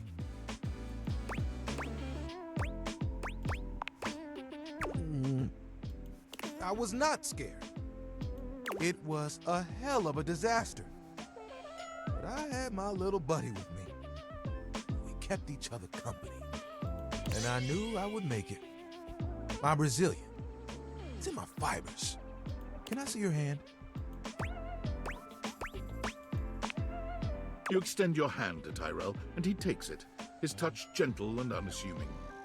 When you touch me by my hand, what do you feel? You felt that too? I don't think it's just static electricity either.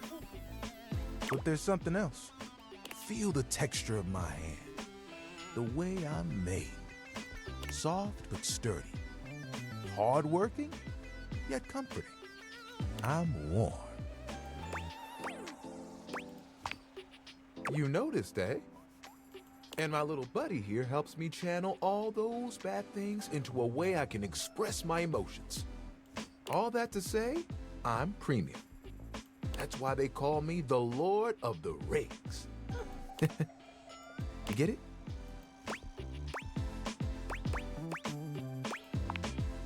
Yeah.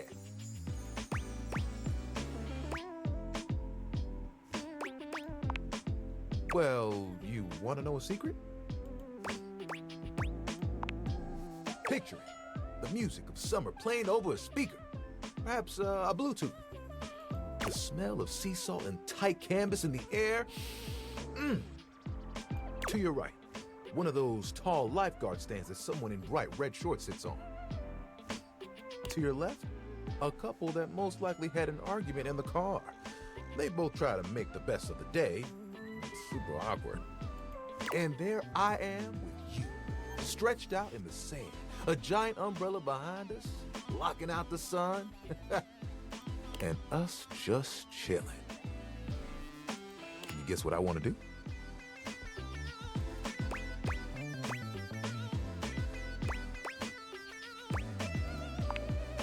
It's pretty obvious. I want to be a beach towel. Beach towels have it made. They just lay in the sand all day, taking in all the sights. At night, they get to sit next to a fire and listen to someone play one of 3 songs they know on the guitar. I'd still get to dry people off, and the sun would help me do my job better. And who could ask for a better view? Clear blue waters, open skies. My towel buddy could be there too. Oh, I could fold you into a fish or a seagull.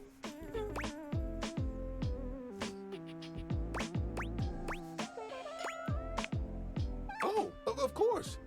We'd have to go together. Just promise me you won't get mad if I track sand in the car. It's kind of a hazard of the job.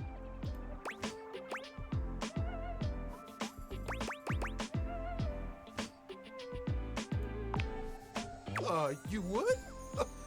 You would leave the house for me? I don't know about Betty and...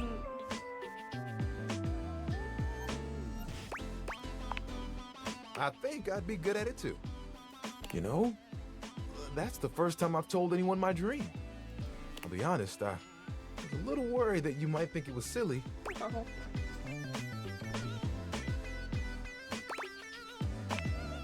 Tyrell fans his face with his hands. Tyrell, don't cry.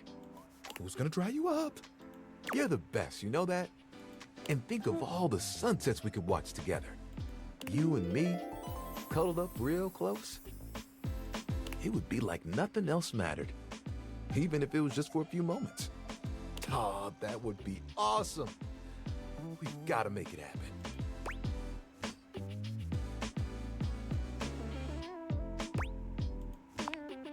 It's settled. You know what the really cool part of this is? You're part of that dream now, too. Hey, I've got an idea.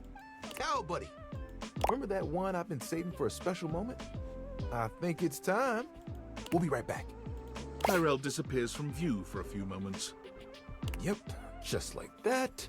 Tuck it under. Ooh, you look so good. When he returns, he holds his towel buddy out to you, now in a new and delightful shape. Well?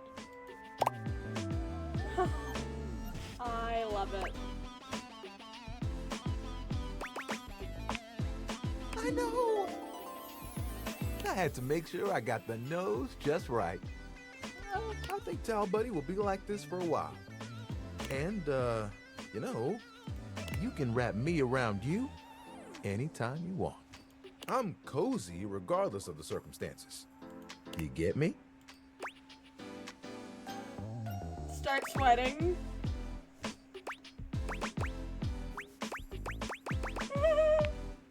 Oh, sorry. I shouldn't talk like this in front of Towel Buddy. He's just a washcloth after all. But the offer still stands. Okay? I look forward to those sunsets. Oh. Yay, Tyrell! Oh, what did I get? I got more empathy.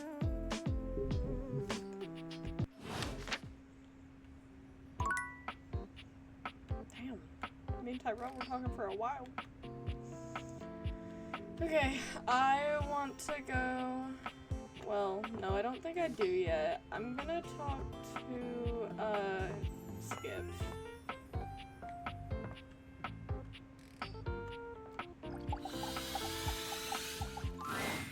Hey, you.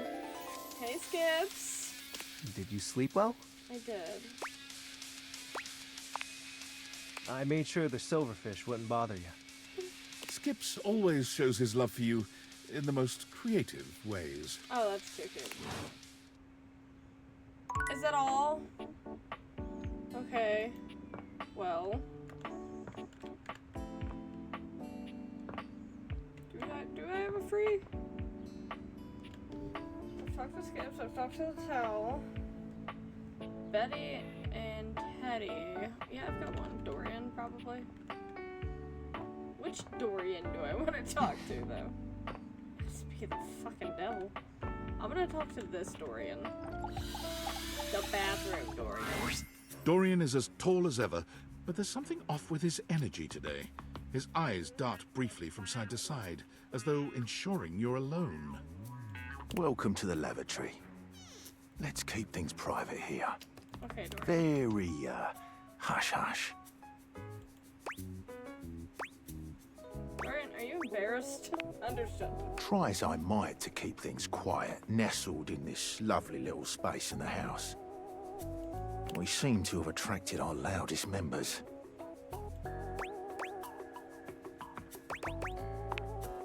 We have a rapping Lou, a singing shower, and a sink screaming about his very existence. The neighbours have even filed noise complaints. But not even about those three. It's about the bloody smoke alarm.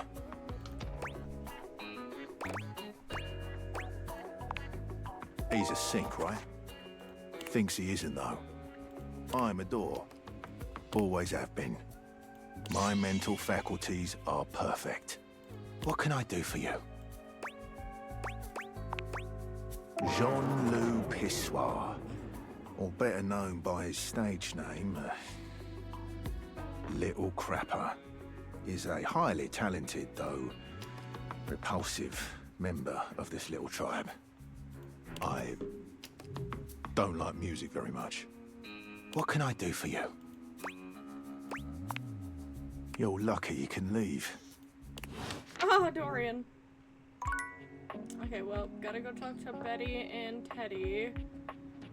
Teddy's stories are really long, so I'm gonna talk to him first, and then we'll talk to Betty.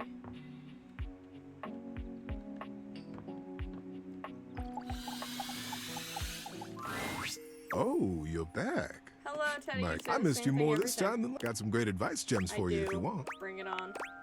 You might want to write this one down and keep it in your glove compartment. Okay.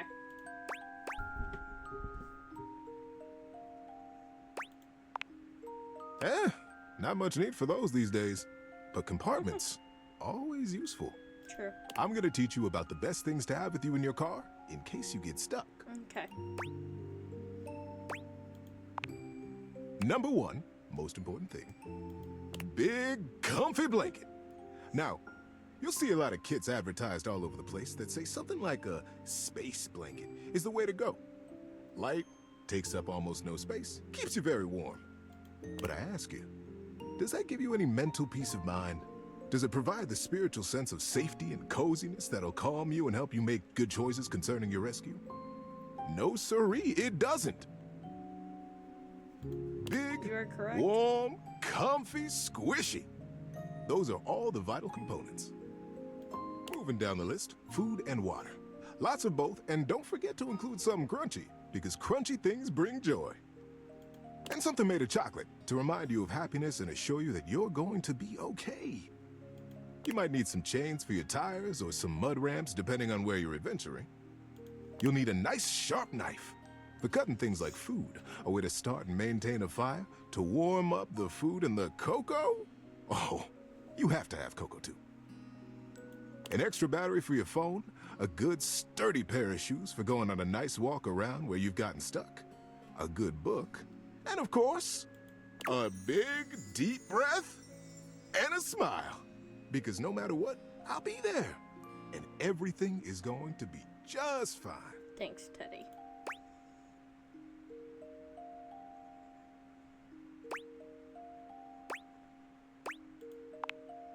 There you go. See you around. Bye, Teddy. Alright, time to talk to Betty.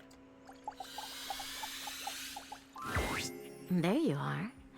I was just thinking about you you, always know. say that. How about a kiss? Per usual. You envelop Betty, and for a few moments, there's nothing. But I'll...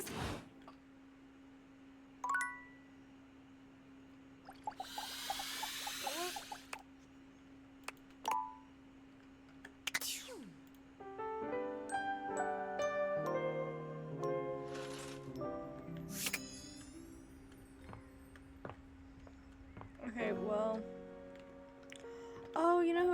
Fiesta, the clock. Oh no. Oh no. Oh, he's gonna be mad at me. My love is always right on time. Hello. I've a very busy schedule today.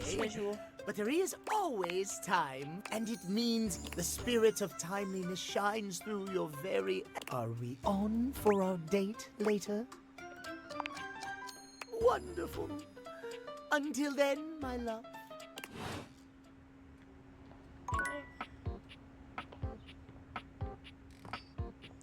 Okay, well.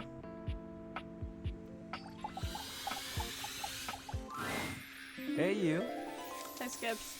Did you sleep well? I made sure that Skips always... Oh. Well. Okay.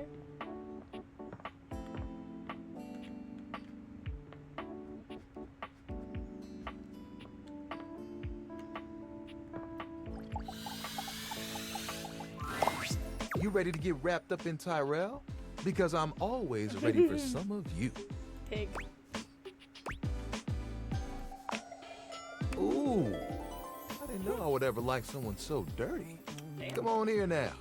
Let me get in real close. No one knows your nooks or crannies quite as well as your towel. Tyrell leaves you feeling fuzzy and warm, even a little shiny. What's that mean?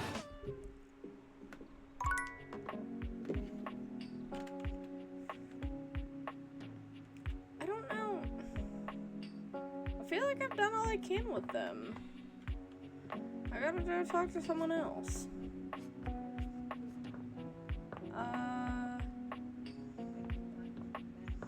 Who do I talk to? The microwave? Wait, the coffee maker. I haven't talked to the coffee maker yet. A charming barista grinds coffee in your kitchen, working so busily she doesn't even seem to notice you. You stand there for a good few minutes before she spies you, startled out of her intense focus. Oh, hi there. Welcome to Roofbacks, the home of all your coffee needs. I'm Kirby, happy to help. G'day. You're cool.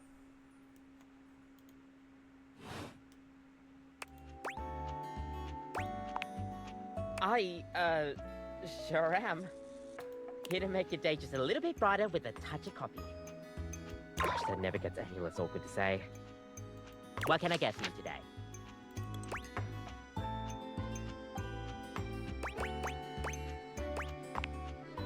Sure thing. One latte coming right up. Awesome. Kopi gets to work, grinding and pouring and mixing with an impressive speed. And voila! One latte just for you. Hope you like it. I do. Is there anything you'd like to know about the latte?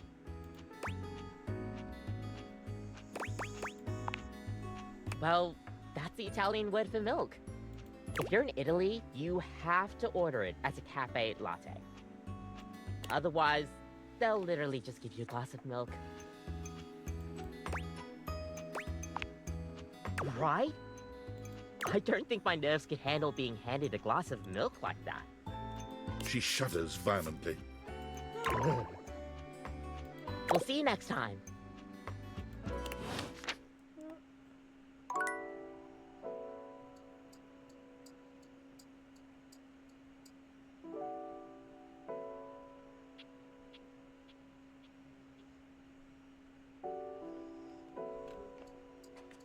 Can I talk to you again? Oh. Yeah, I'm gonna have to talk to him during like the night or the evening hours. I'll talk to front Dorian. What Dorian haven't I talked to yet? That. Do the cabinets count? Are those Dorians? A handsome stranger wow. with a model-esque beauty stands just a few feet away from you, posing with a hand in his hair, as though he were in the middle of shooting a perfume ad. The moment he lays eyes on you, he lights up, drinking you in with a warm smile and warmer gaze. Ciao, beautiful. What are you doing? Why are you Italian? Admiring you. Ah, but of course, I am admirable in so many ways. Tell me specifically, per favore, and then I might do the same for you. It's a secret. So many of the best things are. Keep your secrets, amore. Okay. I look forward to gently teasing them out of you. Are you oh? But I rush. Patience. Patience for us both. But first, I must introduce myself. The music of courtship has its cadence, after all. I am the one and only Fabrizio. Your eyes. Why do you have like the typical anime eyes?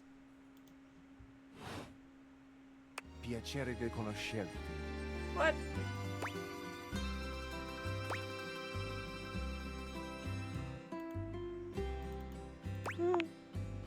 Aye, degno di nota.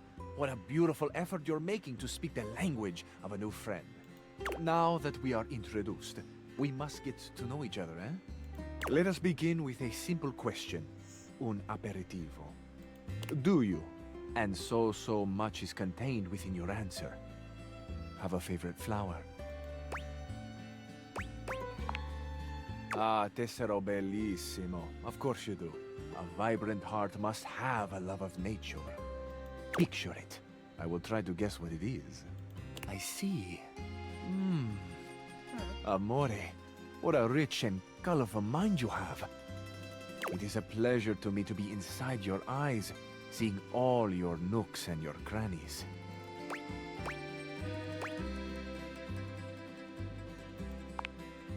Of course. I am sorry. Sometimes I am, how do you say, overzealous.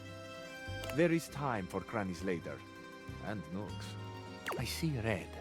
No, not red. Amore, how specific you are. I do see red. And also I see orange, the color of sunset. I see blue, the color of the ocean at night, or the sadness at the bottom of your eyes. I see yellow and pink, the colors of the wings of the lefate, glimmering in the early morning light. Amore, so powerful is your mind, sending this vision to me. I can even smell this flower. It's a little spicy. It's earthy, and yet light. Smell is such a powerful sense, amore. It is the sense that goes most directly to our memories and our hearts. What a gift you give me, amore, with this aroma. You are thinking your most favorite flower is Uccello di Paradiso, the bird of paradise.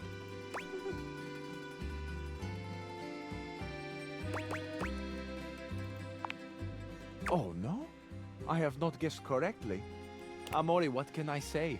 I am so sensitive and so open. I must have picked up something in the air around you, and it has led me astray. This can mean only that I have not brought my full attention to you, and I have not truly focused on you. For that, I offer my humblest apologies. You are deserving of all of me, amore, and I shall not fail again.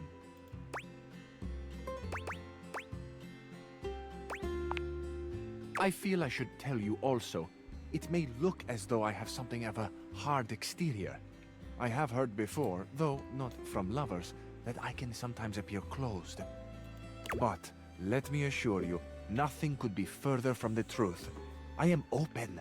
I take great pleasure in being so, open to the world, to experience. I am open to you, amore. Will you grant me another gift? Will you share with me more about yourself? What do you love? What makes you cry? What inspires your passion? My passion?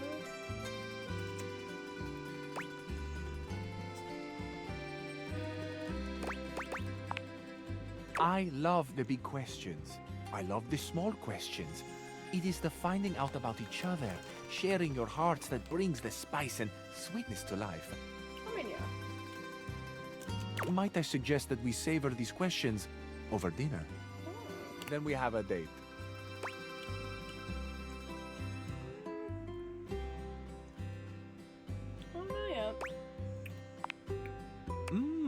I see. Could this be an invitation for more flirtation, yes? And perhaps you are truly not sure. You are more of a delicious mystery to me either way, amore. I am fascinated. Ciao to you for this moment, mia stella nuova. Where you go now, take with you the passion of Fabrizio. Okay, I think I'm gonna go to bed. Oh, I got a notification from Discord. Oh, Sham. Hello. Yo, I know it's been a sec since we talked, but I've been sitting here trying to work, and all I can think about is the fact that you're, like, dating your couch and your TV. Oh my god, shut up. It's not just you. It's you and a handsome man version of your toilet, holding hands and whatnot.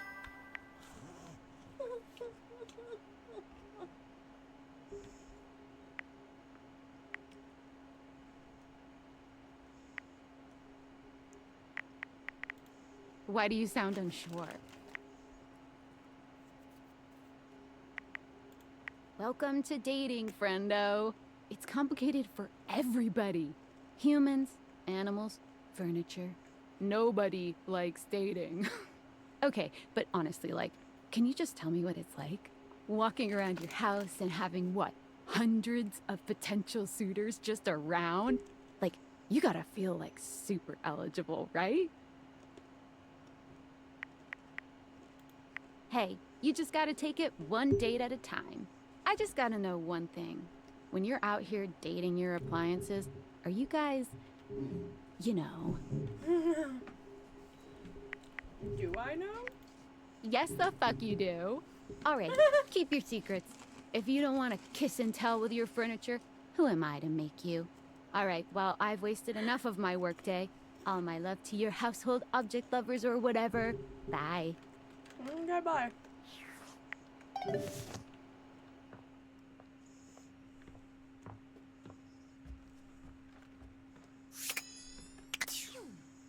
Okay, so...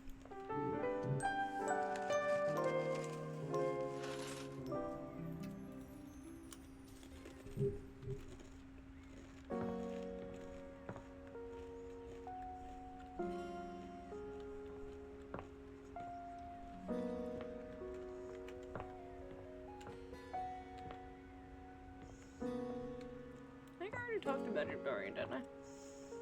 I literally haven't talked to anything in here, so... Might as well. You're forced to crane your neck upwards as you try to take in the entirety of the blonde Viking towering over you. He stares down at you, cutting a truly intimidating figure.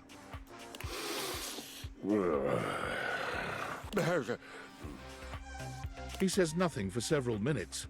You begin to wonder if perhaps your cross-trainer is broken. Oh yeah. Okay. Hello, Kristoff.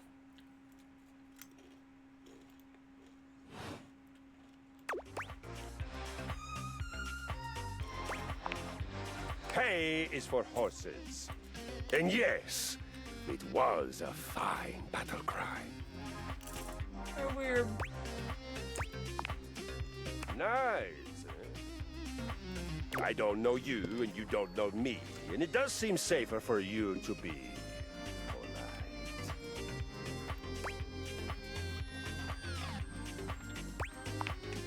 polite. Yes, safer. If you haven't noticed my rippling warrior's build, I invite you to inspect me more closely.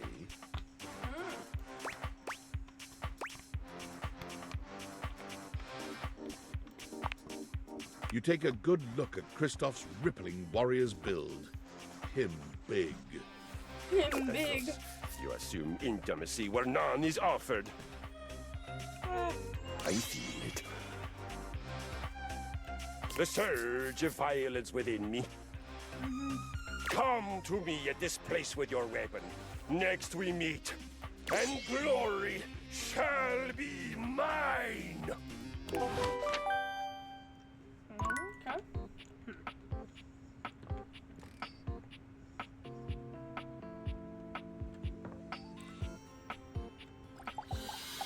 baseballs.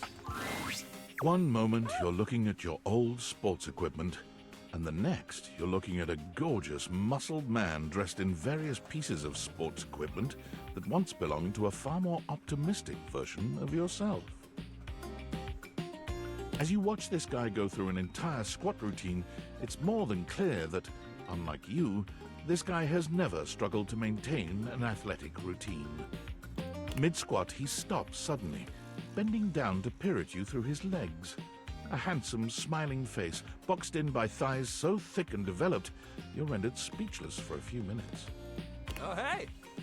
He sets his weights down, standing up and beaming at you like you've just told him he's won the lottery.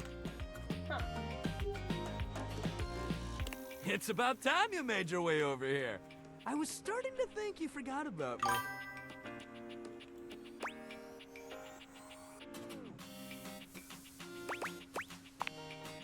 Hey, no judging here, pal. Look, why don't we just start over? The lights dim, and a spotlight appears from... you're not quite sure where, really. Ladies and gentlemen! Now entering the stadium, the king of the ring, the Duke of Dunk, the jack of all trades, master of fun, Mr. Duncan Dunk Shuttlecock! Oh, hell yeah! Hey, thank you. He goes through a few poses that really make his abundant muscles pop, looking at you with the grin of a confident athlete. Dunk is delighted by your cheering, and he spends a few more moments basking in your attention. Aw, man. It's been a while since I actually had an audience. Feels good. Don't worry about remembering all those names. That's just stuff that makes me sound cool when I hit the court, or the field, or wherever I'm playing.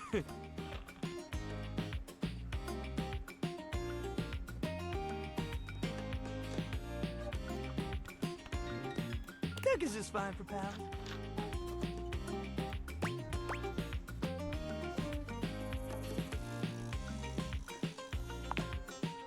Or the pals. He cocks his head to the side, thinking.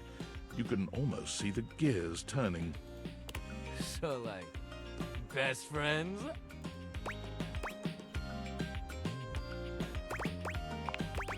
Oh! Well, Dunk is fine for lovers, too. But, if you say it hot, you can call me just about anything. Anyway, it's good to see you here, finally. He grows very serious, placing a strong but gentle hand on your shoulder. What happened, man? How come you stayed away so long? Did someone ruin the joy of sports for you? Yeah, my asthma.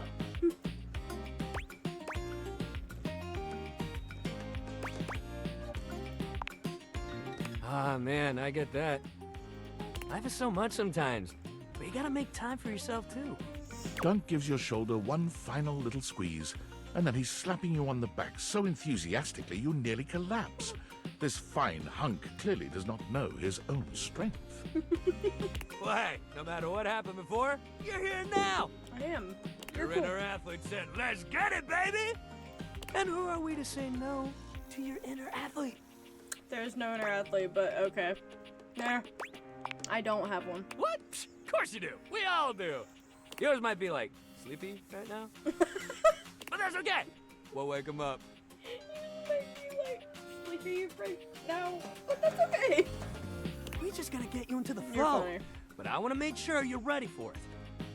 After all, working out without a proper warm-up is a great way to get a nasty injury. You're correct. So you come back here when you're ready to get into it. Meet me by the weight rack, all right? Bring your positive attitude. We're gonna have fun! All right. By the weight rack tomorrow. So, like... Excuse me, sir. I want to talk to the mirror. Your mirror has done its job dutifully over the years, accurately reflecting your image back at you in good times and in bad. But today, there is no reflection for you to scrutinize. Only a long-haired beauty who looks at you like you're a work of art.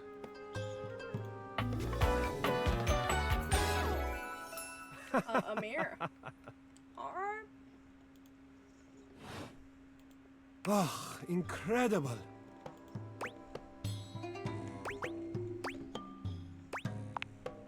Amir throws his arms out to stop you, gesturing to you to stay where you are.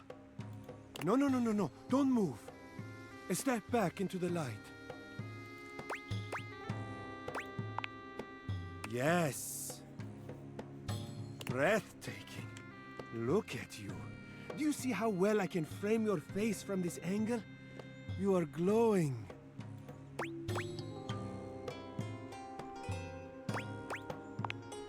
When you are accustomed to the extraordinary, even the extraordinary appears mundane.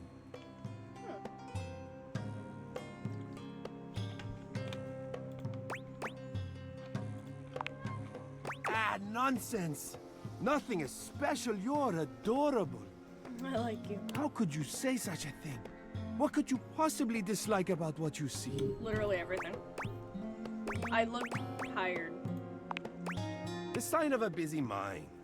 That fatigue you see speaks to your many accomplishments. Still, rest is vital for your health. Best to make some time for that, don't you think?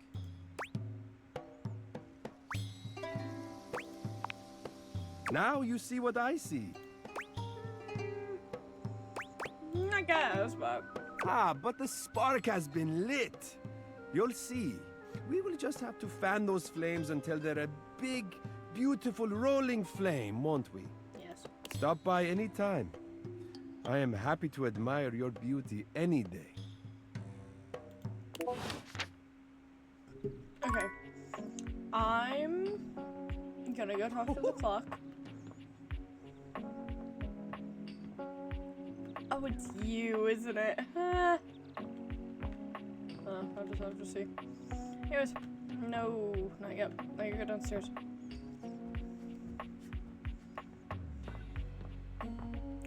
Gotta go talk to my clock.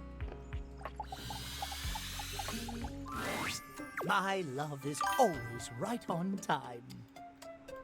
I've a very busy schedule today, and it means even the spirit of timeliness shines through. Are we on for our date later? Timothy, how much later can we get? Wonderful. Until then, my love. Okay, bye, Timothy.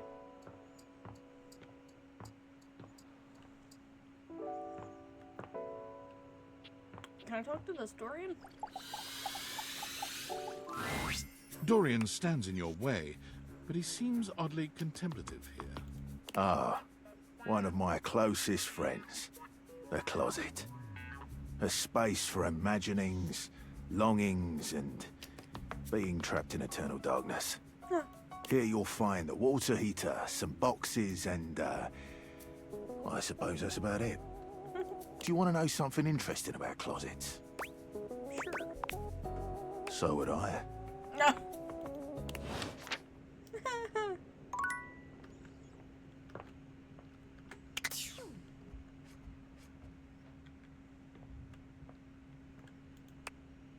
Oh, I have Discord messages, man. Unfortunate about Sandy and corporate events planning. She was responsible for all the best casual Friday themes. Now that she's gone, there's finally nothing left of the 7 pioneers.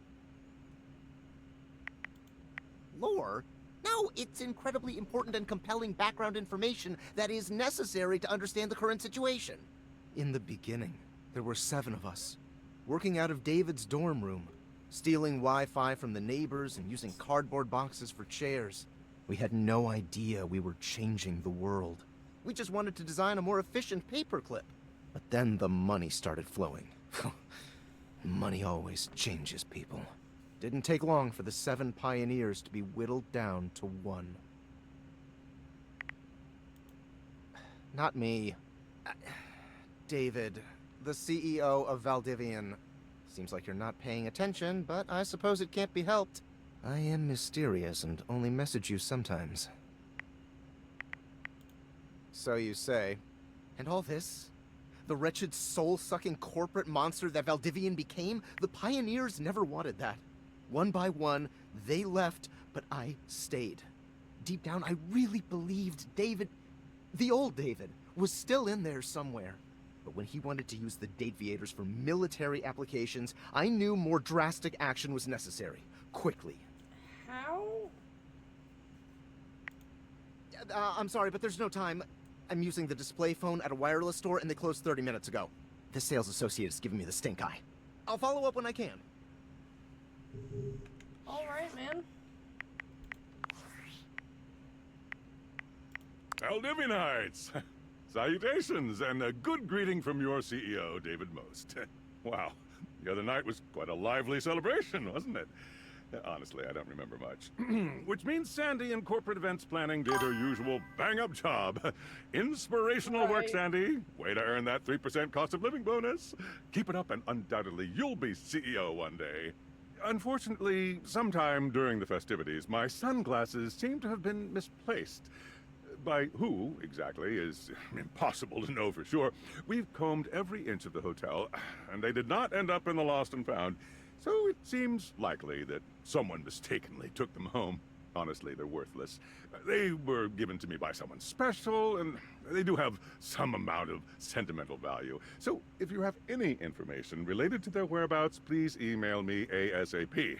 Oh, and if someone from the press happens to reach out, they were definitely just normal sunglasses and not a highly classified prototype we're secretly developing in conjunction with the federal government. Unrelated, please bid a fond Valdivian farewell to Sandy in corporate events planning, whose role has been eliminated due to ongoing workforce optimization efforts. Best of luck in all your new endeavors, Sandy. Alright, man. That was boring.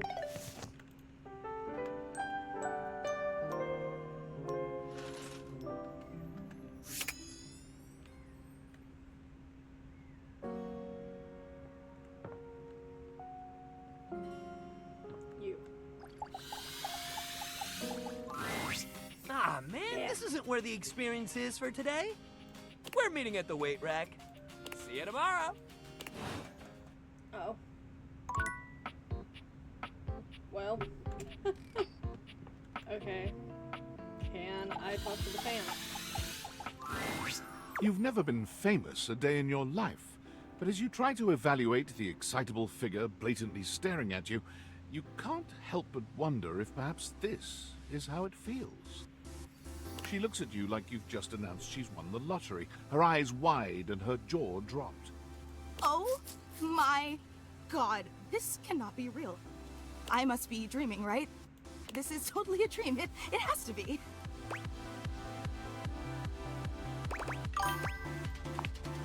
Yes, that's it. That's clearly the most logical explanation. Right now, I am comfortably asleep in my bed, zonked out on Ambien, listening to the calming drone of my white noise machine. Me. Because this right here, there is absolutely no way on Earth this could actually be happening, right? Believe it, sister. Oh my god! It really is you! She turns away from you for a few moments, fanning at her face, but it doesn't help her calm down. I just can't believe it. I mean, you prepare your whole existence for something like this, but then, you know, when it actually happens, no amount of preparation could ever possibly be enough. You know, I know that people throw around the expression shaking, crying, and throwing up, but I think I might actually do it. Ugh, I don't know why I even said that. I'm so sorry. It's just that my heart's racing a mile a minute, and there's definitely not enough oxygen getting to my rotors. Which means I'm liable to blurt out just about any random thing that pops into my head. Taxidermy, penicillin, Ontario. You know, see? Just like that. Oh, I'm so embarrassed. Are you kidding? I'm making a total fool of myself. I'm sorry. I really don't mean to be overreacting like this. I just never thought we'd actually get the chance to interface like this. And now that it's happening, I'm totally blowing it, aren't I? Really? You Promise?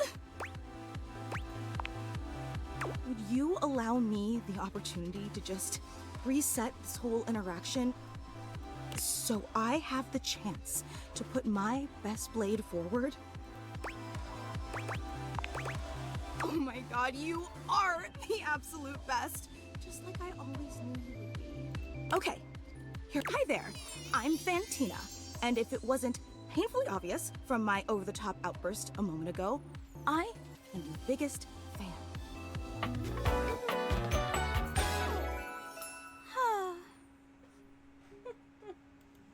I love her.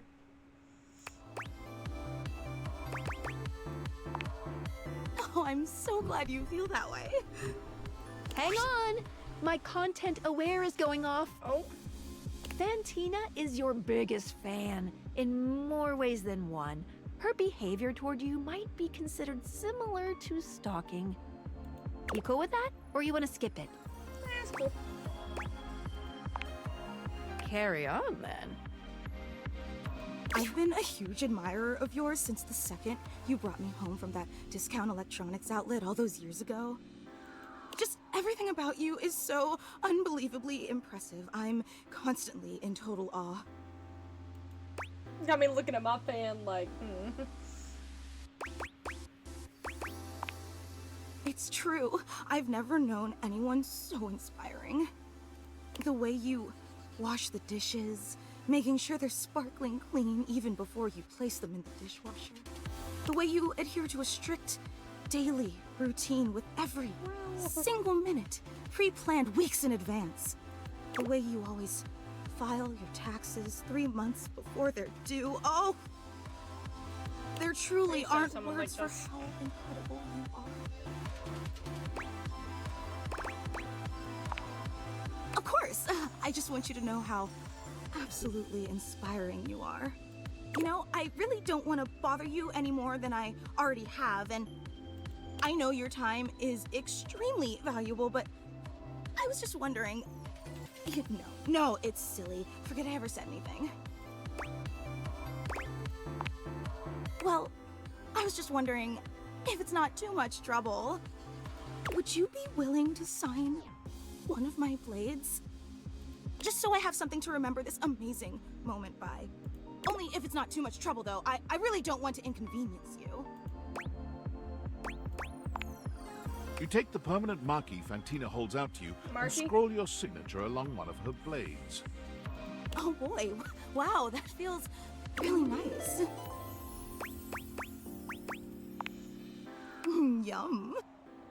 Oh, thank you so much. This is so amazing. And your handwriting is so immaculate. You are an artist with that pen. I didn't realize I was in the presence of such a talented calligrapher. I'm just being honest. Wow, I can't believe I actually got your signature. And emblazoned on my own body, no less. Very naughty. I can't wait to show this off to everyone else in the fan club. They are going to be so unbelievably jealous I met you. Wait, you don't know? I thought for sure you knew. Yeah, you have a fan club.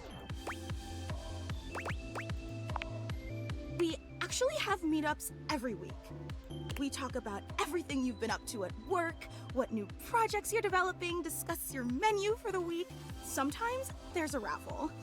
There's a very comprehensive agenda.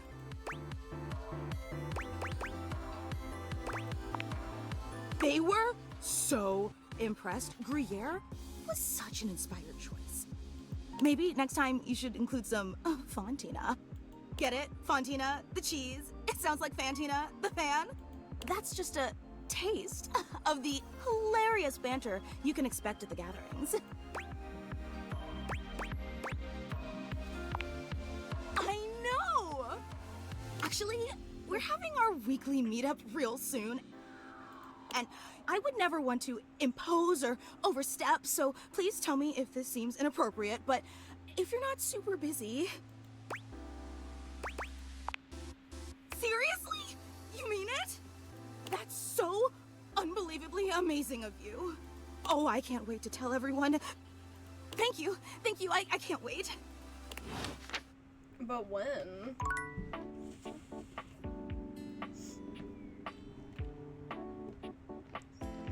I'm gonna try to talk to... at like every point in the day, because I'm confused. My love is... I have a very busy schedule today. I love you, but there is, and it the spirit of timeliness. Are we on for our date later? Wonderful. Okay, well. I'm gonna go talk to Maggie. It's been a while. Hello again, suspect. I'm hard at work on my current case. I've been hoping for a breakthrough. Sometimes I get so wrapped up that I start seeing everyone through the lens of a mystery. I am Maggie M. Glassbury at your service. Perhaps you've heard of me? I've acquired a modest reputation as a result of some of my previous work. Ah, so you've heard of me. Lately, I've been taxing my lens to the utmost on a very interesting case. I'm trying to get to the bottom of a mysterious love letter. It was delivered to Dorian last night. At approximately 2 a.m., an unknown suspect dropped off a letter for Dorian. Upon opening it, Dorian discovered that it carried clear romantic intent. That is to say, it was asking him out. It described how his protective yet gentle presence had won over the writer's heart. If interested, he was to write back as soon as possible. Here's the catch. The letter wasn't signed with a name, just a monogram. Though he might be hesitant to admit it, Dorian was quite taken by the letter. He isn't certain whether he wants to write back until he knows more. You would? I've never worked with anyone else before, but I think this could be good for the case.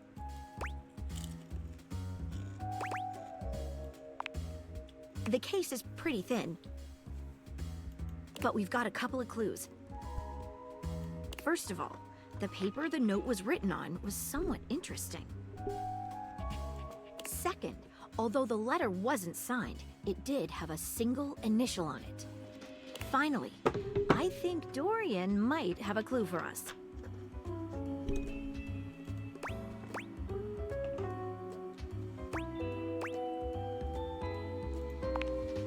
I have it here, semi-transparent and very thin. It doesn't seem like ordinary paper at all.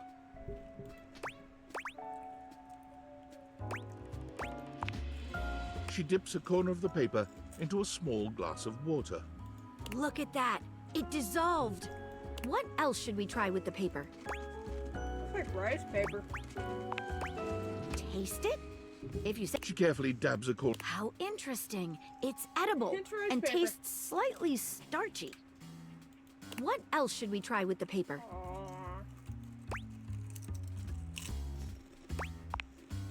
What should we look at next? A stylized letter M.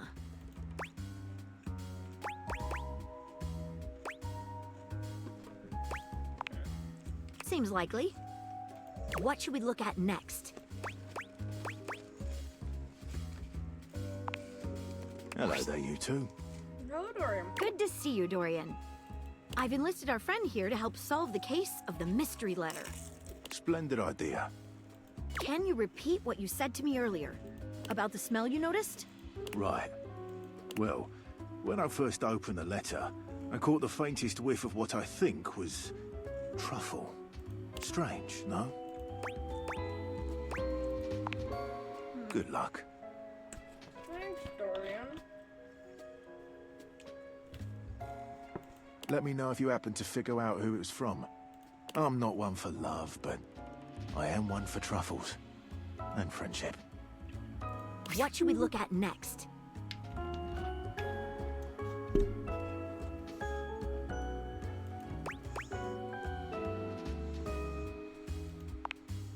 I've narrowed it down to 4 suspects.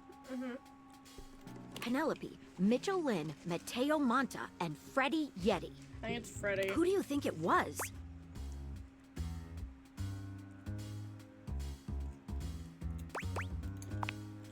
I wish it could be the case, but it doesn't quite add up.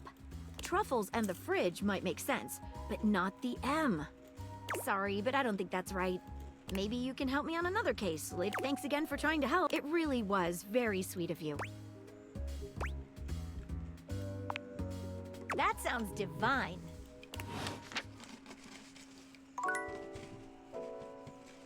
Well, I have one more.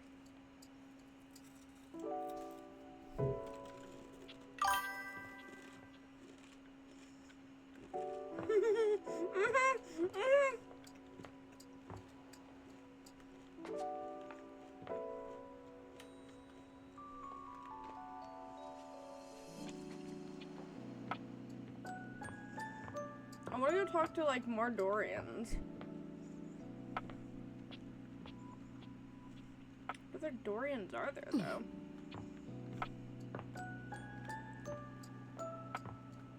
I've talked to this Dorian. I think I've talked to this Dorian. I know I've talked to that Dorian. I've talked to this Dorian. I don't think there's any Dorians in here.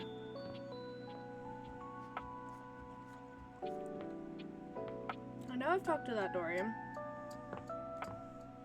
I don't know if I've talked to this Dorian yet. Might have.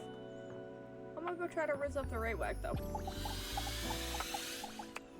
Oh. Well. Guess we're gonna rizz up this Dorian then. Now you've done it. What have I done? You're thinking of getting involved with some of the biggest miscreants round here. What you mean? The electrical? First the bed, now she's sleeping for a door. Listen, if anyone, it'd be Teddy or the towel.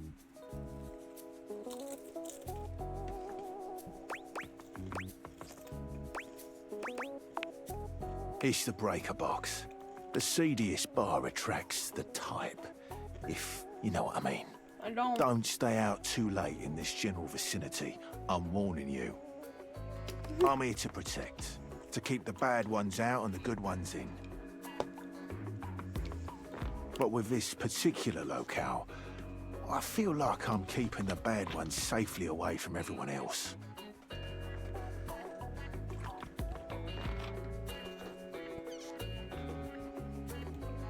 Don't squeak at me. Well, now that just makes me want to. I gotta go to bed, but I'm talking to that electrical box in the morning.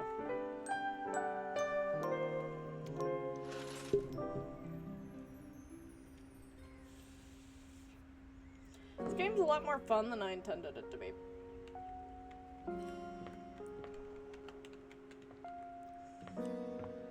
Okay, wait.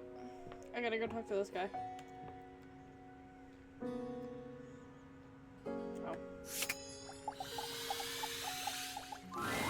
You find Dunk stretching idly by the weights. When he sees you, his handsome face breaks into a cheerful grin.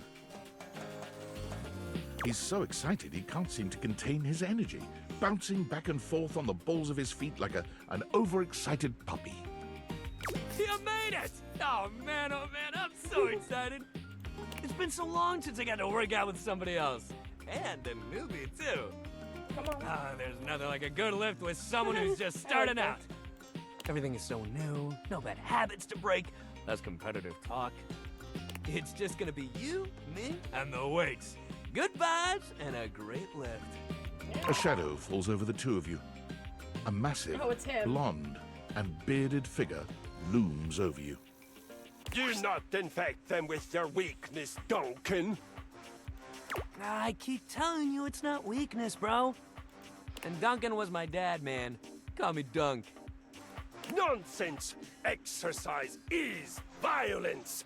It is driving the weakness out of your body by force. And I will call you by your name. Duncan, Fool, Nelson, Fart, Leg, Love, Shuttlecock, the third. Oh, come on, Chris. You're really bringing the mood down. Christoph glares at Dunk, then turns his exacting gaze on you. You, tell him what you need.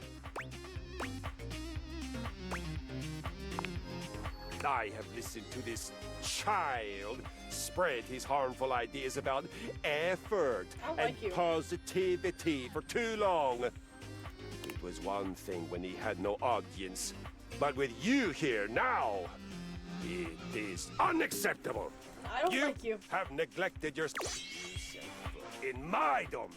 I don't like None you. of this real winners do their best and know their limits, sentiment, and foolishness. You really gotta relax, man. All of us share this room. And it's their house.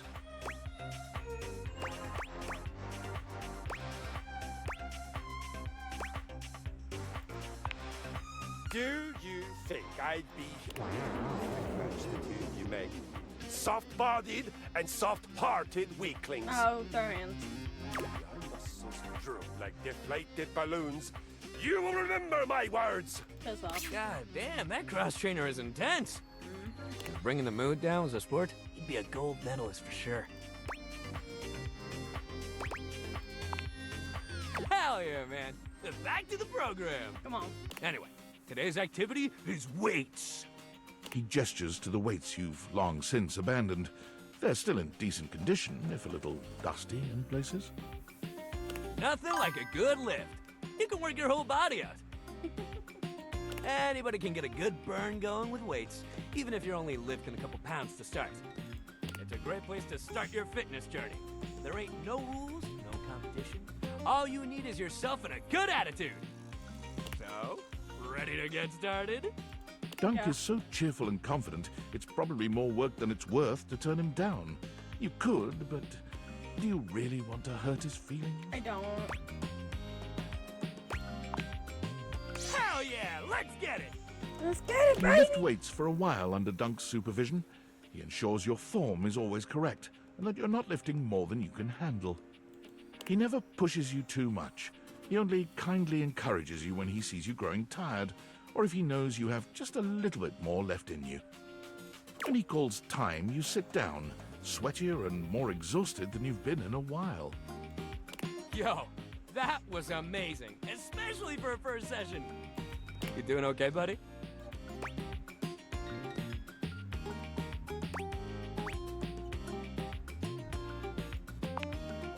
That's great. Make sure you take it easy the rest of the day, okay? Resting up after hitting it hard is just as important. If you're sore tomorrow, which you probably will be, make sure you take care of yourself. Try soaking in a bath with Epsom salts, or use a heating pad. You can even try a massage if you got a massager or anything like that. And it might sound like the exact opposite of what you need, but trust me, keeping that body moving when you're sore only helps. You lay around and feel sorry for yourself, it just gets worse. But I got something that'll help. Next time, we'll do some yoga. I mean, it'll make you sore too at first, but it'll help you with the rest of the stuff we do. All right. Hell yeah! Love that attitude. See you at the yoga mat. That song that was playing in the background sounded oddly familiar. I can't quite figure. Wait, I'm supposed to find a key. For back door. I would too. I love him so much. How do I find this key though? I feel like it'd be upstairs, like in my room or something. The dresser. Told not to talk to the dresser though. Gonna do it anyways. Wait, I can talk to the drawers specifically? The knob? Hello there, stranger. I'm Hello. Dina the Dresser. Need a helping hand? Yeah.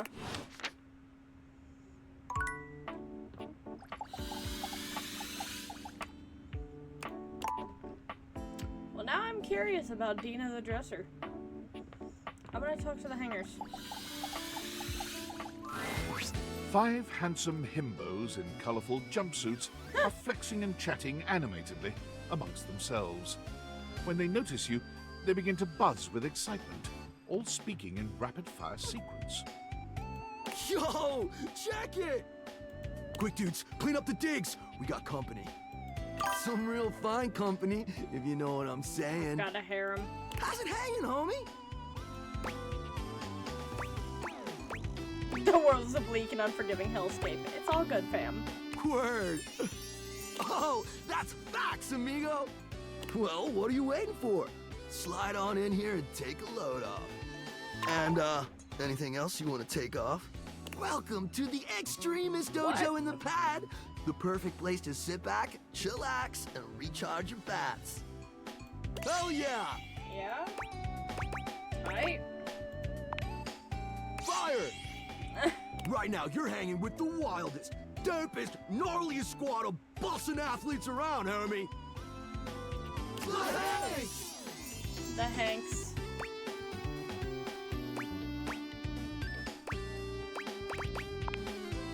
Yeah? Oh. We're the Hanks! Okay. Numbers are kick-ass! The Hanks all stand in formation, each of them striking a unique pose as they introduce themselves. You get the distinct feeling they do this often. I'm Hank number 1. I'm Hank number 2. I'm Hank number 3. I'm Hank number 4. And I'm Hank number 5. We're the Hanks! They are definitely stoners. Brought to you by Red Bull. Not Red Bull. Red Bull. I'm obsessed.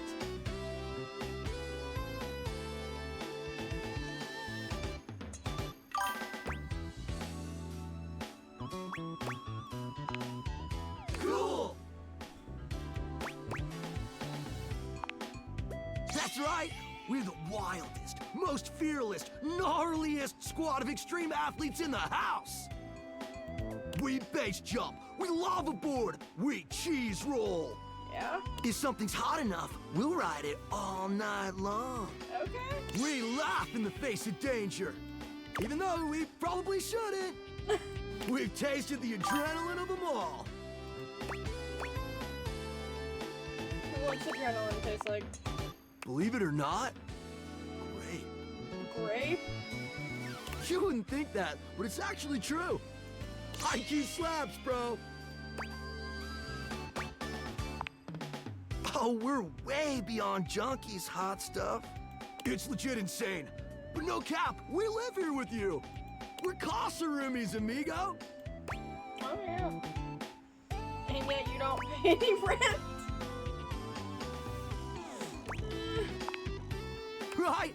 Life's way more kitschy with friends. I do agree, man. Or friends with benefits. I just don't know how I feel about that, man. That's why we partnered with Red Bull. Yeah. Red Bull's our sponsor, bro! Tell me Red Bull is an energy drink. No, dude. It's a company that makes Red Bulls. For like cereal or soup or whatever. Yeah. That's why we get so many free Red Bulls. I don't know exactly what to do with them all, but we'll figure it out. I love these guys. And they're not just a sponsor. They're our fam. They fuel our adventures. They provide our wicked gear, get our exploits killer exposure, and provide the best medical support when things get gnarly. Hell yeah. Let's be real. They do get gnarly. If by gnarly you mean dope AF. Hell yeah, man. Through every stunt, they've always got our backs. We high-key love it all, homie. Sounds like a good way to break your neck. Yup, a broski always prepares. You never know when a ripping thermal or base jump opportunity's gonna come your way. Yeah! It's the plastic ones.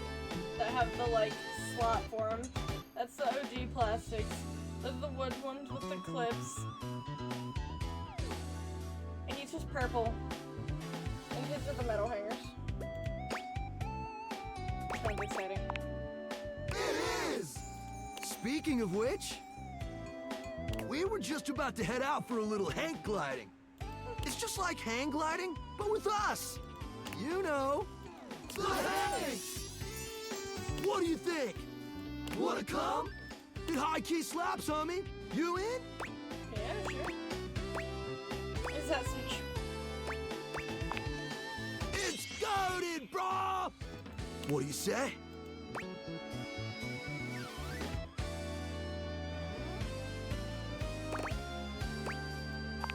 Sure. Sweet!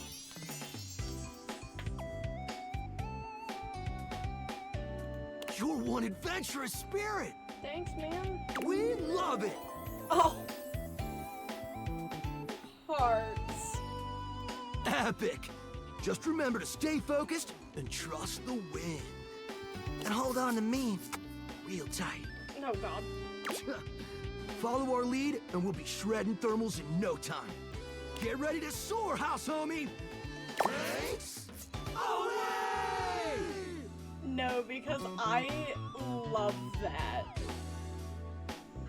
The way that I'm obsessed.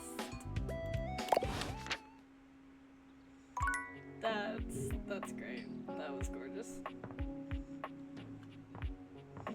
Have I talked to this bathroom Dorian yet? Dorian, for once, does not stand in your way. Perhaps even he knows there's no sense in blocking bathroom access. The first floor bathroom. One of the more relaxing places, if I do say so myself.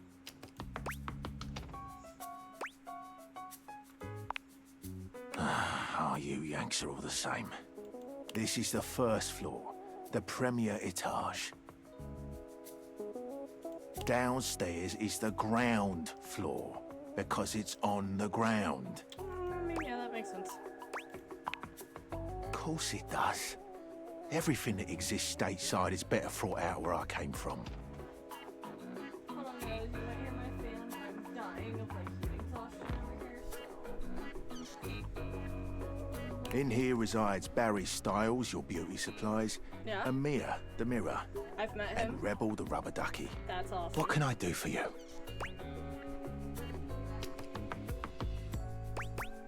Tell me about Rebel. They are, rowdy. Oh. Sounds like fun. Just make sure there are no adults peeking over your shoulder when you talk to them. What? What can I do for you?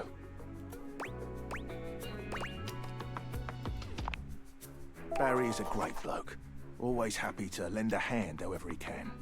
Careful though, he might be fragile on the inside and not show his hand. You might not know where you stand with him until it's too late. Barry has problems with his memory, and while he may put a smiling face on it, he does need to have a welcoming ear from time to time. What can I do for you? I've said enough.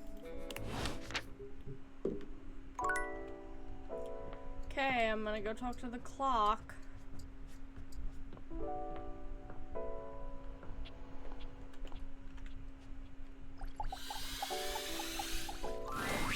My love is always right. I swear I've to a God. very busy schedule today. But and it me the spirit of timely. Are we on for our date later? We are. What date? Wonderful. It's the same thing. I'm just gonna stop checking. Still wanna know why I can crouch, but I can't sprint.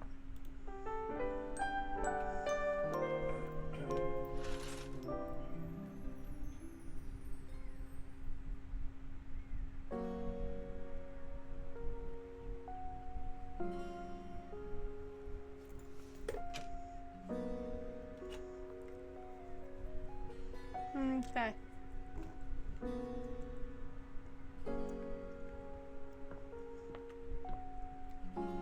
Alright, first of all. Oh my My stars, I've been waiting for you. Hey, I say that.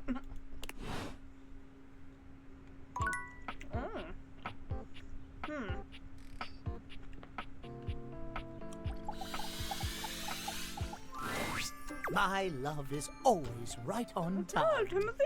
I've a very busy schedule today, but there is always time. And it means the spirit of timeliness. Are we on for our date later? I assume our date is like... Until then, my love. Me meeting you in here or something? I don't know what I was gonna be.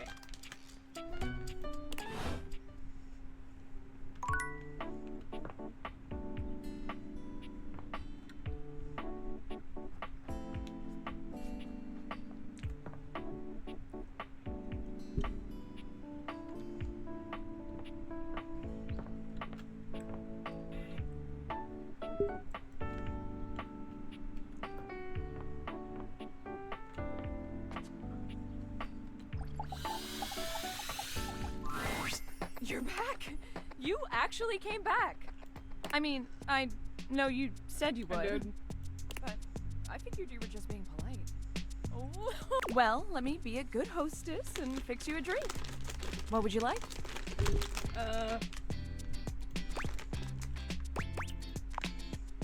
Excellent! So, what'll it be?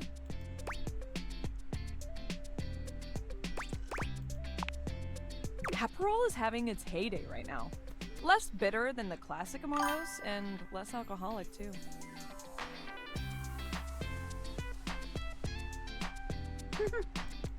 Let's be on trend. Yeah. Coming right up.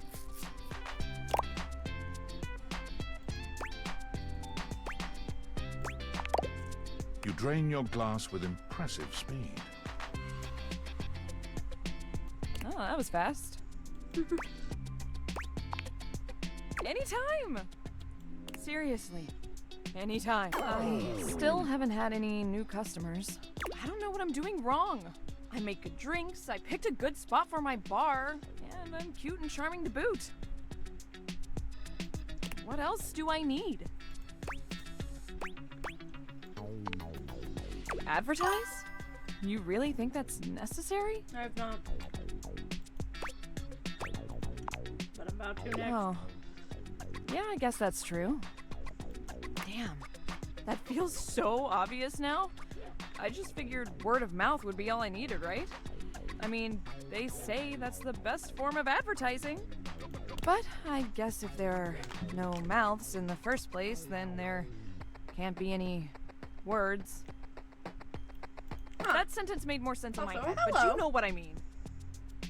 I do Too know bad what you this mean. house doesn't have someone like the concept of graphic design or marketing to help me. So, do I have a computer? I guess we're gonna be doing it ourselves. Now, we need this ad to be enticing. We need to be eye-catching. Come on, Strike up let's do it. curiosity. We can do it. But how would we go about that? It's colorful. A threat. Yeah, okay, let's do it. Which of these words do you feel best describes the atmosphere of the Tipsy Tumbler? Fun. Good start, but I think we can do better. We gotta bust out the thesaurus. Show that we're smart, too. Now, Lyric won't come by anymore after I tricked him into saying some drunk tongue twisters. I'm good, how are you? But he left behind some good pages on his way out. How about one of these bad boys? I mean, they're all just different ways of saying fun, I think. Or at the very least, they sound like they would. Oh, no.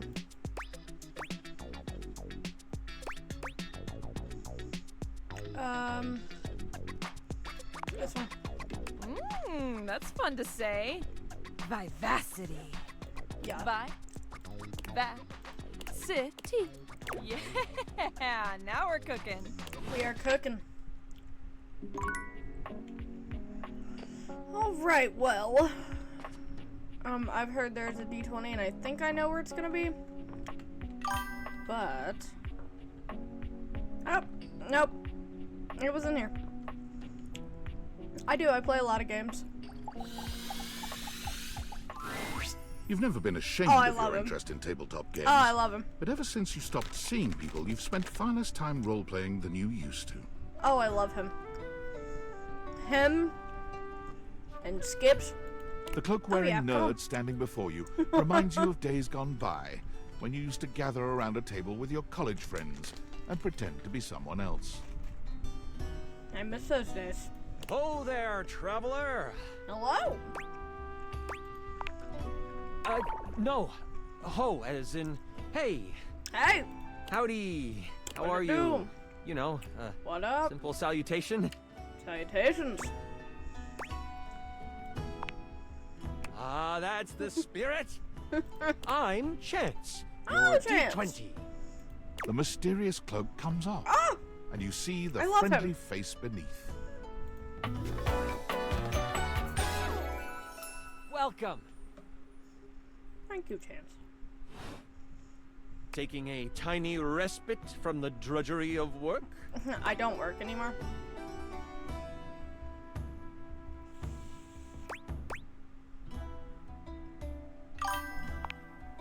I actually have no idea. All I in do is general, play. Okay, so I just started this channel a couple days ago, but I have another channel that it's Jade Gamma. I actually gotta link it in my Twitch stuff. But anyways, I started streaming about 6 years ago, I'd say. So it's been nice. But if you're talking about like this stream in particular, about 6 hours and 20 minutes. If you are up for a real adventure, I have just the thing for you. Have you ever heard of grottos and gargoyles? I have heard of grottos and gargoyles, yeah. It's one of my favorite games, man. I play as both a hobby and as a part-time job. Yeah, I've heard of G&G. Oh, that's great! What's your favorite monster? Oh, and what about your favorite mystical weapon? Or class? Oh, I have so many questions. Okay, to anyone watching right now, this is exactly how any D&D player acts. I promise you. If you go up to it, thank you. If you go up to a D&D player and you tell them you play D&D, instantly, oh my god, what's your favorite class? What was your last campaign about? And I'm like that too, I can't even lie. Anytime someone comes up to me, I'm like, what's your class? Mine is Tabaxi. I love Tabaxis, they are my favorite. Anyways. Good representation.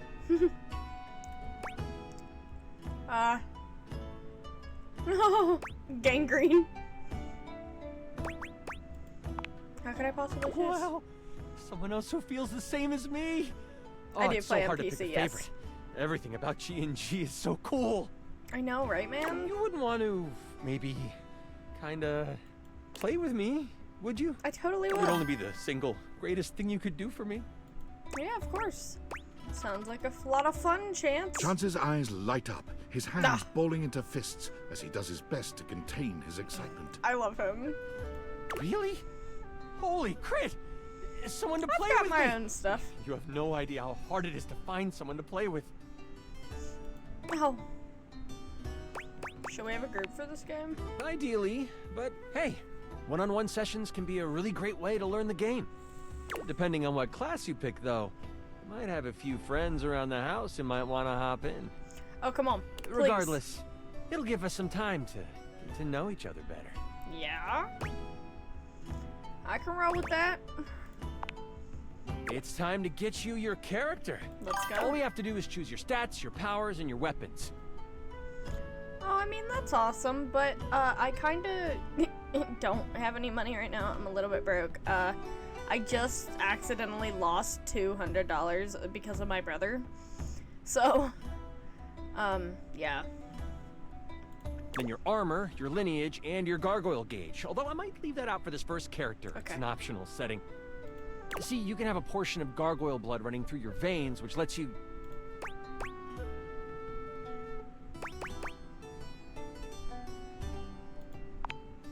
How how about you let me make your character for you?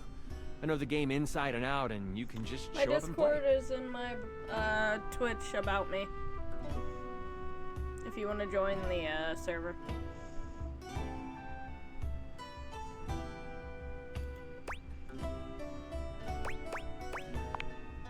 Oh, I'm so excited. You have no idea how much fun we're going to have. I'll even build the session based on what class you pick. There are 3 classes I can get rolling for you. All of them are awesome, but they won't be too much of a challenge. Okay. I'd suggest the Troubadour, the Guardian, or the Enchanter. What if, and hear me out, what if I want to be a Bard Tabaxi? Which one would you like?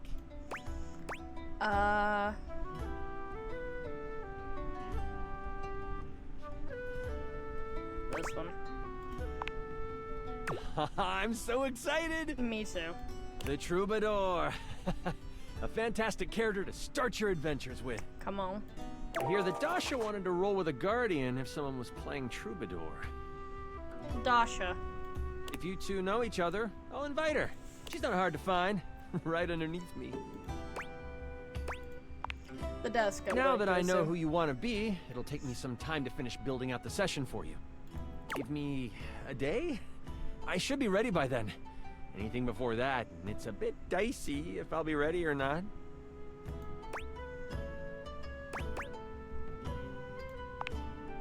Haha, me neither. Oh, it's been so long since I've played.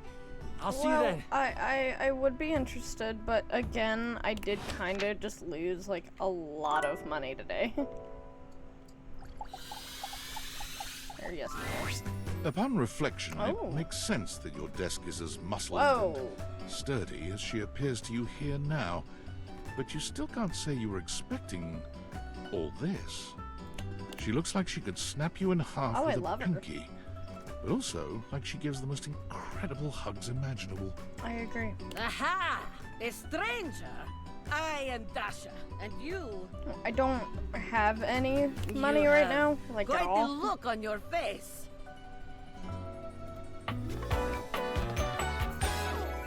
Like I'm even freaking out about some bills right now, so.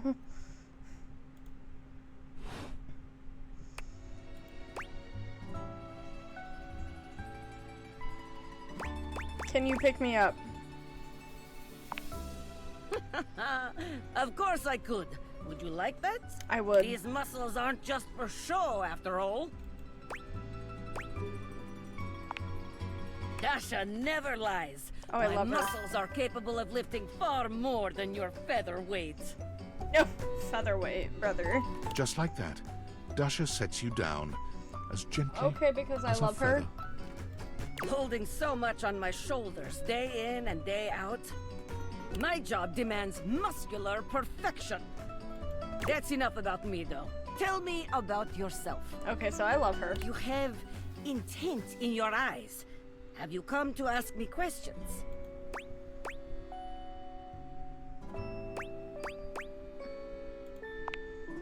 I see much here through the day. I have become very good at reading people. Your eyes might as well be question marks. But listen to me go on. Speak, friend. Oh, I love you.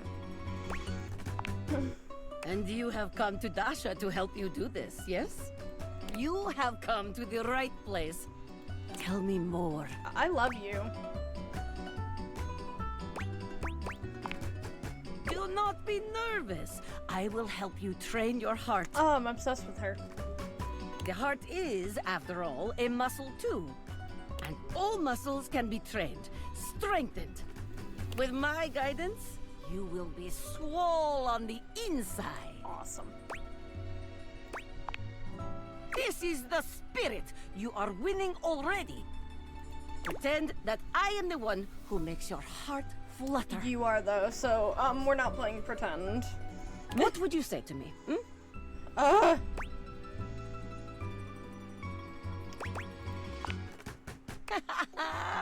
Ah, you are funny one. Great joker. You're gonna be hard. Try again. Seriously this time, huh? I'm being serious. We are only just meeting, my friend. It was very funny, really. But the time for joking is over now.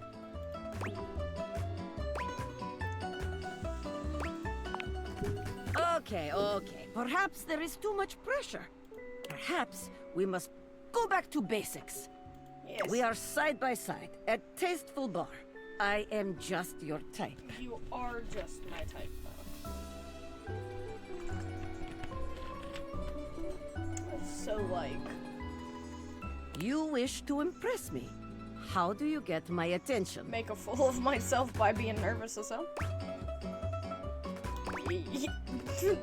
Well, that would be what would cause that, yeah. This one. Ah, I see you have excellent taste. You're cool. There is truly nothing greater in life than the pursuit of gains. You think? Here is my number, fellow muscle enthusiast. Yeah, baby. Now, the question is, will you know what to be doing with this number?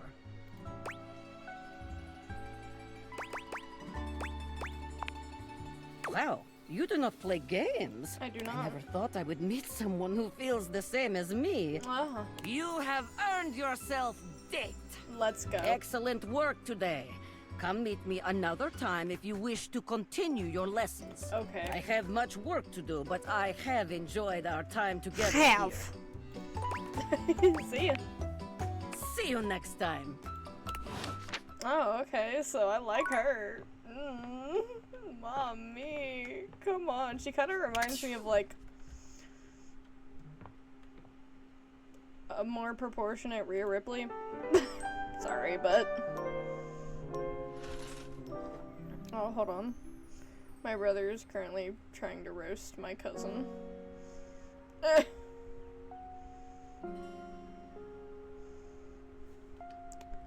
Okay, so obviously I gotta go talk to the desk again. Or the dresser. It's hard to make sense of what you're seeing. Are the date viators glitching? A mass of pixels, artifacts, corrupted warnings, and static regards you with a chilly indifference. Or what seems like indifference anyway. This entity is difficult to read. I don't bite. Hang on! My content aware is going off. Damon is a glitch, and because of that, he can break some of our usual chipper tone and get into true spooky territory. You cool with that, or you want to skip it? I'm cool with it. Carry on, then. I think. Do I?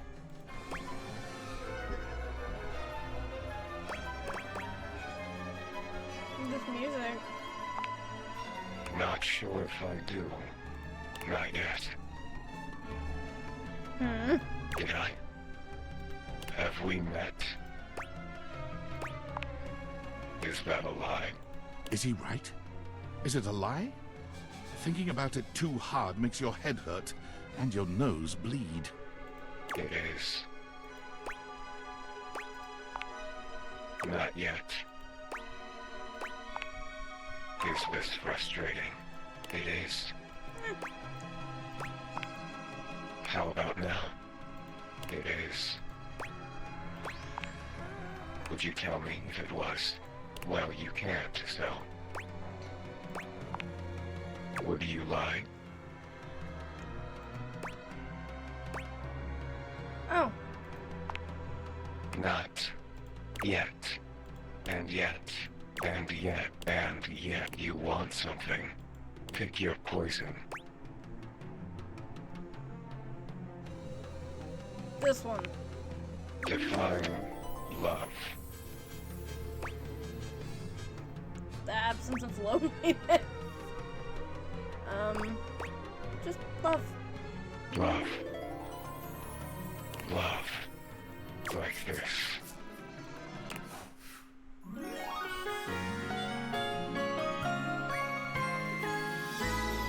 Screen line. Oh, where am I at? Oh, I'm at smarts now. Okay. Got me some smarts, y'all. Done.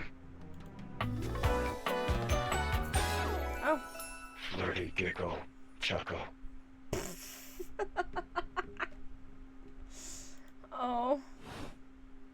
See, no biting. Flirty giggle, chuckle. Yeah. Not yet. Not yet, man. What? What is Flirty happening? giggle, chuckle. I'm talking to you tomorrow. Oh.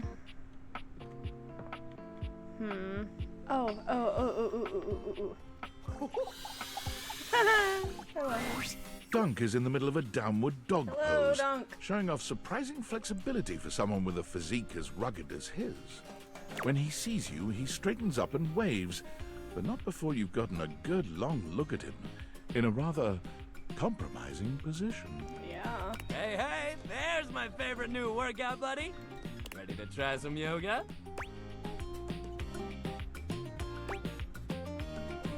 Why do I feel like you don't care what my answer is? Oh man, yes! I'd love to hear that!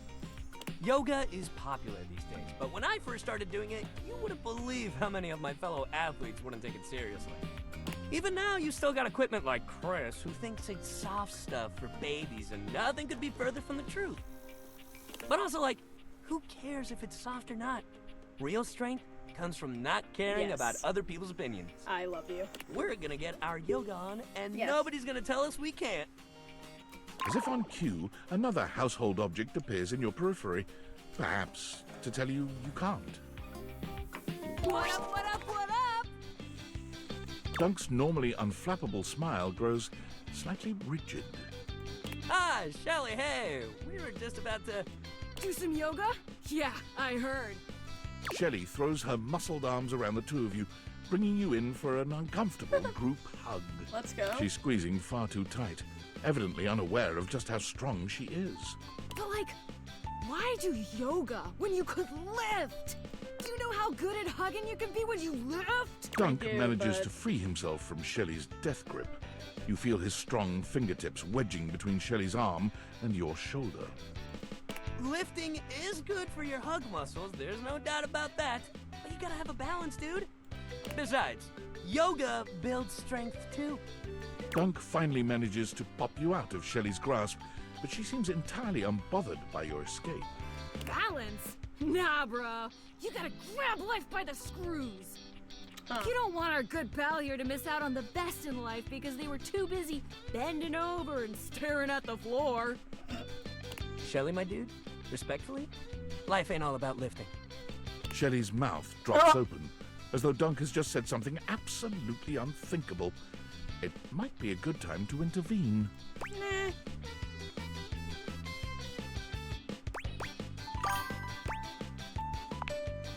Exactly. Lifting is great, but it's just part of the routine. How can you say that? How else are you gonna lift your friends up and carry all their because burdens and make shelf. them a part That of makes you sense. until you push them away? Why'd that take so when long you to collapse click? under the strain of it all. Why, that's no way to live at all. Look, we all got our priorities. It's great that you want to do that for your friends. But what kind of world would this be if we all did Shelly's job? I'm not sure. This seems to break something in Shelley. She wanders away, muttering to herself.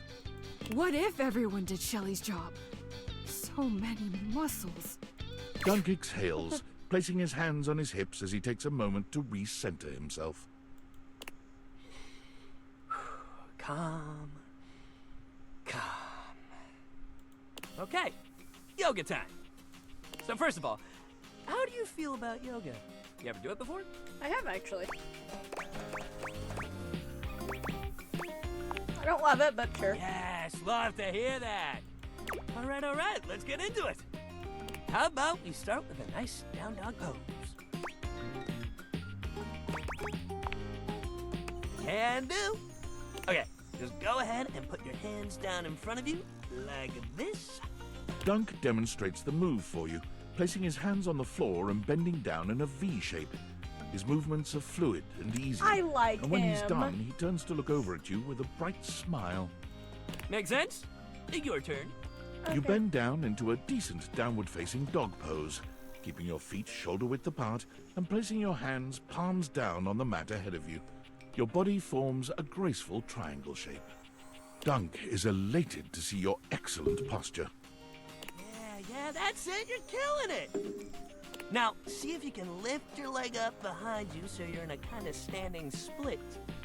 Dunk lifts one leg from the ground until it's parallel with his arms, continuing even beyond that until he's in a proper split. He's surprisingly flexible for such a big guy. Pull a perfect split. Wow, do your best.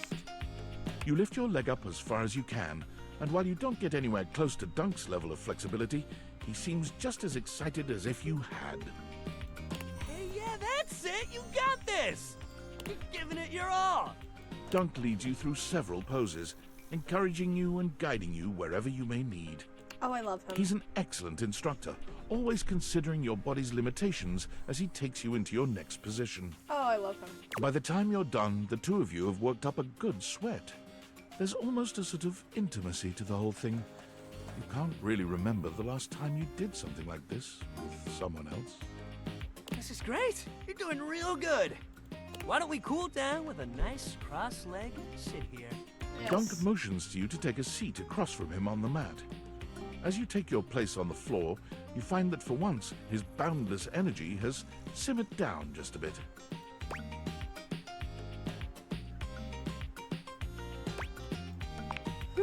Other situations? His eyebrows raise. Oh, you mean like at breakfast or in the shower? I love him. Yeah, you know... Dunk's eyebrows only raise further. Oh, yeah, I know what that is. He waggles his eyebrows at you, giving you a grin so broad you can practically hear a cartoon sparkle sound effect as he reveals rows of perfect teeth. Yeah, I mean, I respect the yoga, you know. But some of them definitely have their uses in the bedroom. Or in the locker room, under the bleachers. Maybe when we're done with our little circuit here, I'll show you. Oh! Yeah, okay, bet. Me too. Sex rules. I love this guy. Dunk breathes in deeply, in and out, seeming to relax further for just a moment. And then he's clapping his hands together and back to his usual energetic self. Great workout today, man. Really, you killed it. Thank you. Next time, we're gonna do some good old-fashioned sports. Okay. I'll even let you choose the ball. Bet. Hell yeah, that's the attitude. I love him. Oh, I want to talk to the fan. Fantina lets out an excited little shriek when she spots you, running over to greet you. You don't see anyone else around, but perhaps the other fan club members are just a little late? You came! Oh my god! Okay, sorry. Sorry, I promise I'll calm down. I've actually got some deep breathing rotational exercises I've been practicing to appropriately handle this sort of situation. Don't you worry. I'll get my spindle system back under control ASAP. Even when I think I know every wonderful thing about you, you still manage to surprise me.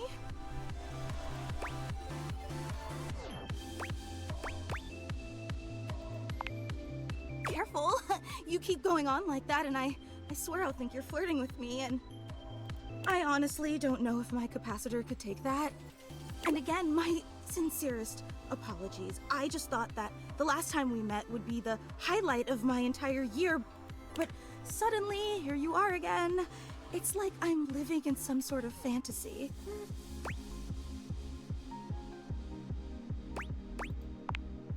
You're being much too modest. Since you're here, this feels like as good a time as any to present you with your exclusive fan meetup welcome gift. Yeah, okay. Well, you can wait just a second.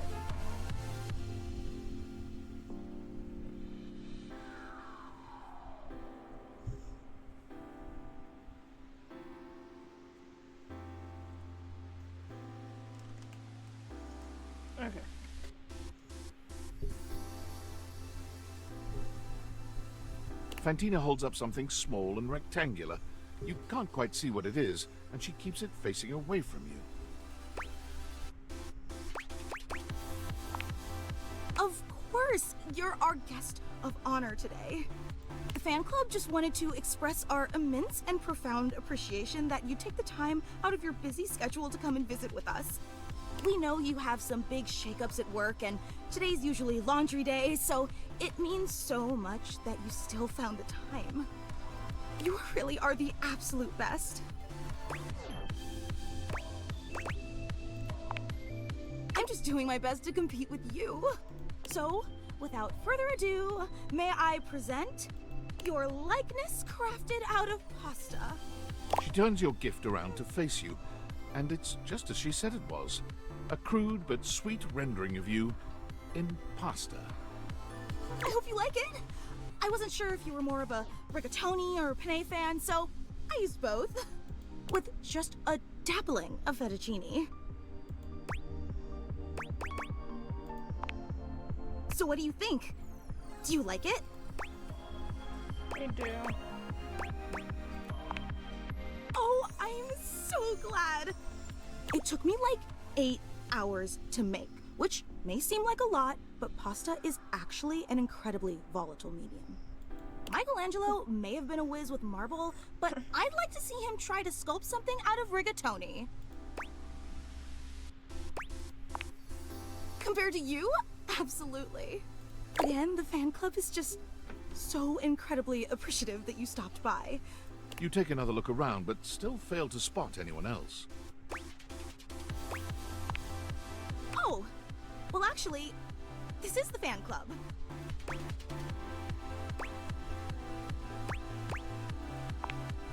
True, it is very exclusive, but, well, I suppose I should probably address the circulator in the room.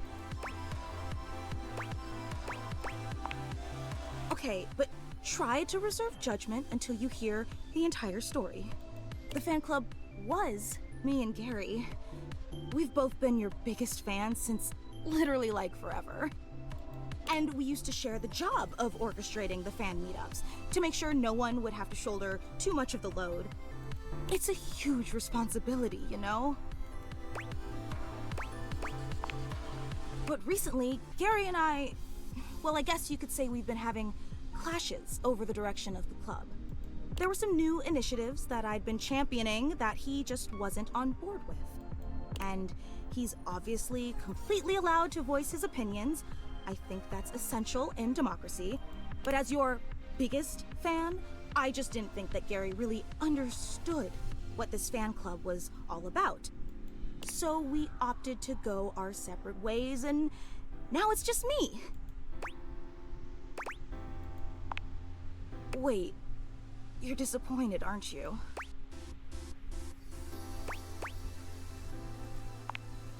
No, it's okay. I can totally tell.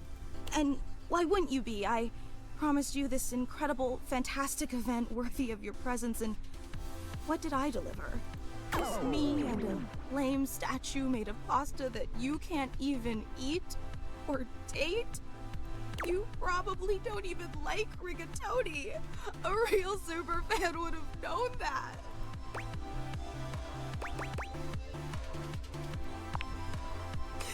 You're just saying that to make me feel better. I can't believe I took you away from laundry day and wasted your time all for nothing. I'd be disappointed too. God, I'm so stupid. But I am. I just so desperately wanted to impress you, you know? After all, you're so amazing and incredible. And I wanted you to know how special I think you are. How I'd do anything to make you understand how much you mean to me. Really? In spite of everything? In spite of the rigatoni? Let me make it up to you. I don't want to overpromise, but remember the initiative that Gary and I butted heads about? Well, I've been waiting for the opportune moment to reveal that project, but I think now is the right time. So, if you'd be willing to give me one more chance and come to the next meetup, I'd love to unveil it for you. I know it's an imposition, but it'd mean the world to me. Would you consider coming for me? Every time, I don't think you could. I promise, it'll be an experience you'll never forget. I hope to see you soon.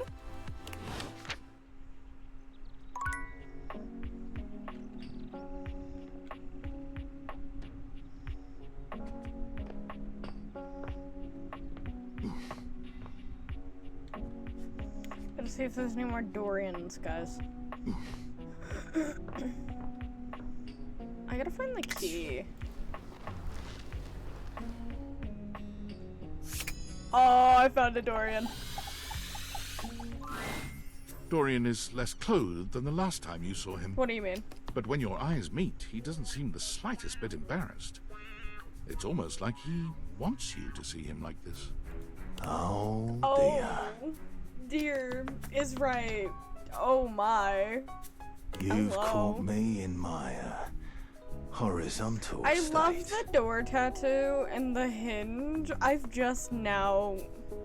Or wait, he's always been wearing clothes. I didn't know he had tattoos. Kind of dumb. His watch is a doorknob. Ah, that is great. And look, his earring's the lock. Oh, another lock. Oh, I'm obsessed. Oh, that's awesome. I try to stay hidden under the rug, because this isn't a part of myself that should be, out in the open. Why not? But even us doors have to cut loose from time to time. You look hot. Dorian's abs seem to glisten a little more with that response. Ah. Do you, like what you see? I might. Well, you should. Well, damn. I like to Trapped keep in shape. Duty Wait, and it all makes that. sense. I've been thinking of getting some more tattoos. Oh, do it. What do you think? Yes. I was thinking of getting a garage Dorian on my back. Do it. One of the most interesting types of doors there are in the modern world. Brings me back to my drawbridge roots, when I toyed with the idea of going horizontal, full-time. But you get older and, well, here we are.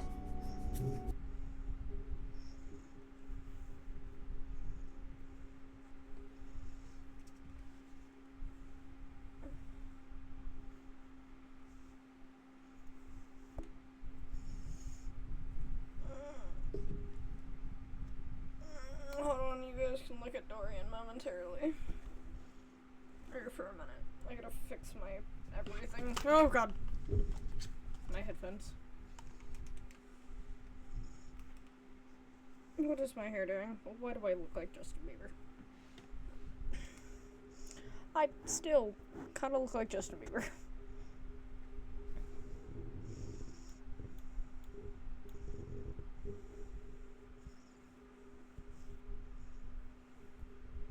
Oh, whatever, I don't care. Dorian! Thanks for chatting me up. We're friends, but... The ghost of a smile tugs at his lips. even friends can have little benefits here and there. Okay, Dorian. Oh. Do we have a garage? I don't know, but I gotta talk to the clock.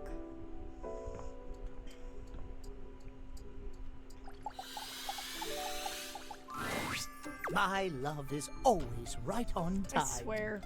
I've a very busy schedule today, but there is, and it means the spirit of timeliness. Are we on for our date later?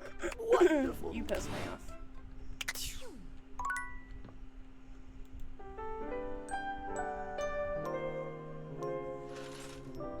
Okay, well obviously I gotta talk to the dresser again.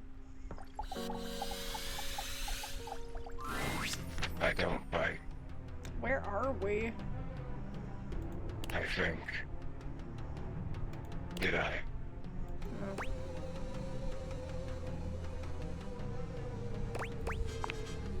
Do you bite? I should know that. Depends on the meal. You're back then. Did you have a good time? Where did we leave things off again? Love. Hate. Friendship. Where are we at?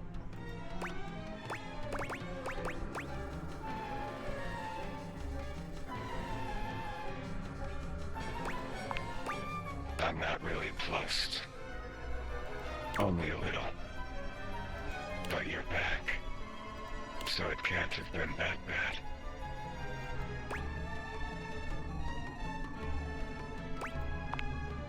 You are? Look at us. Peas in a pod. Bugs in the beaker. Broken things, breaking things. For me, in my nature, but you break the broken things.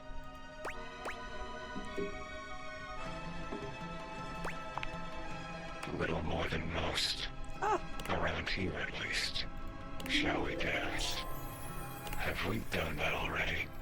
Shall we do it again? This must be a frustrating click by now. Damon the demon. The pea in the pod. The bug in the... I was one thing. The thing you thought I was. A dresser. A dateable dresser in a game where you date all the objects. But the dresser was not a good dresser. Except the dresser had too much thematic overlap. So there is no dresser. Leaving only me. And now I am nothing. Frayed wire flying free. Not cut. I'm thriving now. Dina is no more.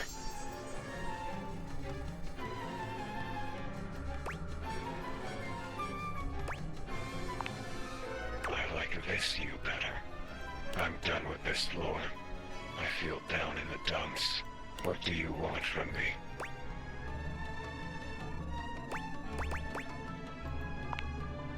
Nice try. I don't care.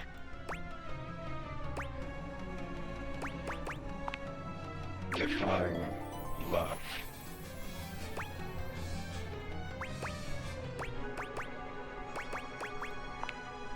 I asked you first. Love. Damon never really smiles, but for the first time you see the ghost of a smile on their artifacted lips. The effect is not comforting in any way. Happy. But Damon... You.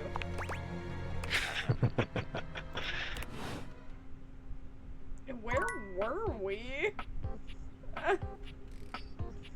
Okay, well, I feel like I have a mission to talk to all the Dorians now. So I gotta find out if we have a garage. I don't think that we do. Have I talked to this Dorian yet? I think I have.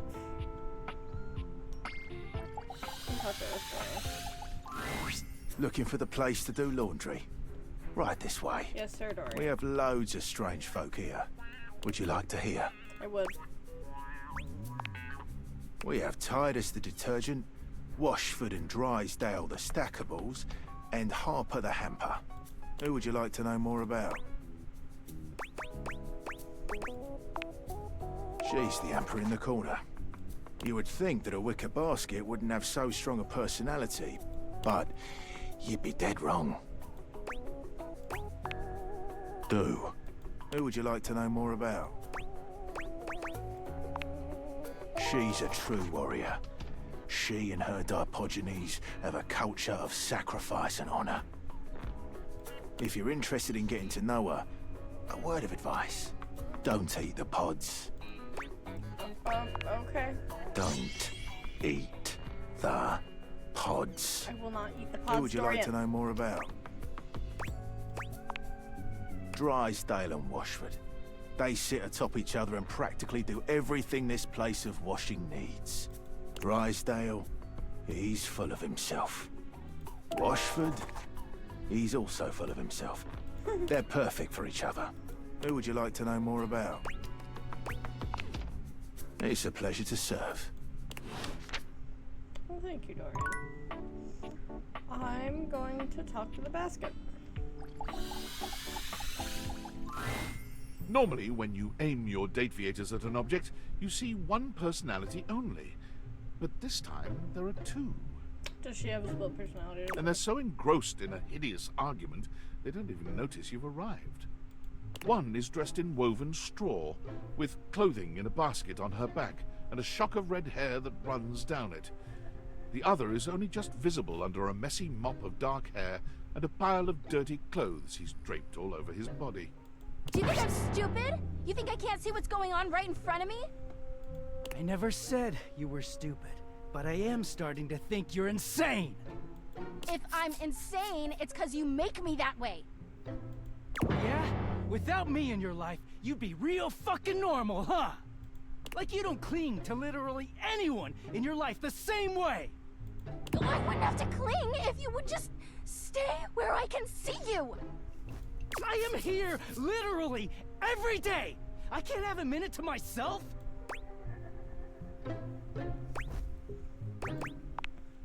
Both of them whirl around to face you, their expressions changing immediately. Oh, hi! I'm sorry you had to hear that, but please don't worry, it's fine. Yeah, just fine. The energy in the room may have dampened, but there's still a thick tension in the air.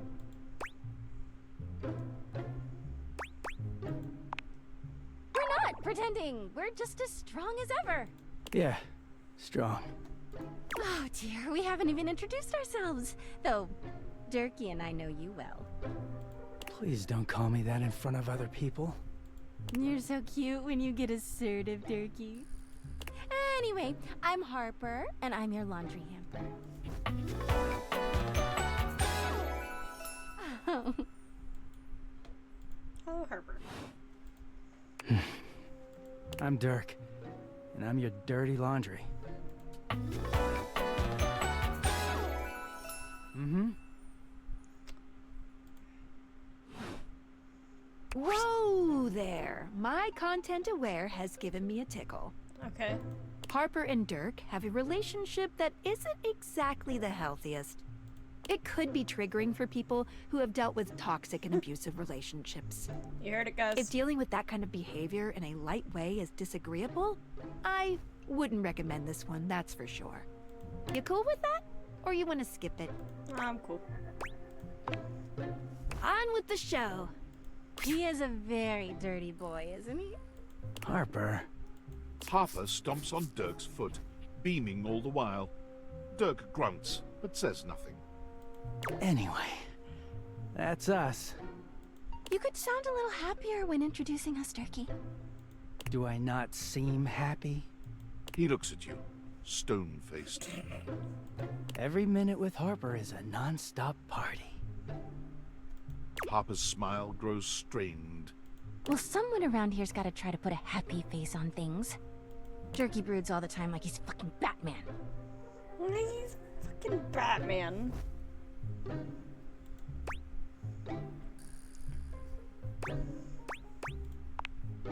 What? No. You know, the baseball-themed superhero who patrols the stadium of Baseball City. Batman. Kinda weird you've never heard of him. Don't be rude, Durkee. I'm not. It's just surprising. Not everybody keeps their nose in a comic book like you do. Well, not everybody needs the level of escapism I do. There's an awkward silence, and then... You know, because they're not dating the laundry hamper equivalent of a bamboo finger trap. Harper is silent for a very long time, but you can feel another argument coming. Just as she opens her mouth, you speak first.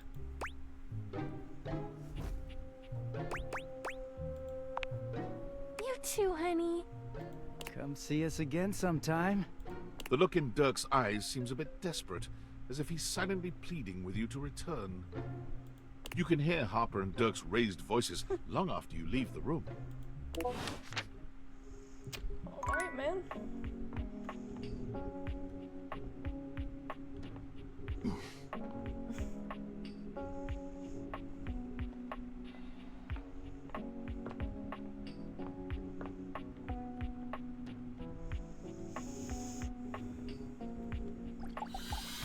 Really? Done the fireplace? The fiery figure that stands before you nearly defies description. He's fire given form, but despite the hot air that radiates from him, there's something decidedly chill about his entire being. Hey, what up, hot stuff? What up? It's about time we sparked up a conversation. I'm Dante, the fireplace. Mm-hmm.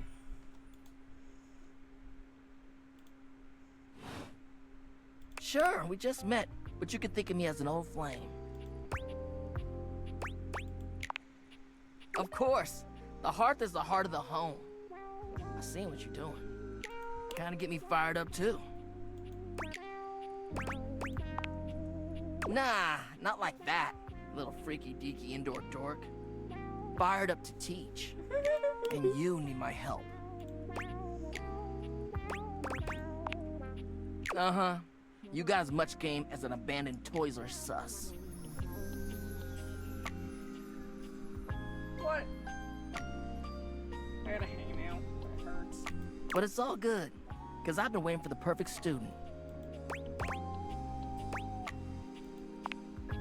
Yup. If you really want to up the ante in this love hunt, you need to work on your pickup lines.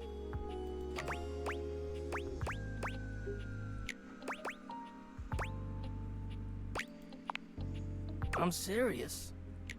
No. It's not always gonna be so easy as firing up those specs and talking someone's ear off. Be it love, friendship, or hatred.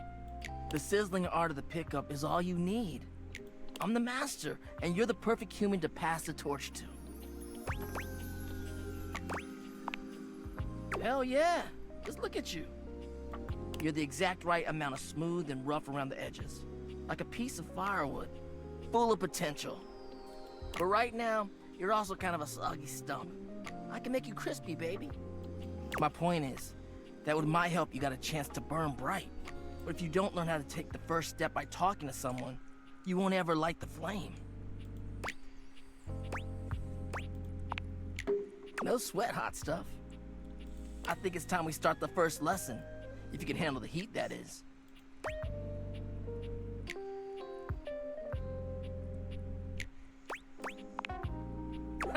Hell yeah!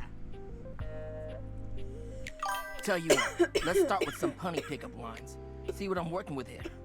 So what do you think? You up for it?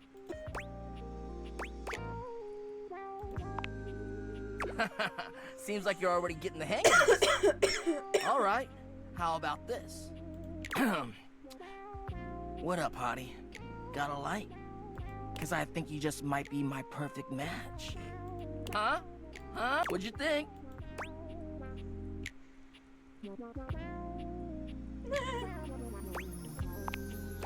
See? It's fun, right? But I just can't send you out there with my trademark material. I gotta show you how to come up with your own. Teach a man to fish and all that. How would you mix it up? Stir the coals, you know?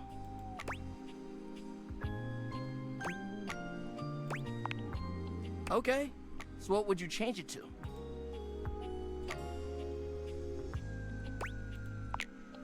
I feel you, no pressure. And I totally get where you're coming from. You see, that was all a trick question. Or a lesson, I guess. I was just trying to show you that pickup lines can be corny and fun, but not always the perfect opener.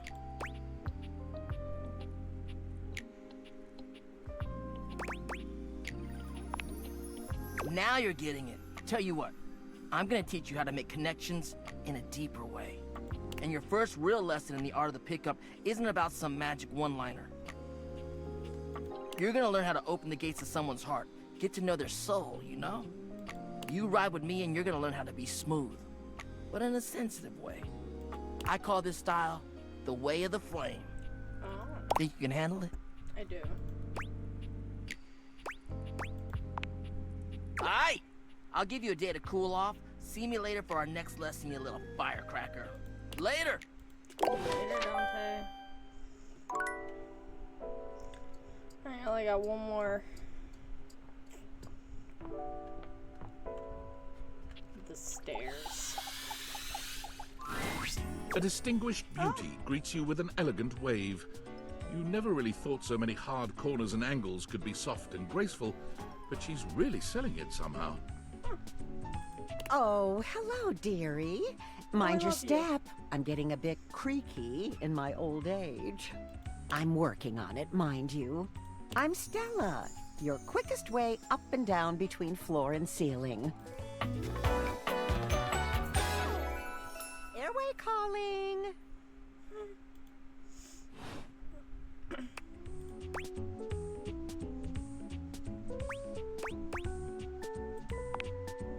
Well, aren't you a sweet summer thing? I appreciate the sentiment. Still, one step at a time, all right? Just in case. And step and step and step and step. At least, that's what they say. That's the way. Step on through.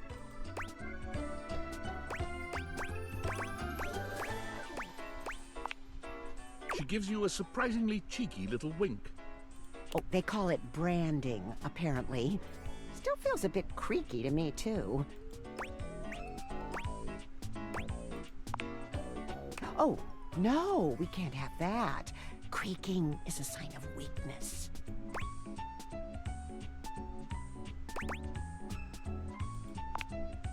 I wouldn't say I'm self-conscious, just conscious. First impressions and all that.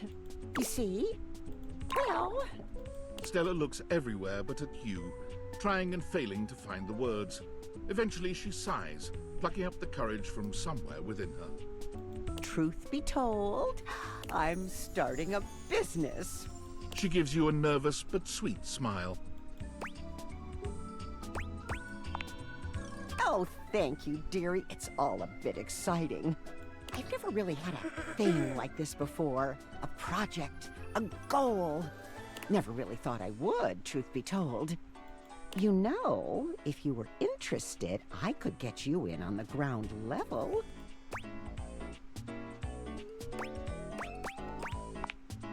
Oh! Stella looks almost touched. Really? No one's ever said that. Well, now I'm all a bit frazzled. Sorry, dear. I'm very grateful. It's just, I've not gotten this far before. Let me check the booklet.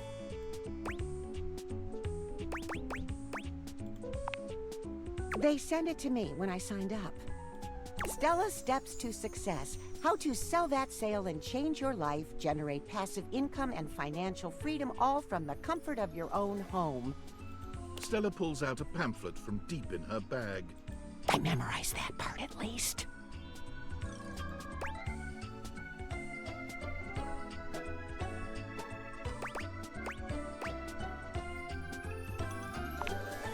It does, doesn't it? And they probably did. Still, it felt rude to throw it out. There's some good advice in here, really, like this one. She unfolds the pamphlet and begins to read. Step 29. You can never have too much stock, but you can run out of storage space. Consider investing in a larger house.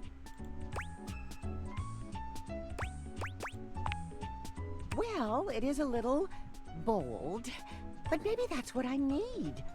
Bold. Oh, I really have gone off track now, haven't I? Booklet or not, this is a mess. Look, dearie, I'm so sorry to ask, but could you come by again someday soon? Give me another shot. I'm still working on my nerves. Yes. And there are really a lot of fancy words to learn. I'll throw in a free sample. Gotta get rid of them somehow.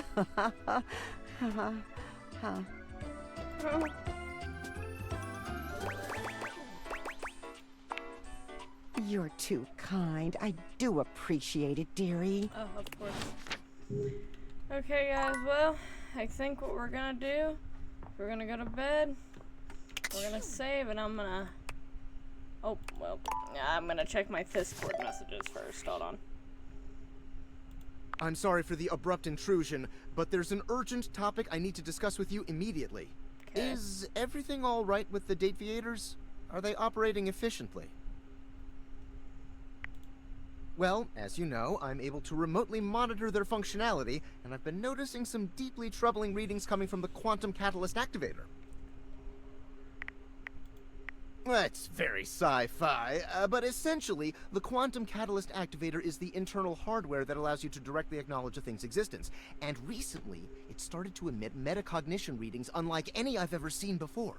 I'll keep an eye on things over here, but please inform me if anything unusual happens. Oh, and if they get too hot, throw them in the freezer immediately.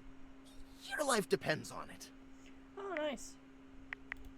Sorry, it's not safe to talk anymore. I'm in a really sketchy neighborhood, and this phone is super duper expensive. But I'll keep analyzing the data. Okay. Champ, champ, champ! How goes it?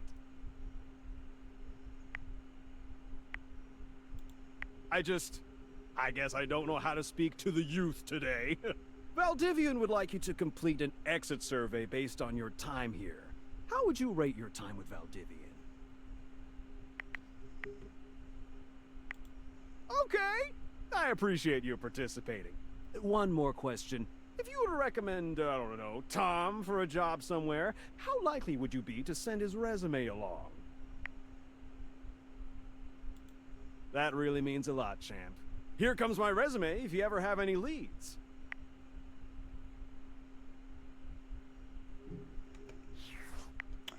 Okay, well anyways, as I was saying, we're gonna go to bed.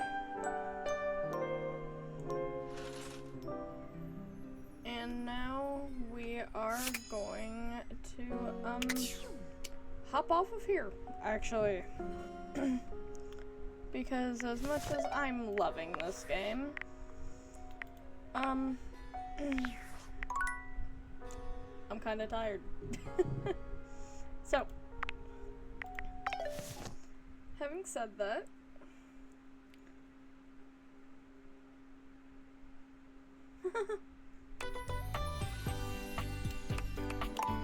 not what I meant to do.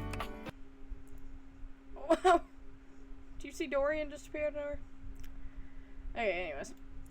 As I was saying, we're gonna hop off here. It has been fun. I have loved this game so far. It's funny and attention grabbing. So I like it. It's cool. Anyways, it has been fun, everybody. I'm so glad that I've seen y'all here. But I must go. So anyways, I hope that you guys have a great rest of your day. Take care of yourself, stay hydrated, you know, the huge. And, love yourself, you know? Anyways, I'll see you guys in the next stream. Bye-bye.